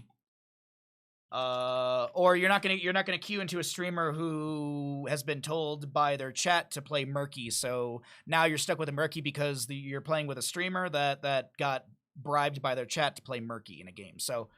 I'm not saying that's bad. I'm just saying, that can happen. Whereas these are 5 players in a Discord channel talking, communicating, so you get some very good games. So Twitch prediction has begun, ladies and gentlemen, as to which team will win Cursed Hollow. On the left-hand side, we've got our blue team. X-Ray on the Sergeant Hammer. MGQB. I'm just going to go with MG on the Hanzo. Zero on the Diablo. We've got Banana playing the Anduin. And Swamp Grata on the Chen. Over on the right-hand side, we are going to be seeing our red crew. We got Gaff on the Greymane, Hunter Orc on this Brightwing, Sven to play the Abathur, my apologies, Funds on the Maiev, and Masquerade to play the Nubrak. You can see the level 1s. You still got a solid minute plus on the Twitch predictions. Go ahead and get your predictions in as to who you think will win Cursed Hollow.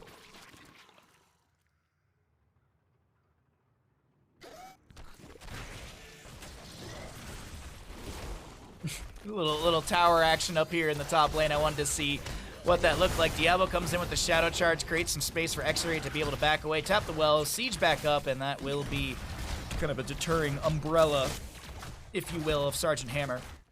Bottom lane Chen gonna go once again into the freshest ingredients, so Deadly Strike level 4 is assumed. Oh man, I bribed you to play Murky once, exactly, but that was not in Storm League. That was those are quick match warm-ups. That I'm okay with. That that's whatever. It's quick match. That's the chaos of it all. But to be able to play games with players that want to play, that's pretty much what this league is all about. So, top lane siege continues from Sergeant Hammer. Hanzo gonna go simple geometry at 1. Hammer going fairly standard with advanced artillery. We'll see. Do we get the self-cleanse at 4, or are we just going to be seeing full sort of siege mode talents for 1, 4, and 7? Good gambles, by the way, chat. Really nice gambles as the prediction has closed. Camp in mid lane, we got Abathur going into Pressurized Glands at level 1. This is what I usually take as well. You get the increased range of Symbiote Spike Burst by 25% and decrease the cooldown by 1 second. There's some later Spike Burst talents that you can also go into with healing and slowing that can also really help out if you have sustained chase heroes like a Greymane. Getting that slow and extra healing really can help out a ton. Even just the slow is nice to have for, as I had mentioned, sustained chasing. Greymane's also a fantastic clone target. Oh, Maiev does go down to the Nexus Forces. I'm just trying to see where she fell, but I wasn't really paying attention to the minimap. Either way, Sergeant Hammer gets an entire free fort in top lane. Uncontested. Abathur's trying, but this feels like it's going to be a little rough here. We do see Adrenal Overload as well at level 7 for the Abathur. Going to make sense into the Greymane. But as I had mentioned, Greymane's a fantastic clone target because of the attack speed buff that you do get onto that, but a double kill. Hold on, button. Double kill. And First blood. we'll go over to the side. Oh, actually, that wasn't first blood. That was the third kill. X-Ray! Nice Umbral Bind from Funds. Gets a kill. Puts some experience on the board for the allies. Greymane's got the thick skin. Using Darkflight grants 50 physical armor against the next 2 hero basic attacks while in Worgen form, reducing the damage taken by 50%. So and that's physical armor since it specifies. Oh, sorry, my lower back's a little tight. I forgot to stretch before stream today.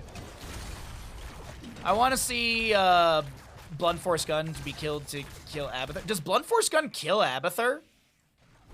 Abathur's got 867 HP. Obviously, this is going to scale throughout the game. It's W to break things, and then I can check talents.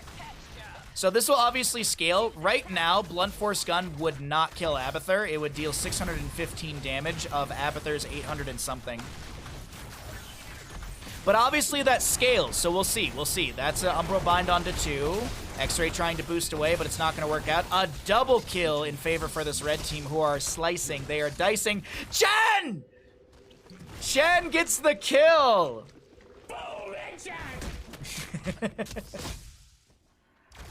Chen gets the kill onto Abathur. That's a nice little dive over the wall. You can see that he had a bunch of stagger damage. Swamp Grotto. Nicely played right there from our Panda pal. Zero and top, taking a lot of damage here, getting low, does go down. Are you Kratz? Are you really? I love the idea of a Wandering Keg into an Abathur who just gets pummeled against the wall, because Wandering Keg does deal damage. Oh, Masquerade, you're dead. No way! Nice from Hunter Orc right there. I thought Masquerade was going to get hit with one more auto and go down, but it won't be the case. Chen? Now we got funds down here making sure this Abathur's not going to be jumped on again. I'm after that Chen on Abba violence. I think we all are, to be honest. It's like Medivh stacks. It's so rewarding. It's so rewarding. Greymane tries to Dark Flight in, but I think there was a Chastise out from the Anduin. Diablo going to be pushing people around. Hunter Orc so very low, does go down to sustained damage of... it's actually Diablo gets the last auto, but X-Ray with a lot of the value right there for the allies. Mule was picked up by the Abathur at level 7, so you've got this little bit of extra healing. That's why the top 40s... Oh no, the double Chastise! The Piercing Light! Peek down here between Swamp Grotto and Funds. Phase shift from Brightwing. 10 talent here. Wandering Keg. How much does Keg deal? 87 damage. I don't think you can kill Abathur with that. Blunt Force Gun, 672 damage.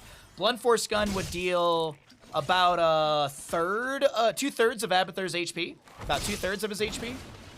Roughly.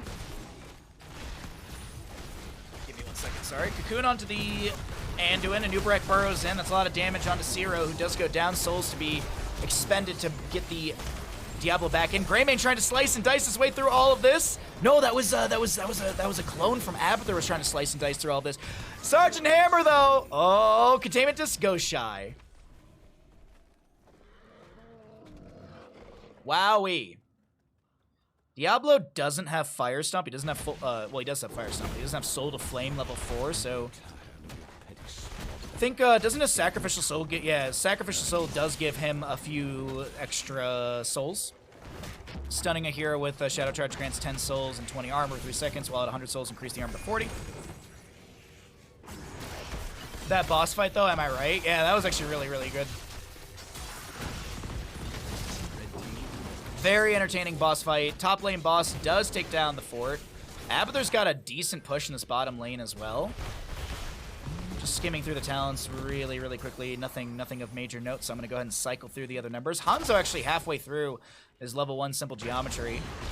69,000 siege damage for Sergeant Hammer. Very important stat to bring up really quickly as the Chastise from the Anduin comes through. The Light Bomb from Anduin as well. Diablo Zero stepping in. Fun so very low. The phase shift is just a millisecond away. We have the clone onto, I believe, is it 2 Diablos? I'm losing track here. No, it's double Greymane. That makes the most sense. I just couldn't see where Sven was. Wandering Keg. Sergeant Hammer with the last little bit of damage. Sven tries to roll in and get some bit of poke onto Sergeant Hammer, but not the case. Mid lane camp pushed up. Bottom lane is going to be continually... Oh, that's actually a lot of missed experience down there. Top lane gonna be on the keep front gate. Sergeant Hammer to clear things out in mid. And even though we've got a couple kills over to our blue team, does still feel like the red crew is in control of this game. I don't think a Nubrak's been scouted. I honestly don't think they've scouted a Nubrek at all. Even though there's a bunch of abilities that have gone near this bush. There it is! But it's going to be so late. Phase shift from Brightwing. Here comes the burrow in from a Nubrek. Containment just gone to the Chen. Maev. Oh, wow. Okay, no invade. I really thought they were going to go in for that, but Sergeant Hammer wasn't around. Big surprise from... Big surprise. First bullet right into the face of Zero.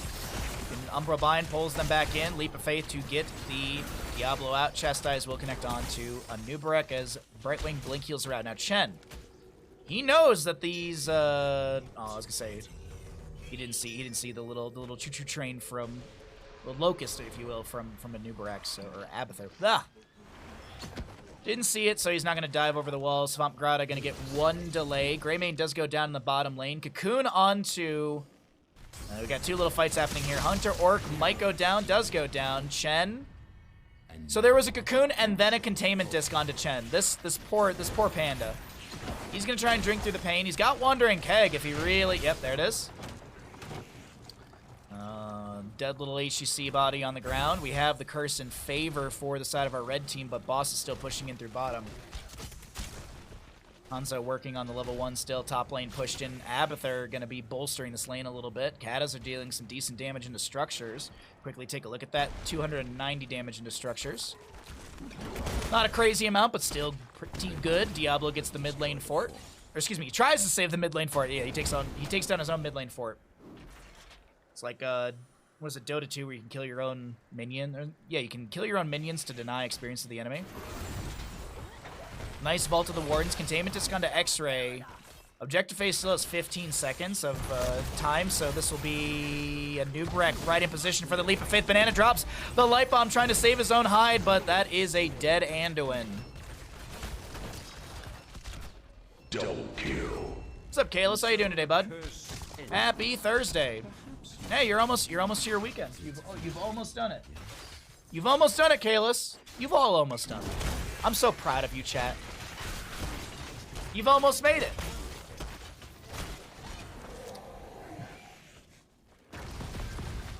Good Fire Stomp out from Diablo. Burrow charge forward from Masquerade, not connecting. Curse Bullet is there. The Umbra Bind, the Polymorph, and Zero goes down. Souls to be expended. They will respawn around the rest of their allies, but that still is Souls of Diablo utilized. That's unfortunate for him. Containment Disc on to Sergeant Hammer. Chen in the back over here, maybe looking for a Wandering Keg. Arrow from Hanzo connecting onto a few. Apocalypse from Diablo. BFG going through the lane. Not going to connect onto Abathur this at the angle that it's going. Masquerade stuck in the corner. Gets the Cocoon onto Diablo. And are you kidding me? He's alive? What? Diablo lives. We got some Abathur mines set up into the lane. The chase continues. Polymorph into the Diablo. He doesn't have souls to come back. Gets the Shadow Charge onto a minion to be able to back away now. Chen split from the allies. No Wandering Keg available. Blinks out. That's a great flying kick from Chen. Containment Disc right into their face. Funds blinks away. Diablo back getting some HP at the Hollow Storms. And Boston Top is up and available. I'm going to work from home tomorrow and then go see Pennywise and drop kick Murphy's in Amsterdam in the evening. Nice. You know, when you said Pennywise, my brain immediately was like, oh, are you going to go see It? I was like, oh, you're going to go see, which It are you going to go see? Tim Curry? Double D&D weekend and hockey game. I'm going to need a weekend for my weekend. Oh, I feel you on that. I definitely feel like there's the rare time when I have 2 days off in a row from streaming, and it's like, on the third day, I'm just like, I need another day off. I need this extra, I need even more time. Sven is the clone of Greymane. Boss is going to be contested. Arrow from Hanzo connecting onto 4 enemies. BFG as well. Wandering Keg from the Chen pushing back the enemies, and no, they can't get onto the boss point here. Masquerade is going to go down. Shadow Charge onto the Greymane.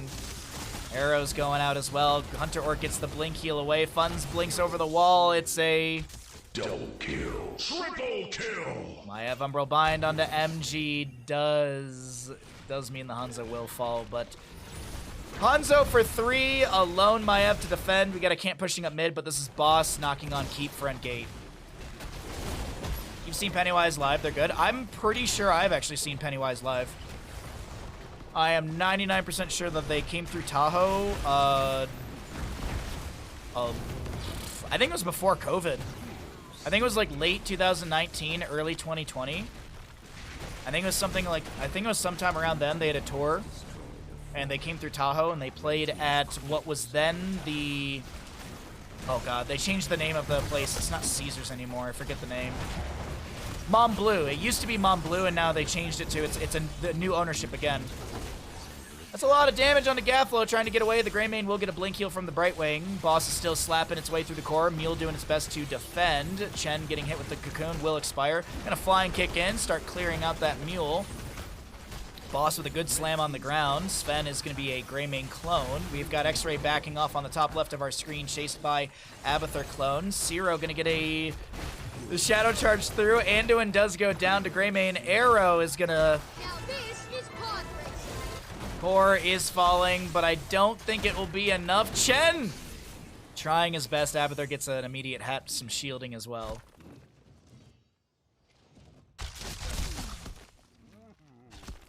Oh, neck's a little tight. What's up, Sly? How you doing, bud? 19%, but that is not going to be the same number for a bit here, because we got Mule coming down. It's like just under 4,000 HP, I think, is gained back to structures. It's like 3,800 or so. 3,600, I can't remember exactly. It's basically, if you want to do the math, it's 40 times 90. Big damage into Diablo, and he doesn't have souls to buy back in. Oh my god, is this game actually going to go to our red team? Is this game going to go to the red team? It's not quite a Calaris core, but oh damn. Is that did X-Ray get leapt in by Banana? No, no, no, no, no, no, no, no, no!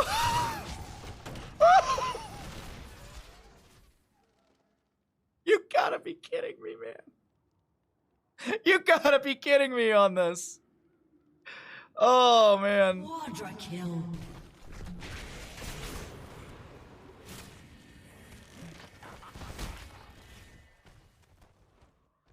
Red team's core is under attack.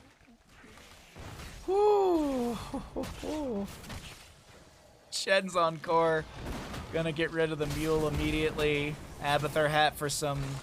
Now, why would you go and do that, Swamp Grotto? Why would you go and do that? It's...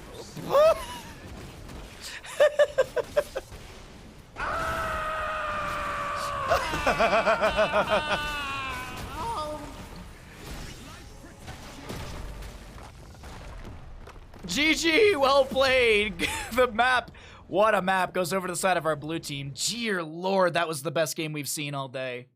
Not that the other games have been bad, just like that was the best back and forth we've seen today. Holy heck. Choose outcome. Which team wins Curse Hollow? The blue team did. I wasn't sure if they were going to.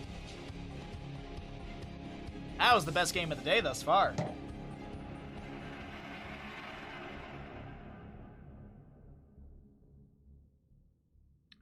All right, I gotta quickly run to the bathroom. I will be right back, and when I come back, we will continue doing casting. BRB.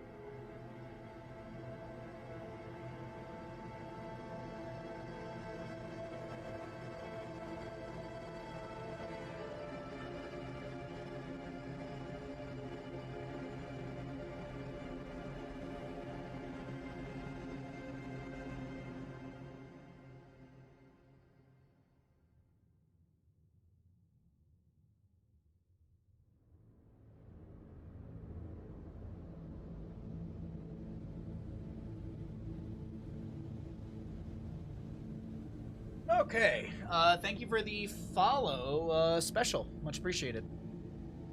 Sorry about the little delay. Had to run to the bathroom, put my mug in the sink. Let's go ahead and get back to Bandit now. Alrighty. That was a left side win. How y'all doing today? I hope you're all having a great Thursday. Tomorrow, another incoming friend request. Let me guess, from Twitch Rivals. I don't know you. Why? I don't know you.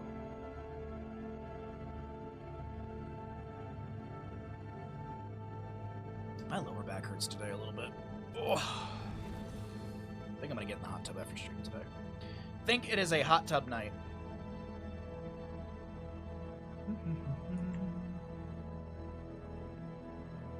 I don't know what we're gonna stream tomorrow. I'm still like just looking through my games list. Like, what are we gonna do tomorrow? Tomorrow is Variety Friday, and then later on we're gonna be watching a little head she rolled away. We're gonna be watching Kung Pao in Discord. So if you want to join us for Kung Pao, exclamation Discord.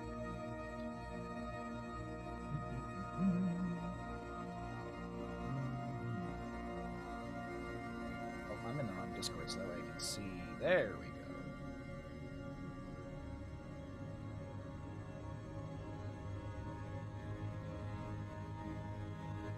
Thank you, Gato.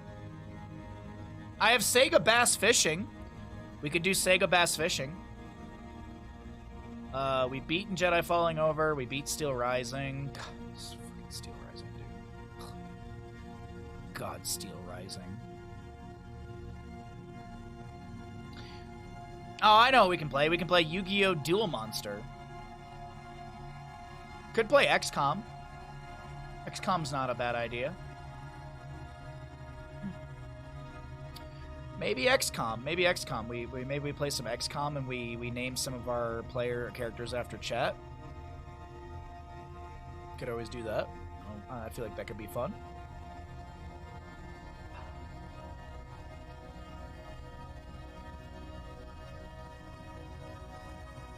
This is just the Here's the Storm soundtrack. It's just the OST for Here's the Storm. I don't have any interest to play Hogwarts Legacy. I don't really care to play it. I don't think people really, I don't think most of my community cares to even watch me play it, so. I could play Orc Massage. I don't think I can play that actually on stream, realistically. I forget who gifted that to me. If you'd like to know what it is, just look it up in Steam. Orc Massage. It's not a game you can play on stream.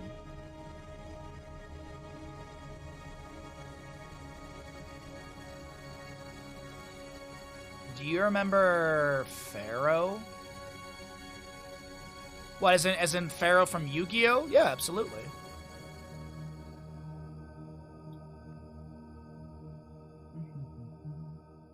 Okay, we're still just waiting on a lobby. I'm just making sure I didn't miss... Did I miss a lobby?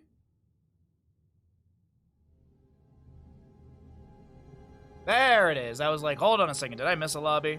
No. No, I'm just in time. I'm just in time. Oh, Pharaoh's a city building game from 1999. I don't remember that. I've never heard of it before. Maybe we just play a bunch of random games tomorrow. Like, I could maybe play Slay the Spire, but even then. I do not know. XCOM kind of seems like it'd be fun. XCOM could be fun tomorrow. Maybe we do that. Maybe we do some XCOM tomorrow? That's definitely a possibility. Yeah. I'll look through my Steam games tonight. I shall. Alright, well, we're waiting on 2 players to get in the lobby, and then we're going to get into our next map of the day.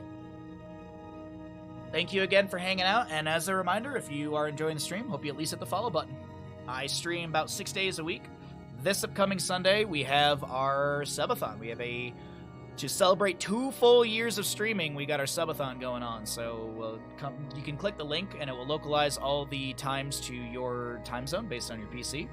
And then it gives me all of your credit card information, your social security number, your mother's maiden name.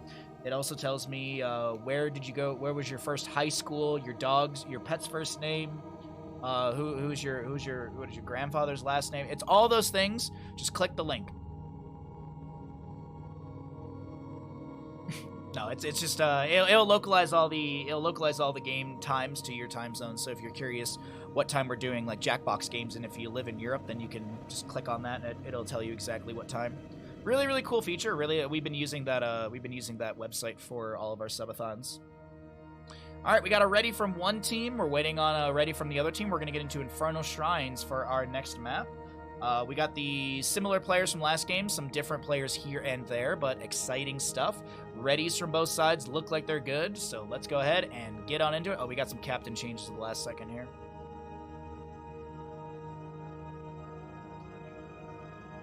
I had my identity stolen once. They felt bad and put money in my account. Damn. Damn. It's actually kind of wild, I'm not gonna lie.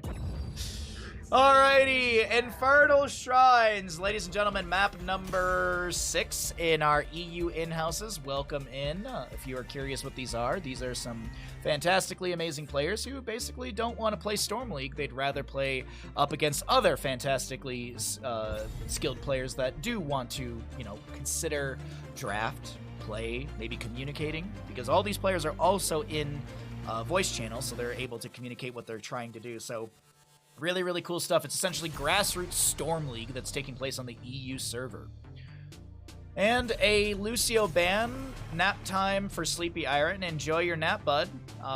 Thank you for hanging out. Thanks for the lurk, and we'll see you when either you're awake or we'll see you next time. Thanks for being you. Hogger and Lucio banned away for Infernal Shrines. Anything else? God, I seriously can't stop thinking about tacos for dinner. I don't know what I'm gonna get. I probably shouldn't eat out at all because I'm gonna be ordering food like twice on Sunday for the subathon, so I probably shouldn't eat out at all and just save some money. Brightwing, Lucio ban on the right-hand side. Hogger and what? Genji has been a hot commodity lately, so we could see a quick ban onto them. Could see another healer ban, really gonna just put the healer pool on a more restrictive availability. Could look at like maybe a Deckard ban. No, it's gonna be Diablo. Okay, Diablo. I'm eagerly waiting the suckathon. I think everyone is eagerly awaiting for Sunday. And the fantastically good news is that if you live in the United States and you don't work in retail, you probably have Monday off, so you can stay up late with me and play Jackbox games.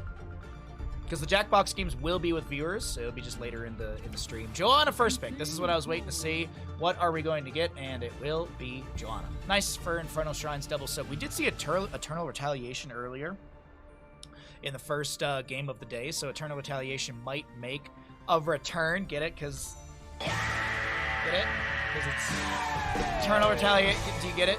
Anyways, first two picks. From the left-hand side, do they go for a quick Anduin? What is on Monday in the United States? I believe it's President's Day, if I'm not mistaken, is the 20th? I think it's the 20th is President's Day. I don't get it. Please explain. I'm sorry. It's the joke's past. Not allowed to. Leoric into the Blaze Hanzo. Will we see a healer here? Could grab the Anduin. Oh, they could either grab it or ban it. Alex Strauss is great for this map as well, so we will see a nice core composition from the right side, not really showcasing what direction they're kind of going to. It's a very sustainy comp. I wouldn't mind a Mephisto Alex Straza. Excuse me. Mephisto Alex Strauss is really, really strong synergy on a map like this for regeneration globes. Also, Joanna could get value from that as well. Sylvanas banned away. Okay. No amplified siege from her for our red team.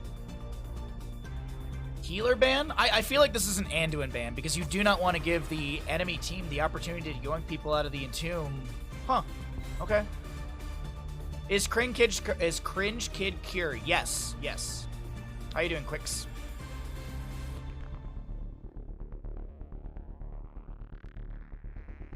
I honestly think you just go Anduin. My apologies. Little bubble in my throat today. I think you just go Anduin to be able to deny the Entomb sort of craziness. Okay. No Anduin. Do we get like a Tracer last pick with the Tyrael? And maybe like a Bloodlust Rhaegar? I don't think we get Bloodlust. Maybe we get Bloodlust? I could kind of see it. I could kind of see a Bloodlust. Never been on stage with a band? Well, just run up on stage. No one's gonna stop you. Junkrat! And there's the Anduin. Okay. I really would have liked to see the Anduin on the left-hand side, but either way, that is going to be your draft for the red team. Pretty, nothing flashy, nothing crazy, just a well-rounded composition that kind of checks all the boxes when it comes to damage, CC, wave clear. I think they just kind of have a well put together draft. Excuse me. Last pick on the left-hand side. I'd like to see a Tracer. Tracer or a Greymane, I think, would work really good here. Okay, Mephisto, extra wave clear, good damage, poke ability, not too bad.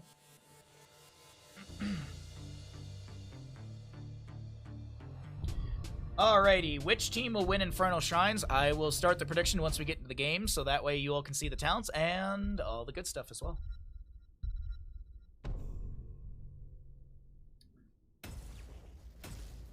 I'm trying to think. I don't think I've ever gone on stage with a band before. Actually, no, that's a lie. I've been on stage with a band when I was doing photos. When I used to do a lot of concert photos in Detroit. So I've been on stage for that. I actually fell off. I fell. The stage had a bunch of speakers in front, and there was like a foot gap, and I didn't see it when I was moving across the stage, and I fell in there, and so one leg went down, and the rest of my body stayed on the stage. Oh, dude, I hurt the crap out of myself that time. All right, the Twitch prediction has begun. On the left-hand side, we've got our blue team. We've got Gaff on the Mephisto, Flyest Raven playing the Blaze, MGQB on the Hanzo, Banana playing the Rhaegar, and Masquerade on the Tyrael. On the right-hand side, we are going to be looking at the red team. We've got Cure on the Anduin. Plae is going to be on the Joanna. Svampgrotto to play the Leoric. Funds on the Tychus, and X-Ray to play the Junkrat. There's your level ones. There's your Twitch prediction. And here comes the first engagement of the map. MG going to go into target practice. I was holding my breath waiting for that first cue to go out, but the Stormbolt won't connect. Gonna try and hit every enemy hero once for a 30% range increase, and then after hitting every enemy hero 3 times, you get 100 extra damage. Good pressure onto the Joanna immediately. Leap of Faith is forced. Rhaegar, can he get the kill? Banana wants it! 100 and something HP for the Joanna, being able to back away. Hanzo. Oh, he wanted that kill onto Junkrat, but the Concussion Mine does split Hanzo back.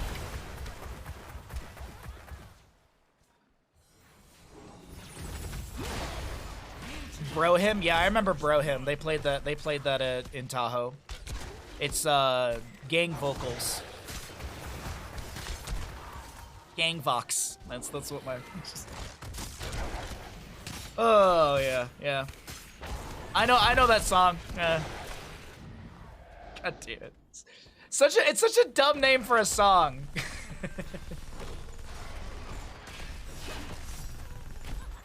Worst show you've ever seen.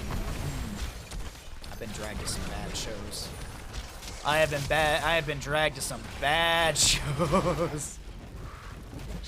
3-3 in our levels talent tier, level 4 on the horizon, as the bottom lane Impaler still, no, they'll be cleared out before they get much siege, if any. Funds getting some great damage in here. Leap of Faith forced out from Anduin. Funds with 190 HP, and Tyrael goes down, getting a little bit of cheat on that death timer. I've been to so many wonderful, completely legal shows that the cops show up and shut down. When basically someone just goes into an abandoned building, figures out how to get the power on, and just invites a bunch of people for a show. And the entire time they're like, yeah, it's all legal, it's all good, and then all of a sudden the cops show up and it's like, oh great, Let's all sit on the floor and do breathalyzer tests so we can all leave one by one. That actually is what happens. Consistently. Prepare yourselves for slaughter. Flyest Raven gonna get drained here by Swamp Garada. Big slow once again, but I don't. Oh, the turn of tables! I think Leoric might be dead here. MGQ is gonna be able to chase in. Auto attack, scatter. Rhaegar with the bite. Hanzo steals away the last auto. Leoric gonna cheat death a little bit as well. Gets the drain onto Banana. Concussion Mine splits back Masquerade. I'm going to pull away the Talons here just for a hot second while Sevens are about to come in so we can see this objective phase. Big fight to be breaking out. Two sides of this objective area. We got kind of funds in the shadows down over here, or in the bush, and then you've got our right side fight, but this breakout moves into bottom lane completely. We've got camp in top, camp in mid. 14 to 22 skeletal defenders favoring the members of our red team. But things are drastically shifting. Gaff jumps in, trying to get some of these skeletal defenders. Concussion Mine pushes back the Mephisto. 29 apiece in the skeletal defenders. Mephisto shading forward. Leoric looking for a flank angle. 38. Oz is going to be quickly. Wait, 39, 36, 37, 30, 39, 39? Are you kidding me? Who gets the one auto? Tychus goes down, and the Punisher goes over to our red team. Cringe Kid getting chased by Masquerade. Kier trying to back away. I think Masquerade might die here. I don't know if he has an Eldruin's Might. Slow from the Joanna. Condemn as well, but no extra damage is available. Masquerade gets out with some sliver, some tiny, weedy, little itty-bitty HP. Jet Propulsion, it might have connected, but the Iron Skin stops and he's sort of stunned from happening. Flyest Raven pops the Pyromania. Will also go for the Adrenaline Stim Pack, but still going to go down. Meanwhile, in bottom lane, good damage will continue into the fort front gate from the Punisher, but the gate still stands. It may be on a sliver of HP, but it still stands.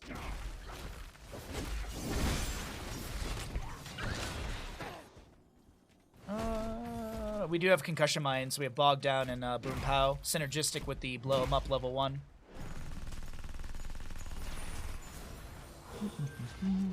No Purification for Rhaegar at 7. Going to be going into the Blood and Thunder. Blood and Thunder. Q build Hanzo. I doubt we're going to see the Flawless Technique at 16. Typically, we're going to just see the Piercing Arrow, but man can always hope. A man can always hope for Flawless Technique. It can be so strong. Flawless Technique can be so strong with Q build. Storm build Hanzo. 10 talent here, right about to be here. We'll cycle through the other numbers. Leoric pressuring the Blaze a bit in top. Next Punisher will be Mortar in the mid lane.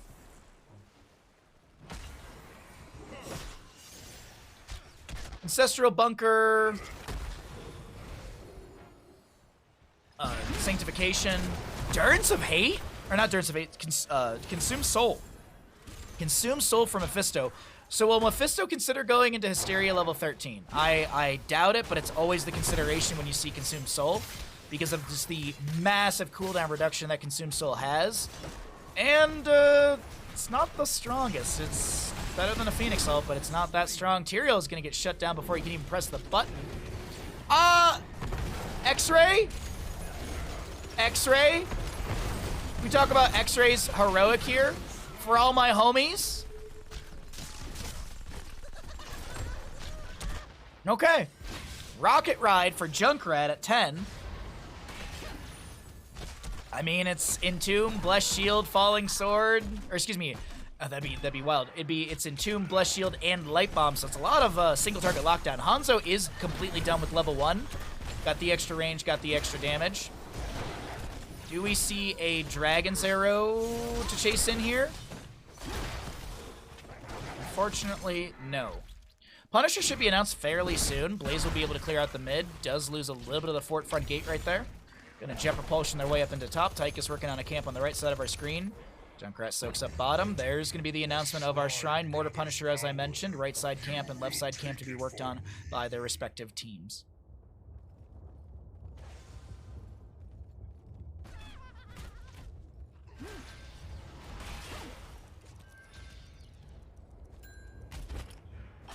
Steel trap over the wall into the bush. Johanna gonna anchor. A little bit of Sonic Arrow scouting as well. Mephisto is done with the unyielding power at level 1, gets the extra Skull Missile stack at 40, but let's talk about the Ancestral and the fight as it does continue. Masquerade getting a little bit low. Swamp Grata draining the hope of Flyest Raven. It's actually, I believe, a Spectral Leech. I always mix these things up. Oh, it's Drain Hope. I actually got it right that time. Consume Soul will be utilized by Gaff. Sanctification down from the Tyrael as well. Cringe Kid Cure trying to back away. That's a concussion mine to split back the Blaze, but it won't be enough to save Anduin. Flyest Raven. Swamp Grata is able to Wraith Walk out.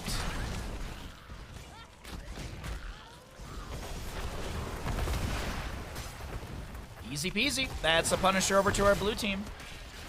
Ooh, not that many bets for this game, I just realized. Not that much gamble for this game. What do you want from me, chat? What do you want from me? Flyest Raven will clear out the camp and start pushing up the lane with that. We've got the Mortar Punisher in mid. 13 to 13 in our levels for each. Excuse me. 4 kills each. Punisher jumps over. Iron Skin eats the jump. Mephisto in there as well with the shade forward. 13 talent tier. Gonna be a Abhorred Skull. Abhorred Skull. Abhorred. It's a hard word to say.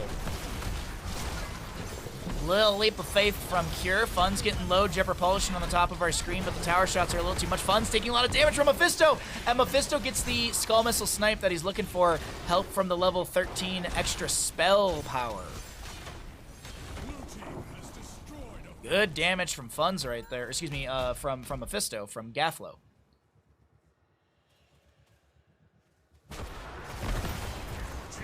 Still surprised by the Consume Soul, but hey. But hey, they wouldn't even kill an Abathur.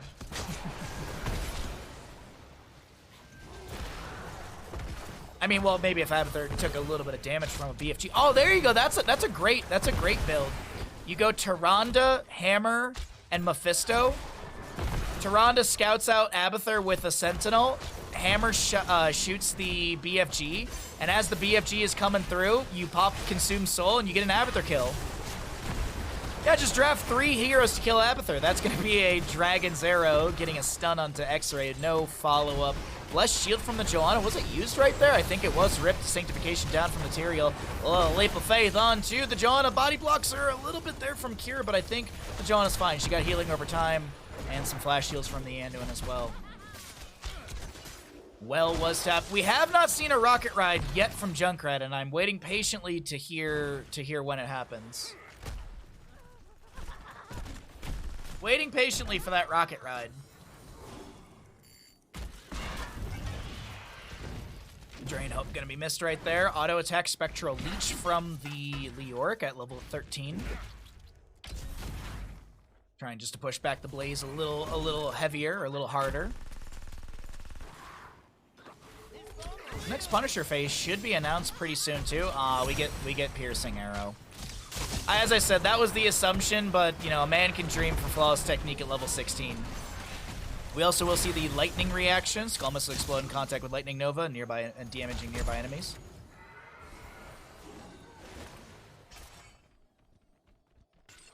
I always forget, does Skull Missile baseline have a slow on it? Am I crazy in that? A lot of good damage happening here.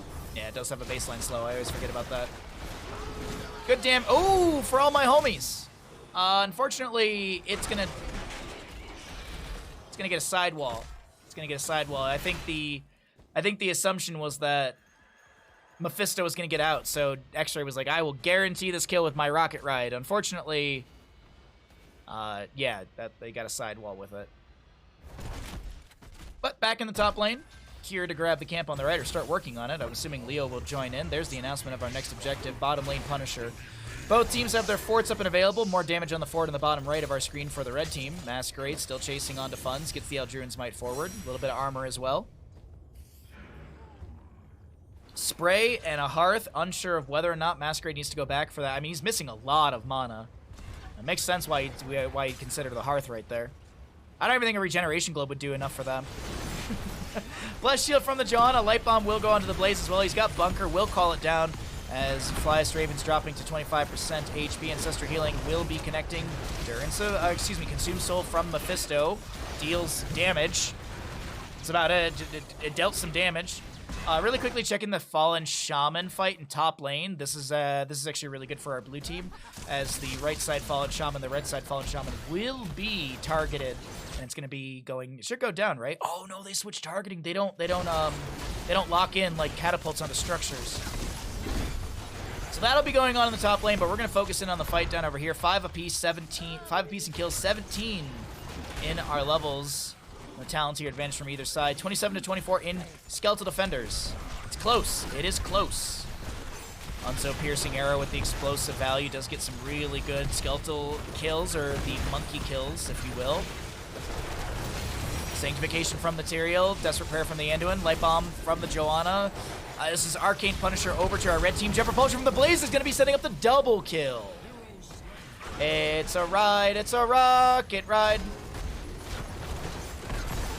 Bye-bye, Cure. I used to be an Anduin until I took an arrow to the spine. Nice kill from Hanzo right there. The Punisher will get some damage onto the fort. Now, which fort will have more HP in the bottom lane after the end of this? It's still going to be the blue team with a healthier fort. They don't even need to keep defending this. They just want to just keep that HP a little bit higher. Fallen Shaman in top lane does favor the blue team as it pushed up, cleared out the opposing side, and got a good chunk of damage. Leorc goes down to Hanzo. Sorry about that. That must have been Leorc not paying attention to his respawn point. Not 100% sure on that one.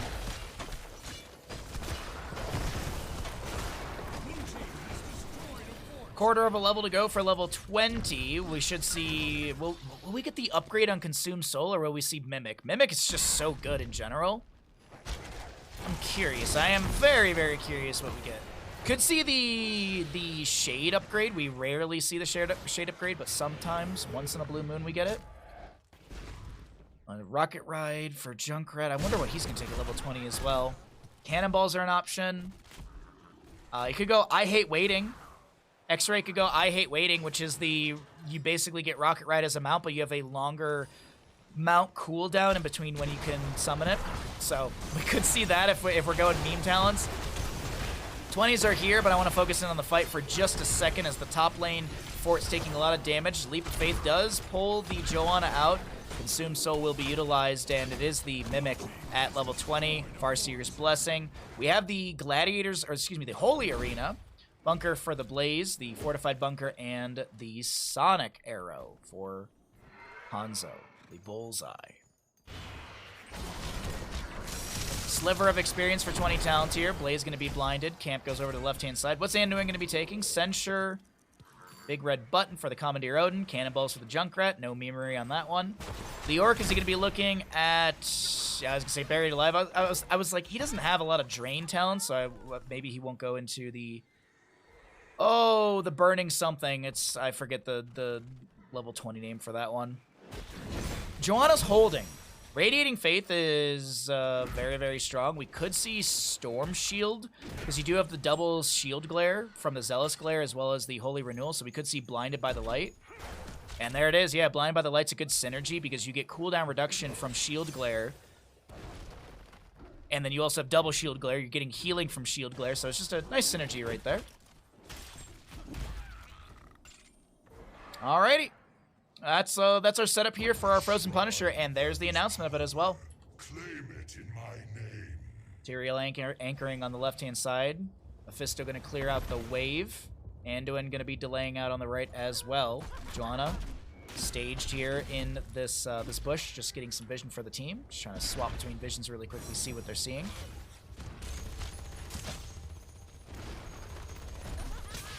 Fallen Shamans are going to arrive like nearly identically. That was really, really good timing from both teams. Cannonball poke in from the Junkrat. Does he have Endless? No, he's got Spread Volley at level 16. Here comes the Commandeer Odin with the big red button. Gaff jumps in.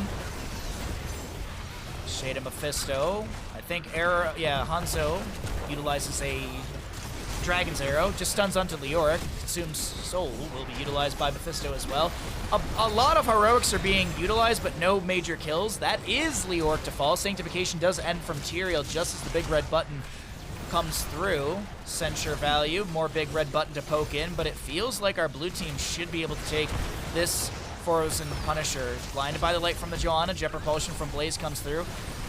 Concussion Mine set, chastised with the piercing and the censure. Blaze goes down. No bunker available for him for 4 or 5 seconds at that time. Frozen Punisher goes over to our blue team, but Masquerade so very low. Will he fall? Gets some good heals out from the Rhaegar, and okay, Punisher through mid.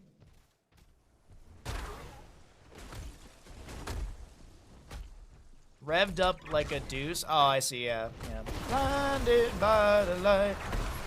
Wrapped up like a douche. Something like that, right? For all my homies, Junkrat, Rocket Ride to try and clear out the Punisher.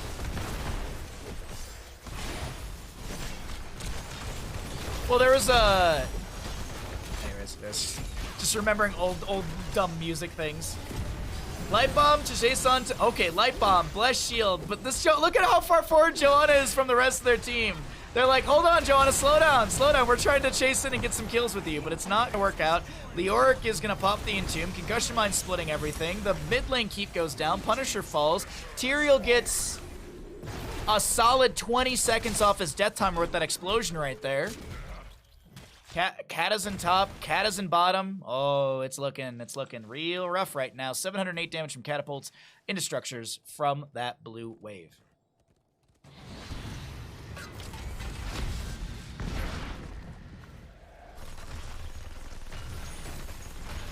Bottom fort will fall. Junkrat to start working on a camp for mid. I wonder why Consume Soul over Durance of Hate. I really do wonder. The slow is, I guess, there.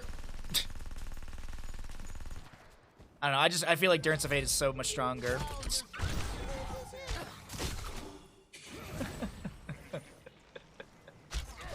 The ping's onto Hanzo because he misses the Sonic Arrow right at the end of that. Hanzo pops the Dragon's Arrow and goes for the follow-up stun with Bullseye, but misses it, and I think those pings were from some allies. How many Bahas does it take to entertain Twitch chat? Just one, because he's awesome. Oh, Wildfire, how you doing, bud? Thank you for the kind words. I hope you're doing well today.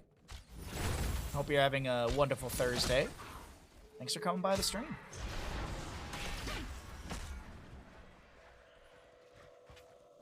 I'm hanging out waiting here just to see what's gonna happen. Mortar Punisher for the top lane next. If won by the blue side, we'll be threatening onto an exposed keep. If won by the red side, a long ways to go. Guarantees the fort. And probably maybe some damage on the keep front gate. Not a ton. 10 to 8 in our level, or in our kills, and 22 apiece in levels. No talent tier advantage or level advantage to either side. Camp invade from Leoric. He gets the Entomb. Tyrael's gonna try and just live through this. Cleanse from Rhaegar. There's the Consumed Soul from Mephisto. Nice! Hanzo lands the Sonic. That's maybe enough to chase in. Johanna's got a lot of buttons to sustain here and probably still has the Blinded by the Light. No, it's actually on cooldown right there. Mortar Punisher, as Mephisto pushes up the top lane, should be announced pretty soon. There it is. Camp. Ooh, they delay, but they won't. The Flyers Raven won't be able to make the rotation quick enough. Maybe if Tyrael was here and threw the Eldruins might in, maybe they could invade, but yeah. So 15 seconds for the Punisher to be contested. Waves to be pushing a little bit. Catas. Let's look at the back catapult and see how much damage it does into structures. 856 damage. So the members of the blue team, it's actually advantageous for them to delay this objective phase out as long as possible, since they've got the fort still in mid and no structures through mid on the opposing side, so those catapults are going to constantly pressure in. But here comes the big red button from Odin. A lot of skeletal defenders favoring our red team as Mephisto jumps in with the Mimic. Consume Soul on a 40-some second cooldown. Junkrat with a split with the concussion mine. That's going to also be a lot of damage on the Tyrael. Big red button sanctification will be popped to keep Tyrael alive. Ancestor healing does go out. Farseer's blessing will get a secondary splash inside this buried alive, but the Hanzo gets shredded. The Junkrat to be traded. Bottom lane keep. Look at your minimap. The bottom lane keep is taking a lot of damage. You can see that health bar on the keep falling rapidly as the bunker, the fortified bunker from Blaze, has been utilized. Masquerade has to use the Eldrune's Might to back away. Banana getting really low here on that Rhaegar. The core, I mentioned that mid lane, that core is being assailed by these catapults. Bottom lane keep will fall right about now. Oh, wait, no. Hello? Now.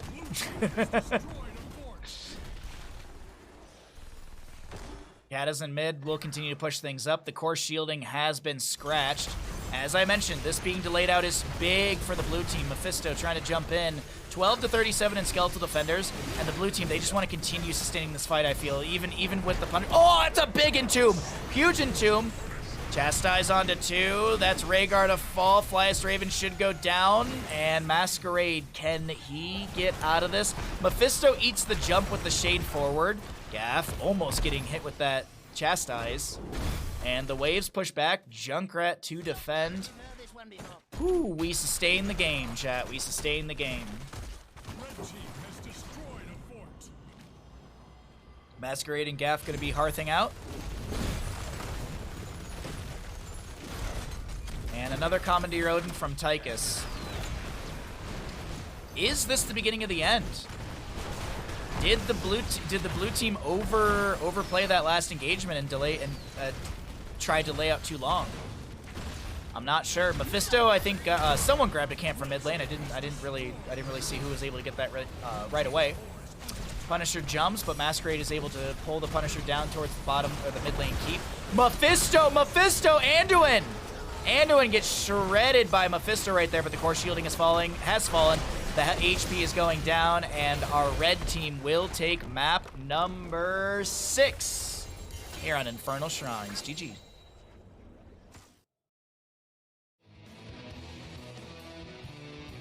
Which team wins Infernal Shrines? The red team. The Believers in Cure got paid out.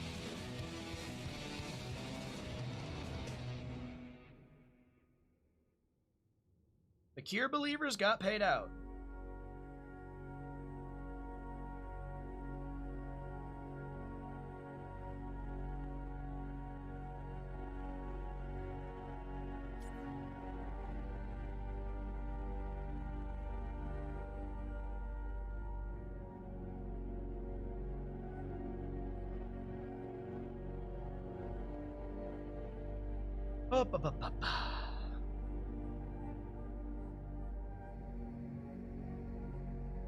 Okay.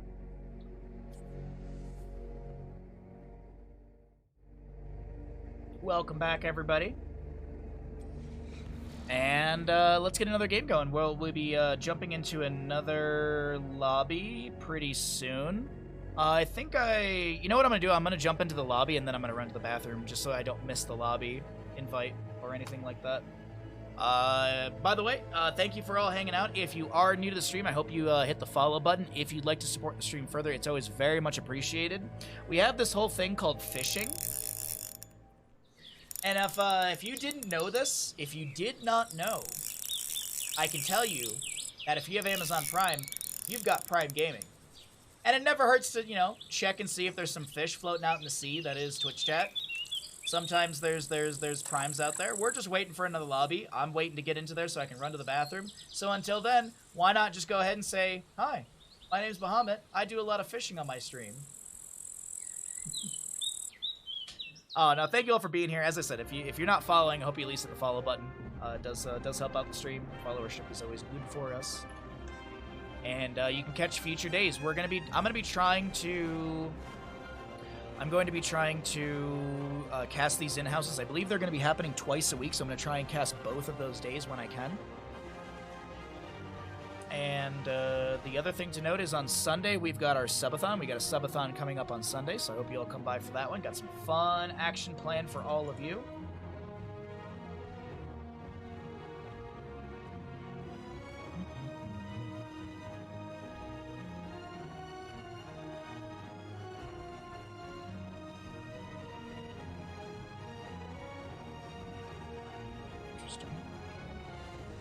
Hey, that's kind of cool. I'll submit a clip for that later.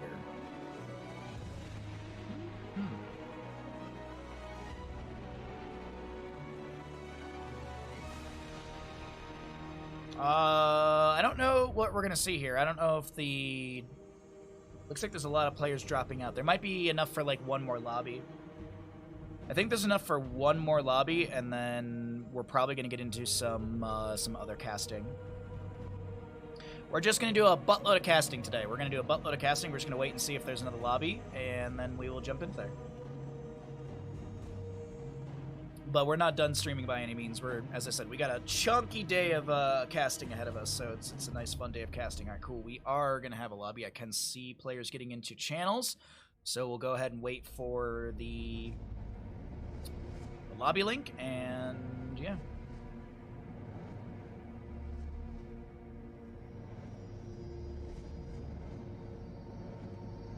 Subathon, I thought Baja was a Dom. No, I'm not an Italian mobster. No, I'm not an Italian mobster. Sorry.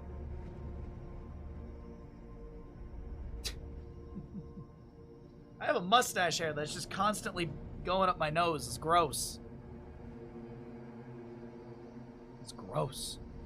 All right, last lobby. Or next lobby. There it is. We got, cool. All right, I'm going to run to the bathroom really, really fast, and then when I come back, we will get into Battlefield of Eternity for our next map for the EU in-houses. Don't go anywhere.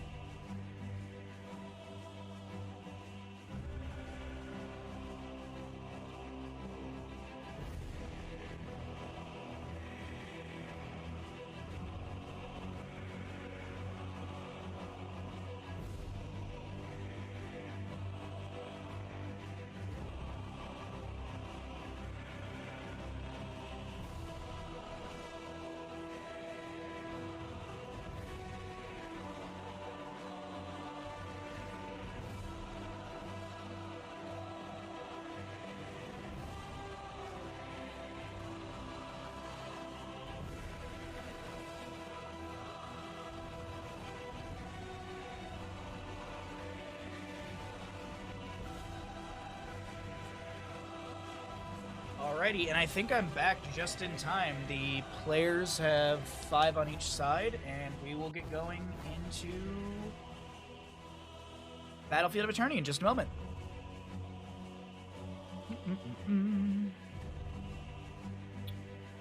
Cool stuff.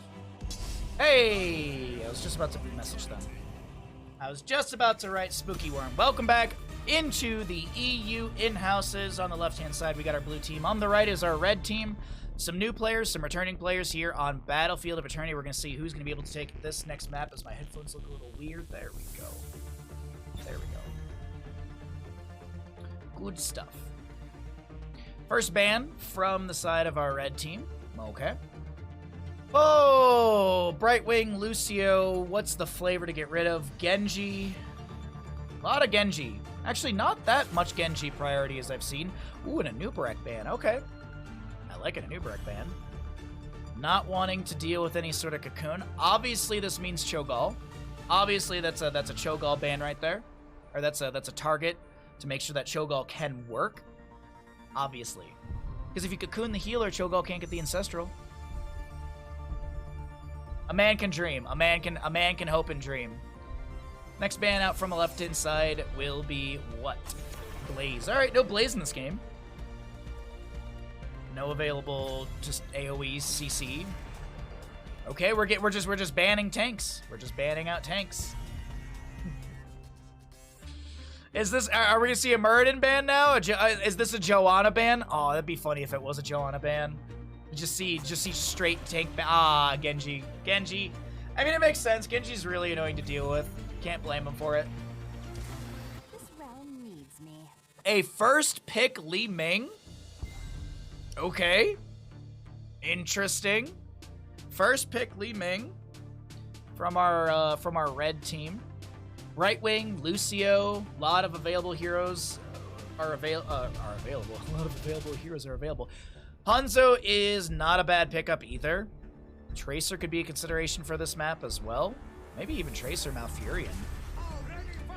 Lucio Muradin. I like both of these. Lucio's got a fantastic kit for a map like this. I think, honestly, I feel like Lucio's just good on every single map. I feel like it just works everywhere.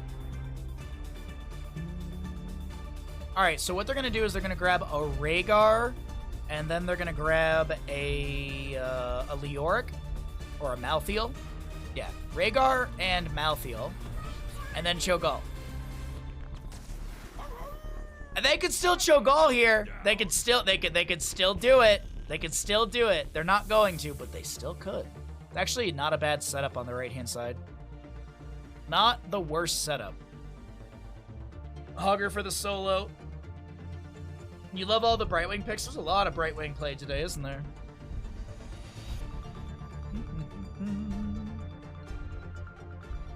What are we gonna get rid of here? I'm honestly just curious. Variant. They're gonna go Phoenix. I feel like typically if you see a Variant ban, sorry, my hip hurts today. It's a little sore. Usually if you see a Variant ban, there's a consideration for a Phoenix pickup because of the Shattering Throw level 13 being so strong.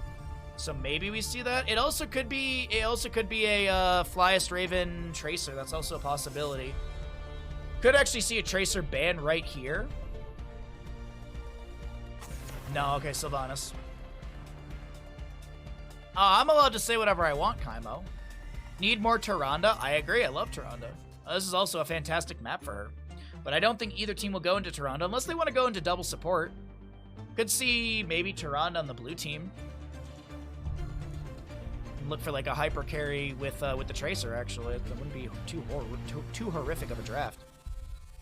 Maybe on the opposing side to deal with it. But Avala, Yrel, okay. I am really curious why the Variant ban. I'm a bit curious onto that priority. Shattering Throw is good on Sound Barrier, but I feel like High Five is the meta play at this level of skill.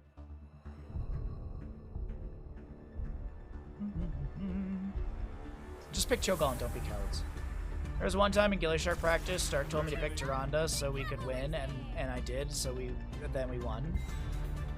That makes sense. Your Tyrande's very good. Exclamation owl in chat. Tyrael Tracer on the right-hand side.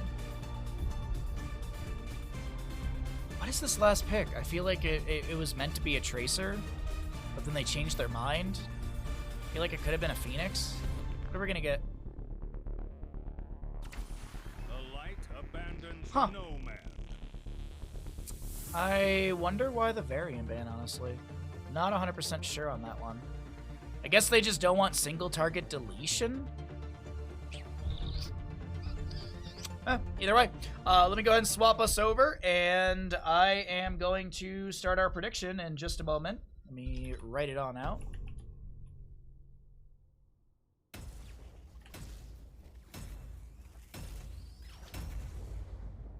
Typical Kaimo play. What, when you walk into a keep and take shots as Alexstrasza?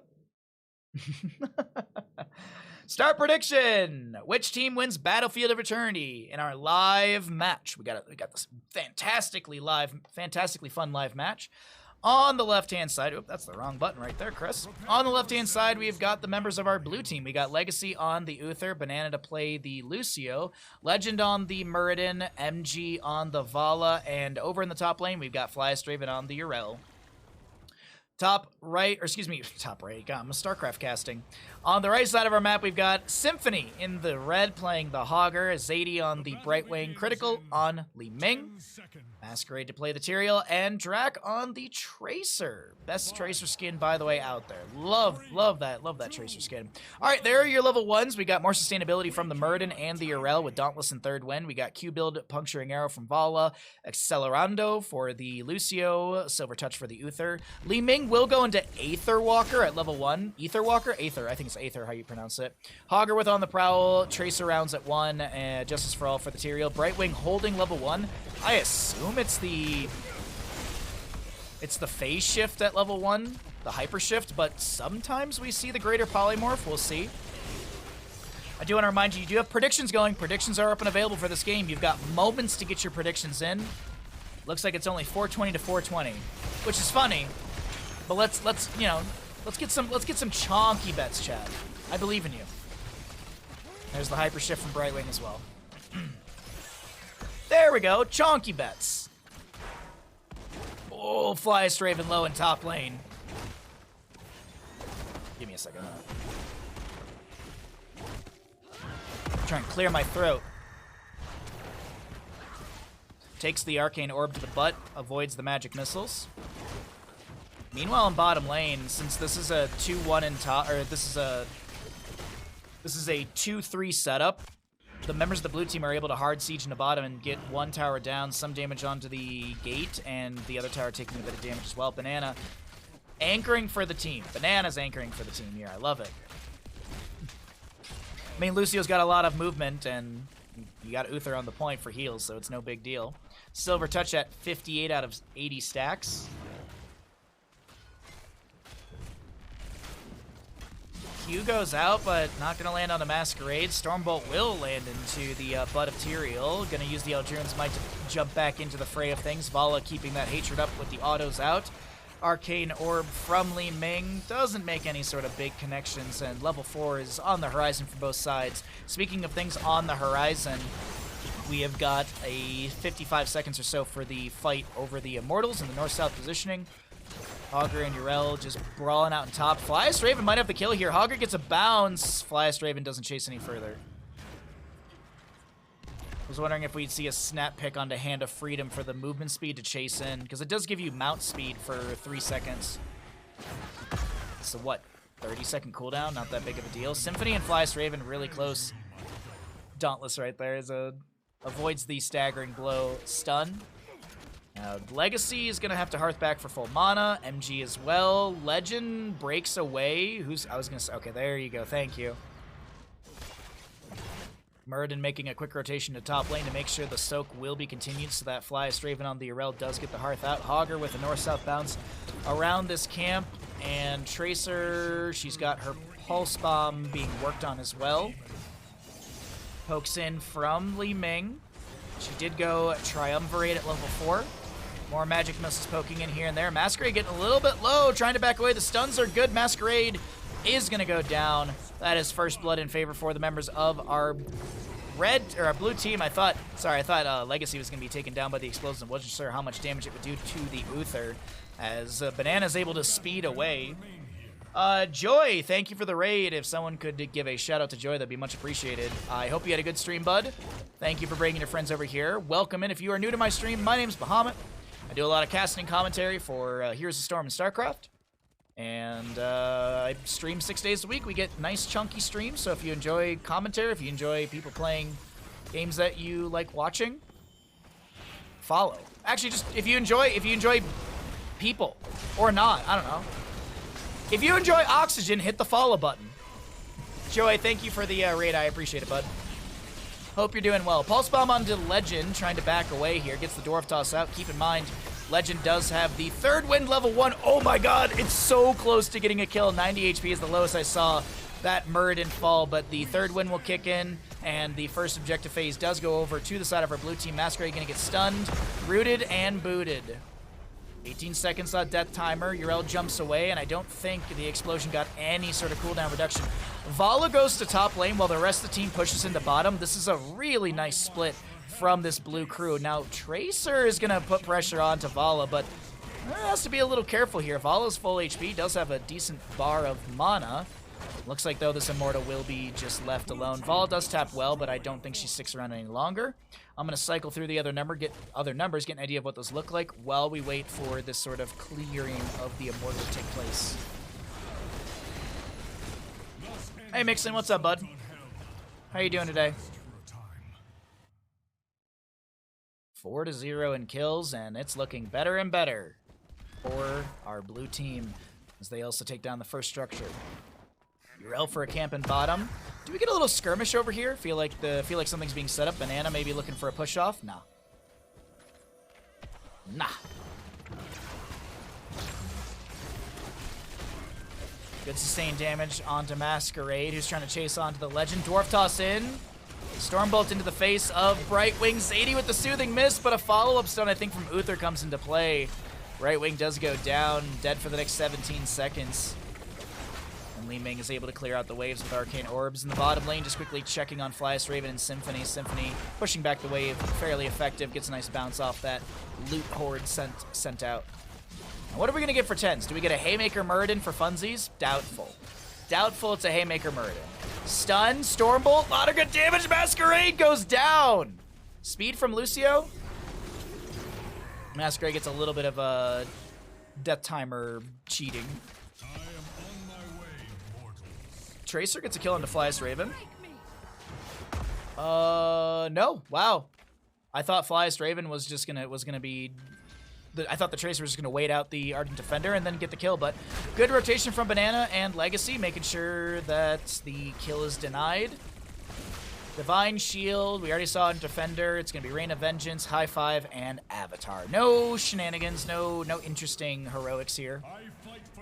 No Divine Storm. 6-0 in kills, though. We've got a like 2/3 of a level to go for our red team to be able to get to their level 10s. As we're back onto our talent screen. Durell jumps out. Masquerade's able to dive away as well with the Eldruin's Might. And we're at the halfway point, favoring the members of our blue team. This is the second Immortal of the game, if I'm not mistaken. Augur soaking up top a little bit. Stun onto Masquerade. Got the little Holy Shock in there as well. Saw the little activation from Legacy on that one. Masquerade maybe looking to flank onto the enemy, but it's a little rough right here without that 10 talent here. Hogger's going to try and soak that up, but the second Immortal phase goes to, or the second Immortal of the game goes over to our blue team. Legend is so very low, gets the Avatar, gets a cleanse. Legacy is tanking some shots from the Li Ming. I love the way this is being played. Stormbolt into the face of Brightwing. Masquerade going to hearth back for full HP and mana. And Urel jumps out. Another Immortal, this one going, well, actually, this is the second Immortal of the game going to top lane. God, that noise from Seeker Missiles is so good. Such an awesome noise. Urel jumps onto the Tracer. Banana dives so deep. Banana dives so deep, and the rest, it's like team? Team? Legacy low over here. No Divine Shield available. Muradin Dwarf tossing over. Immortal still has some shielding. Tracer eating a lot of damage from this Vala. Rain of Vengeance from Vala into Hogger's face. Avenging Wrath from Urel, and Hogger goes down. Uther getting the last auto into them.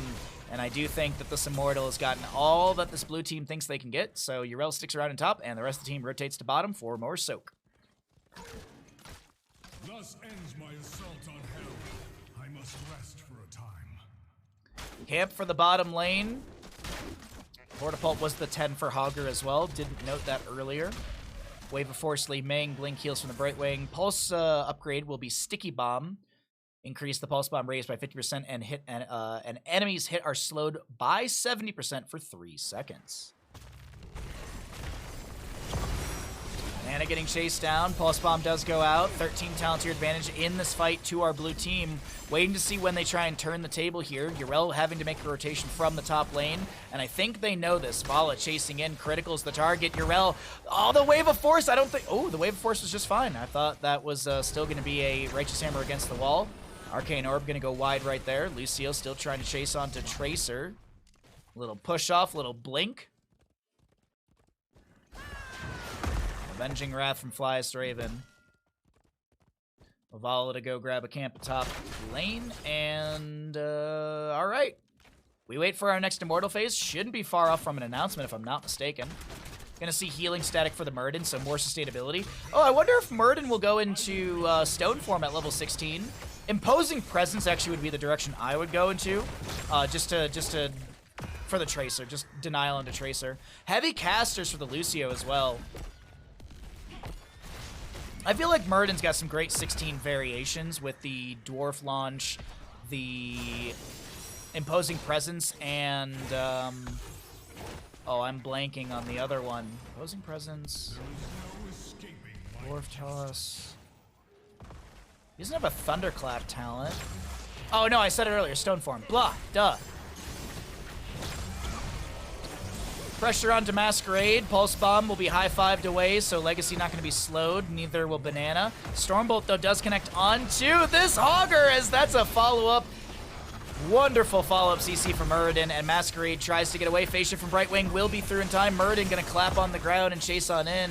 Skullcracker value gets a little stun onto the Tracer, a little mini stun. 24 stacks for the Vala right now. Yrel goes to top lane to clear things out, and this is another Immortal, which will go into, I believe, the bottom lane. No, it's going to go into top lane, is the more well-defended lane.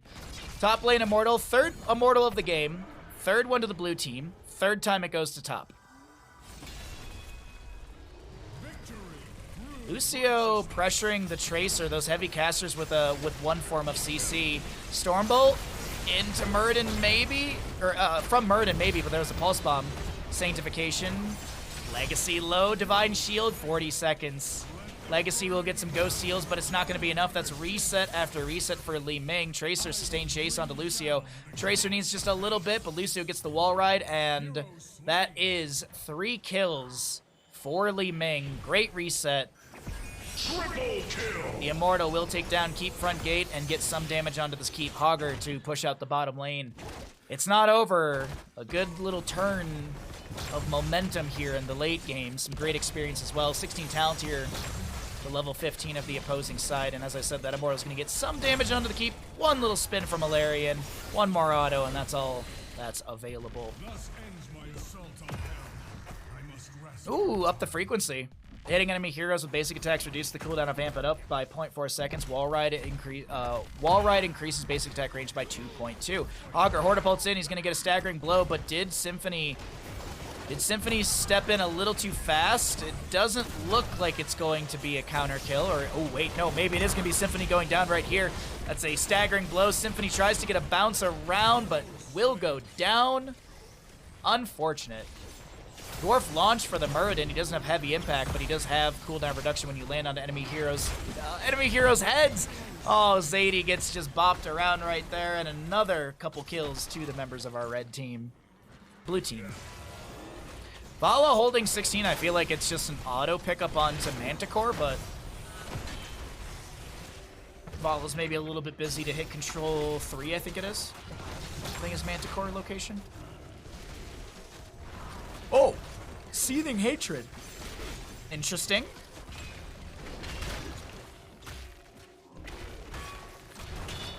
Hey, while at max hatred, increase all damage dealt by 10%. So hey, not bad. It's all damage dealt.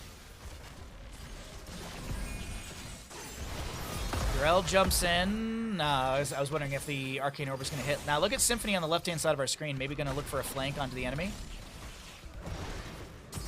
Flyest Raven scouts that. Staggering blow builds a bit of a window. Hogwild will stop any sort of heavy caster stun. 17 to 16 in our levels, and the Immortals are on race sides. Who's going to be burning through the first phase fastest? It will be our blue team, it looks like, as, yeah, that's a definite blue team race. About a 2,100 and so difference. 2,000... It's like I don't know. I can't cast him out. You can do the math yourself, chat. I believe in you. Yrel jumps in. Righteous Hammer onto Masquerade, who's going to be displaced from their team. Pulse Bomb from Tracer. High five by the Lucio. A Divine Shield, not necessary. I think it might have been a miscommunication between the players right there, but that's okay. We have the Avenging Wrath in once again. A lot of red members are low, but Legend needs to back away, trying to get that third win activation from level 1. You can see that extra healing and the higher threshold, as well as a faster healing. Avenging Wrath, a lot of good damage on the Symphony, who will get the Hogwild out once again. Banana low here on the left-hand side of our screen as Li Ming is trying to poke in as best she can with Arcane Orbs and Magic Missiles. Wall riding from Banana, Avatar from Muradin will be popped. Masquerade working his way back into the engagement. Good double stun, follow-up CC from Brightwing with the Polymorph. Rain of Vengeance from Vala as the Arcane Orb chases out Flyest Raven. It's the high five from Lucio, able to back away. Vala gonna have to vault out as well. Maybe looking for another quick Q. Gonna be out of the range on that one. Unfortunately out of the range on that one, and this will be a hard defense from our red team. 25 seconds on the Muradin here as Yrel, does she jump in with the Avenging Wrath? It's channeled, you can see the wings are out. Lucio maybe looking for a heavy caster push in here. That's going to be a jump in as well. The fight does break out around the expired Immortal fight. Banana gets a push off. Pulse Bomb onto 2. That's going to be a lot of slow value from that Sticky Bomb. Sanctification from the Tyrael. Vala goes down on the top of our screen, or I guess off our screen. Banana going to wall ride. Juke, Benediction from Legacy. Rise Raven gets the Avenging Wrath over the wall. And oh boy, is that. The wickedness of hell dwindles before me. Alarian in the top lane, dealing 830 damage. We can take a look at the stats here. 1,660 damage into structures. Tracer gets in here immediately, getting rid of any of that shielding available. That means that Alarian moves into melee form. And this will be how many autos? How many autos to get to the center of the core? Well, this will be a Pulse Bomb as well to try and take down the Immortal before it takes down top lane Keep. Bottom and top keep on similar HP values. Looks like they're on like a 60, a little bit more in the top lane, but still. Chase out, Flyest Raven, Avenging Wrath away, Banana with the wall ride and the speed boost. Oh boy, what a game, chat. What an absolute, what a game here. Lot of good value from our blue team, but I feel like the red could turn things around maybe in this late game. Maybe the fight right here. Flyest Raven jumps in, Avenging Wrath and Righteous Hammer. Symphony in the backline, Hortipulting away. So many people getting bopped around. Absorption from Yrel, as we do have Masquerade so very low. Legacy will go down. Banana as well. Murden to fall. This is what I was talking about. This might be exactly what the red team needed. Are they going to be able to get the Penta? No kill on Davala. Look at top lane, though. Top lane, Keep goes down. Right wing to Hearth. Symphony to Hearth out as well. 1, 2. Not even 2 shots from the cat. The wave was pretty good right there. Hogger to go clear things out. Brightwing's going to stick around. Hypershift is available as well. So just a cooldown reduction. Probably going to phase shift onto Masquerade here.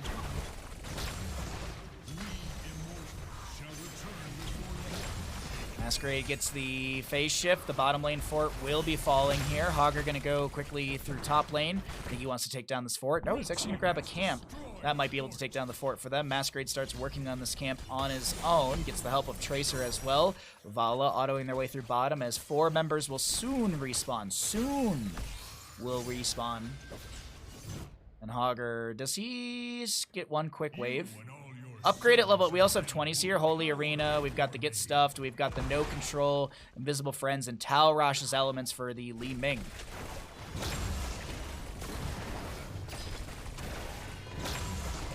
Everyone died but the squishiest person on the team. Well, that was just, you know, Ghost Uther getting max value. Speaking of Ghost Uther, we do have 20s for our blue team as well. You got the Redemption, Mixing Fire, Seraphim, Rewind, and you've got the Acrobat. A lot of Q value from Vala. As we take a quick look at her stacks right now, she's got 39. That's 234 extra damage, plus 307. That's like 500 and something damage right now. On the first Q, that's a lot of damage onto these blue members. Banana's so very low. Uther will go down first. He's got Redemption. You can see the golden swirl. Oh, no control Hogger, no control Hogger. Phase shift from Brightwing will come through. Banana so very low. There's a blink heal around as well from Brightwing as we have Symphony so low. Sanctification will be utilized by Masquerade. Li Ming going to be throwing in combo after combo, making sure that she's rotating through those abilities, getting the Tal Rosh's elements value. Flyest Raven. This is a big bounce from Hogger. He gets a fantastic angle out. Yrel goes down. Uther is back. As I had mentioned, he did have the Redemption, did have it activate, and oh my god. What a turnaround here. What an absolute insane turnaround from this blue team, or from this red team in the late game. The one fight down over here has been the turning moment for this red team, and will this be enough to end the game here? Big Bad Belith in the bottom lane, besieging this keep. How much damage is it dealing? 1,916, so just shy of 2,000 damage into structures per auto.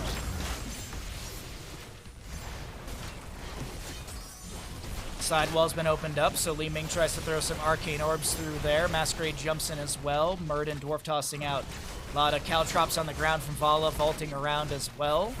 Banana and friends are looking to defend this keep, but this is still an Immortal with a chunk of shielding, maybe a third of its health and shielding. Or a third of its bar and shielding. Masquerade dashes forward. Banana takes so much damage! Oh, but Uther gets a heal right there. Is there a no control from Hogger? If no control from Hogger was activated immediately, that was definitely a dead Lucio. But now, the Immortal in melee range on the core. Is our red team able to take this down? It's seeming very doable. Legacy so very low. Divine Shield onto Urel. Might have been a misclick, not even 100% sure. No control from Symphony. And that is game number 7 over to the side of our red team. GG, well played.